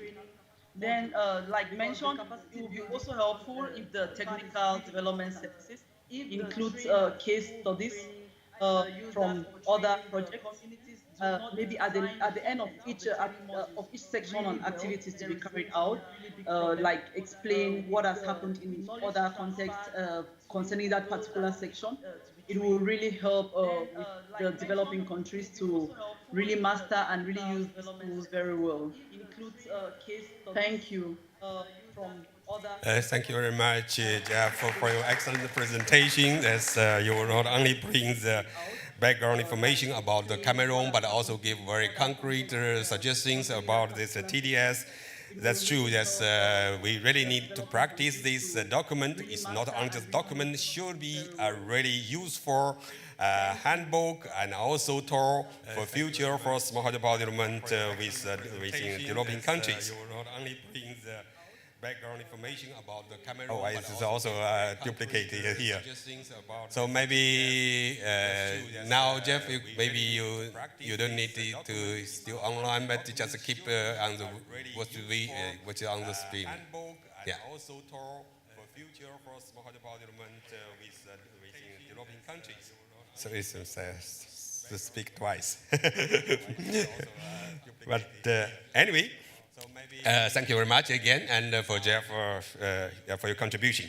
So next speaker will be my colleague Mr. Martin Lugmaya, who is an independent development expert and coordinator for Global Network for Sustainable Energy Centers program.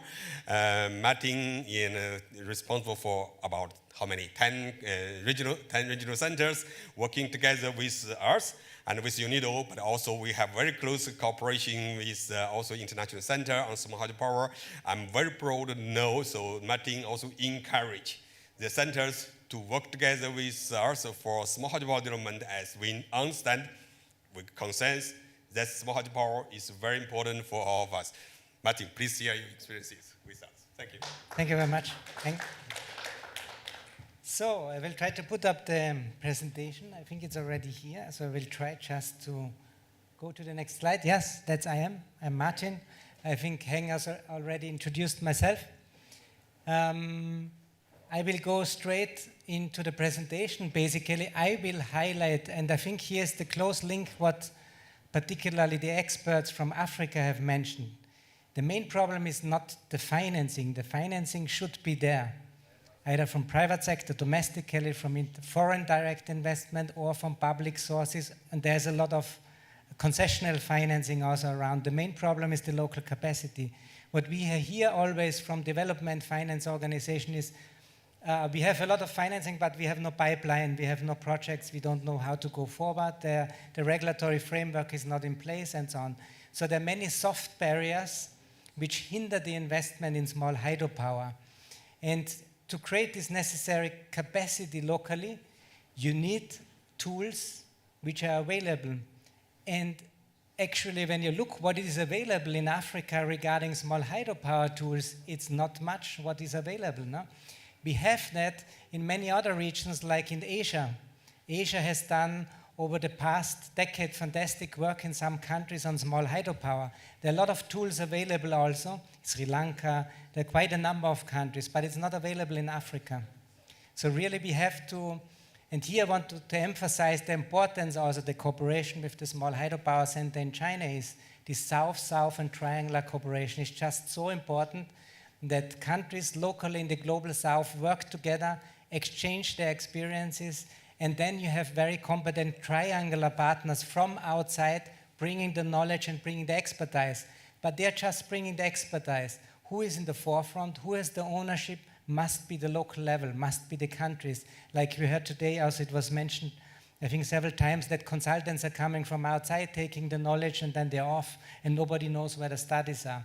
So we have to stop that, and only with that we will come to a significant investment also in Africa regarding small hydropower. And I think I want to link up to the conversation, to the speeches we heard today in the opening of the conference. So it was several times mentioned that we don't have enough investment going into renewables. We need 4 times more investments going into renewables. And then is the question, to which renewables? So we stand now $1 trillion of investment, US dollar annually in renewables, but 80% is solar and is wind. And the portion for small hydropower is quite small. And also this funding is not going into the global south and is not going to Africa. It's going somewhere else. It's a very small fraction which goes there.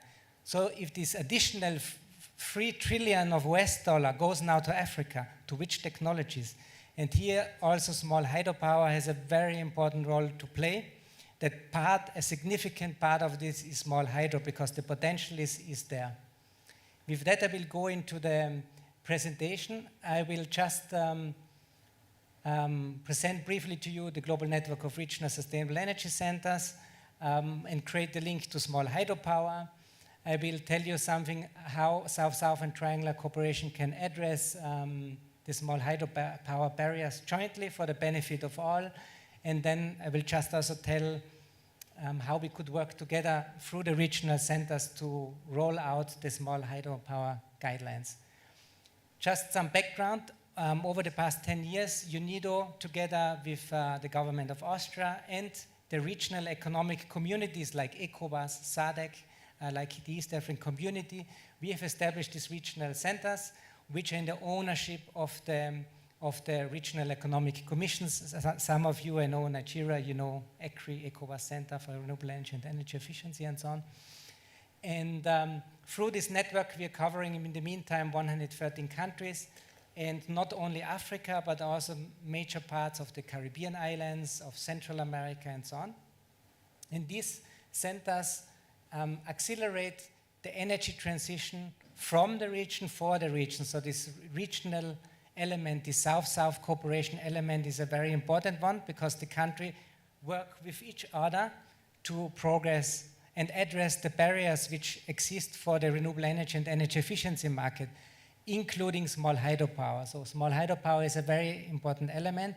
In all the centers, small hydropower is a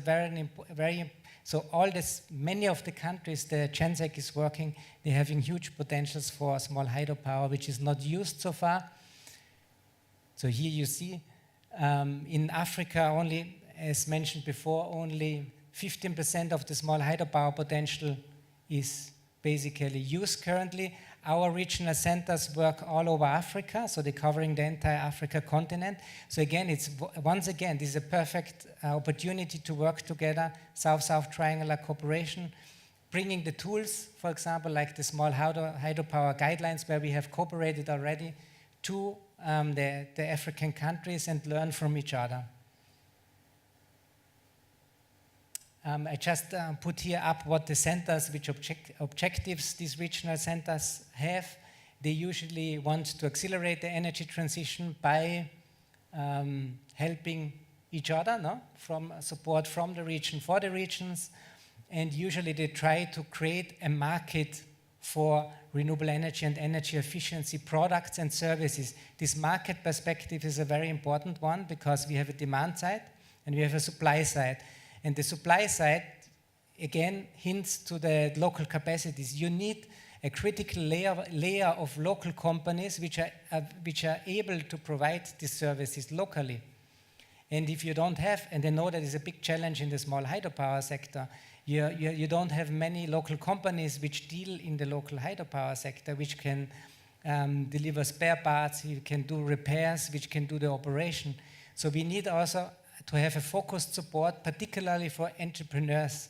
And here we have to connect science also with the entrepreneurs. So I think these barriers were mentioned already, what hydropower are facing. Now, this is institutional coordination, was mentioned by the colleague from Nigeria. Different ministries have to work together. Policy, regulation, and standards. Very often there are no schemes, no incentive schemes, particularly for hydropower entrepreneurs which want to get active. Very often there are no schemes for entrepreneurship and innovation. Also we have a digitalization. There are increasingly digital tools available for the small hydropower sector which are not used and which are not used in Africa particularly. And basically these barriers, South-South and triangular cooperation, can contribute a lot because there are just many experience from other regions already regarding small hydropower, and this experience we should bring also to Africa. And these regional centers, together with triangular partners like from the center from China, or also there are for example, there's a small hydro empowerment network which has done very good work in Asia, helping Asian countries. They have accumulated a lot of knowledge regarding a small hydropower development in the Asian countries. This can be used also for Africa, and we have to bring it there, and South-South triangular cooperation is a very good tool for doing so. So basically what is needed to be done is creating a bridge between industry, government, science and finance, global north and the global south. And through this regional, through this network of centers, we can contribute to them. I will not go into detail of that, it just shows again where usually the centers are working. They're working on policy, knowledge management, always through regional methodologies. I wanted at the end also to maybe to showcase an example which has worked to some extent, but the results were not so like they should have been, let's to say. Together with the ECOWAS Center, we developed, I think it was 8 years ago, a small hydropower program where, because many ECOWAS countries have a lot of potential for small hydropower and they face these capacity challenges.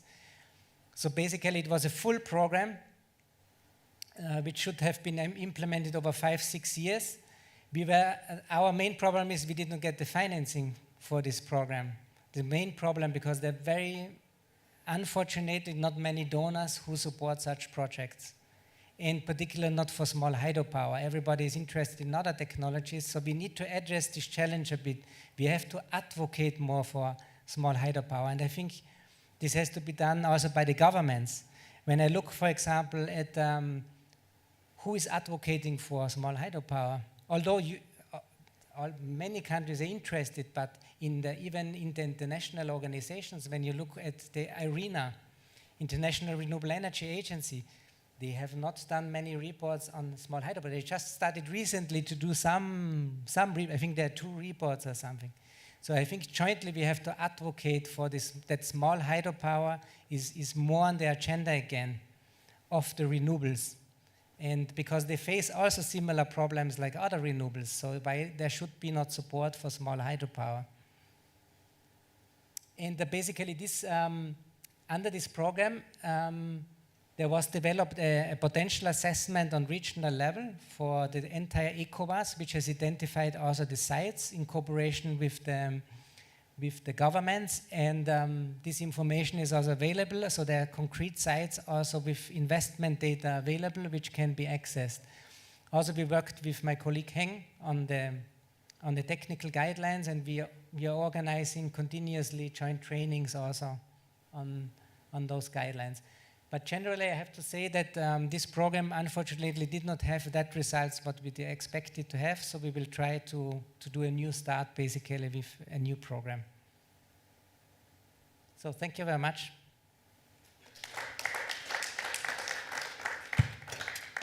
Okay, thank you very much, Martin, for your excellent presentation and bringing us so really a lot of information regarding this regional centers working together regarding the small hydropower. And I also would like to take this opportunity to thank you very much because we joined hands to translate the technical guidelines to Portuguese. And also with also your support, your team, and we have another editions in French and Spanish should be available, as just Shobo also mentioned. Indeed, I fully agree with you to building bridge between the center to center and also from the government to the private participating technicians, etc. All, of course, should be connected, because only when we join hands, work together, then we can find a solution. So that's the technical guidelines and also technical service package is just bringing opportunities for our cooperation. But of course, that's not only the internal cooperation, but also globally cooperation and working together for small hydropower. So thank you very much for bringing us this very helpful and useful information. Before inviting the panelists on the stage, I would like to first invite Mr. Bakar, so who is the director of Ministry of Power. As a small hydropower, as you know, we not only just say the power, but also water and also power.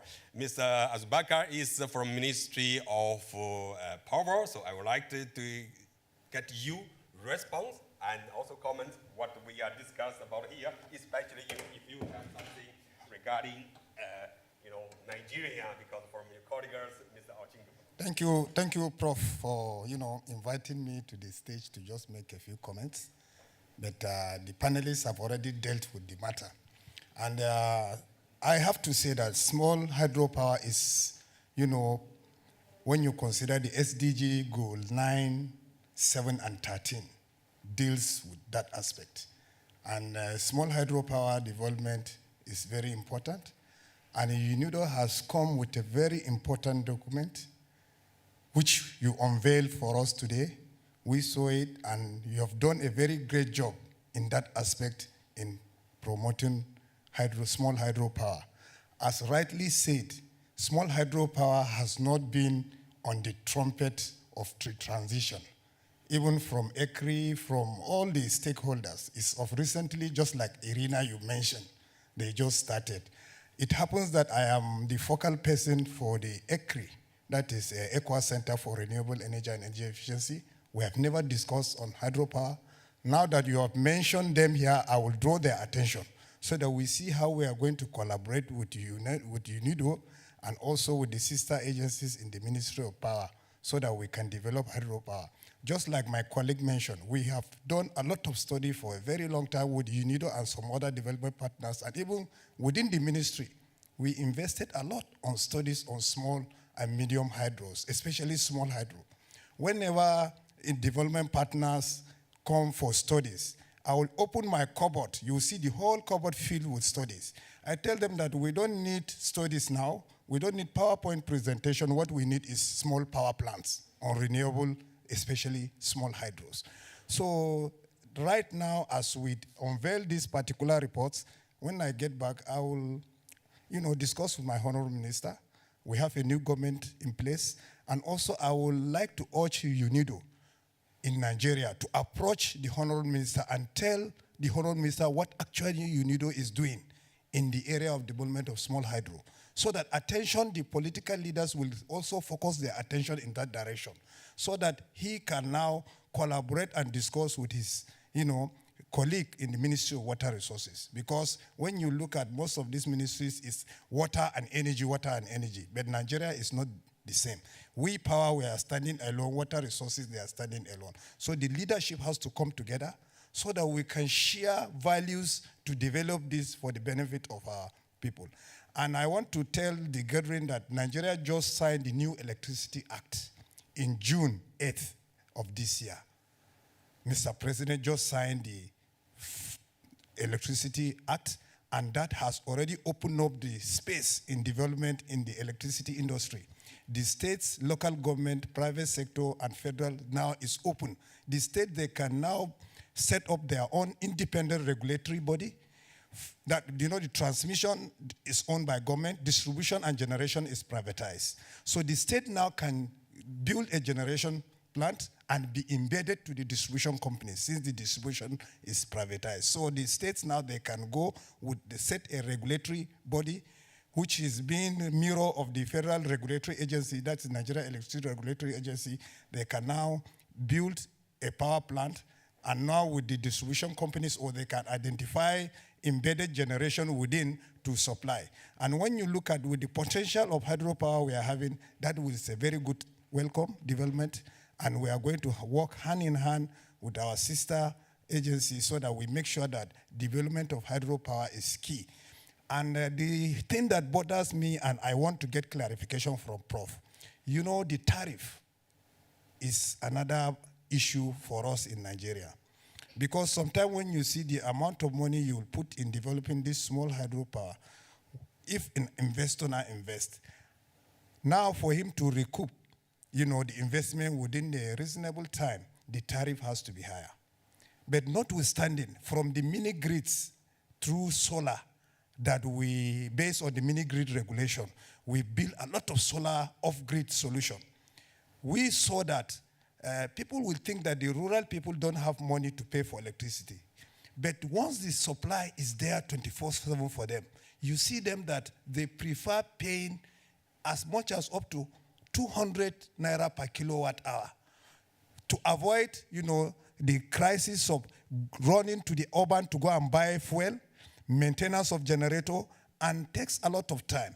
But for the hydropower investment, the money is there globally, the technology is there, but from our own end, as we normally used to mention here now, about the technical expertise and also the cost-reflective tariff, that when you build that asset, how the investors within a reasonable time can invest. That is where now we are looking at, based on the new Electricity Act, with the regulators and also the states. Very soon, when I get back, we are going to have a stakeholders of all the state governments and all the players in the Nigerian electricity industry, so that we sit down and look at those critical areas, so that we come with, sorry for taking your time. I am ending up here, and I am happy to be here at a short notice, and this is a very important program. I have learned a lot, and we are going to collaborate with my colleague to make sure that with UNIDO, so that we come and get some viable projects that in very short time we can deliver and show that yes, hydropower, small hydro has come to stay, and that is the way to go for the transition of energy we are talking globally. Thank you, Prof. I'm very grateful for coming here. You're right, very much, Mr. Thank you very much. Indeed, you did a very excellent job, and also your collaboration with the Ministry of Water Resources makes great contribution for small hydropower development in Nigeria. I also very pleased to inform you we are working with the EU. We are developing a new project. It's with 5 million euros for small hydropower development in Nigeria. So furthermore, we will still continue focus on the small hydropower development in Nigeria. As we know, you have ambitious target. You still have a long way to go. But of course, this technical service package is only just one of our efforts. But we are also working with GenSec, with Martin's team, and also all our partners. So try to find solutions, not only in Nigeria, Cameroon, Burundi, but also other developing countries in Africa. So indeed, we really have a lot of things to do, and thanks a lot for your support. And we are really appreciate in the very short notice, but you are finally with us today. So now, we still have about a couple of minutes. I would like to invite our speakers, panelists on the stage. Maybe our colleagues or audience will have some questions in case. Yeah, please, joining us. So, Xiaobo and Martin. Okay. Jeff is online. I don't know whether how can see. So now I would like to open for questions. Yes, make just comments. Okay, pretty. So any questions from our participant and here or what?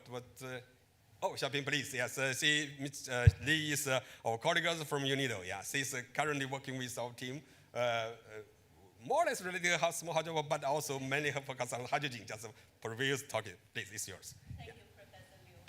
I'm not the expert on small hydropower, but I'm quite impressive about the presentations and the country cases. And I have a question to the Director General from Burundi.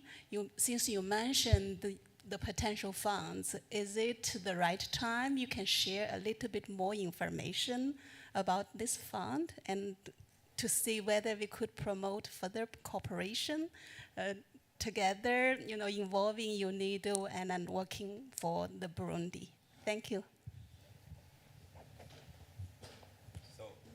Okay.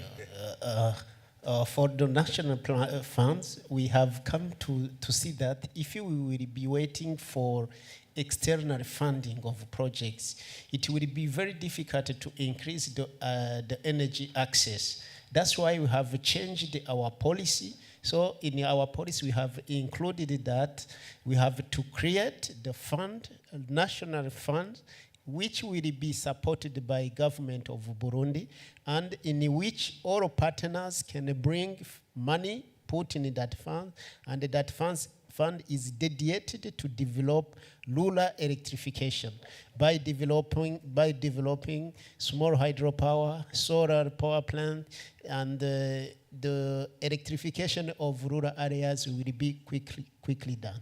Thank you. So we have a target up to 2030 to have up to 70% access to electricity. Thank you.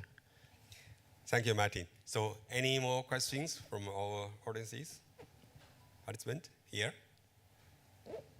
It means very clear to all of you about this technical service package. So thank you very much. Now, if no more questions, I would like to give the question to all panelists for each. Maybe just the same question is say, what your expectation for the technical service package to be applied in the future? What you foreseeing, what's your expectation, how it can be benefit to all member states? Maybe start from Eva, yeah, please. I hope that technical development services will be the go-to publication and tool for member states to solve their issues. We are open to come and discuss with them all the challenges and opportunities small hydropower has. So I think that it is a great opportunity for small hydropower to be scaled up. Thank you. Thank you. Martin? Technical development services will come as the tool to open eyes for the developing countries. So they will be using it to open the space of development of small hydropower plant, and it will be helpful when the companies, when the governments will be reading that tool, and it will help them to understand how to be involved in a small hydropower plant. Thank you. Yes. Xiaobo? So I think that the TDS could be demonstrated, maybe piloted in 1 or 2 countries, and then later on more and more developing countries could benefit from the TDS. Yeah. Thank you. Martin, another Martin. Okay, from the regional view, I think it would be very beneficial to translate it as fast as possible in other languages, and then what I could think of that we can create a community of practice basically in all the regional centers, and then have starting with regional trainings, for example, using these guidelines. Okay, thank you. Yes. Yeah, thank you. My concluding thought on the technical development service is to say that, first of all, Nigeria has a huge water resources potential and a small hydropower potential, but this is largely undeveloped. And for us to be able to unlock this, I think that the TDS is a powerful tool that Nigeria can use to unlock this potential and also stimulate her economic potentials. I believe this is applicable to other developing countries too. And so the immediate action that I think we need to do now as the drivers of this process is to see how we can cascade this knowledge to the experts at the country level. Thank you. Okay, thank you very much. Thank you, Mr. Ochimu. Now we have, don't forget our online, this Mr. Jeff. What's your final comments, and also just recall on my questions, please. All right, thank you very much. I think that the TDS is a very powerful tool. It's definitely going to accelerate the implementation of small hydropower projects, especially in developing countries such as Cameroon, if it is correctly adopted and correctly exploited. And also, it will be important that the TDS are reviewed as time goes by. They are reviewed and upgraded to adapt to the different local contexts that we'll find ourselves in. Thank you. Thank you very much, Jeff. Yeah. So thank you very much, all the panelists, to give very concrete suggestions. Yes, okay, please, Mr. Azubeka. Yes, yeah. Okay. Also to add. Okay. Yeah. Okay. Okay. Also to add, I am just talking from Nigerian context. Just as mentioned, we have a lot of potential and we have done a lot. I would love UNIDO also to unveil this particular document in Nigeria by inviting all the critical stakeholders. For example, the Ministry of Power, Water Resources, Energy Commission of Nigeria, Nigerian Transmission Company, even the regulator itself, to now form a mini conference where all of us will gather, we unveil this particular document, and now analyze the document in a way so that it will be very clear. And the reason that is to promote small hydro development in Nigeria, so that everybody will have the buy-in, so that we own this document as a country. That is the best that can happen. Then the two of us will go and begin to talk to different individuals. If that is done, it will really, really, really expose that document to the all sector and strata in Nigeria. Thank you very much. Thank you very much for your concrete suggestions. Yes, indeed, very, very helpful. So I would like to finally thank you all panelists and speakers. You bring a lot of knowledge to us and also give very concrete suggestions. Definitely follow up. We organize trainings and also translation for different language, as Martin mentioned, because we have GenSec, we have a lot of centers globally, 24 hours we can working together, as you mentioned. And also, of course, we still need to go to practice and to test, and then follow up. We will provide very strong and helpful tool for solving the problem we are facing. So thanks a lot for all participants here and also people online. And I'm very glad to be with you all, and we're looking forward to cooperation in the future. Thank you very much. We make the year also just almost 16, 18. Thanks a lot.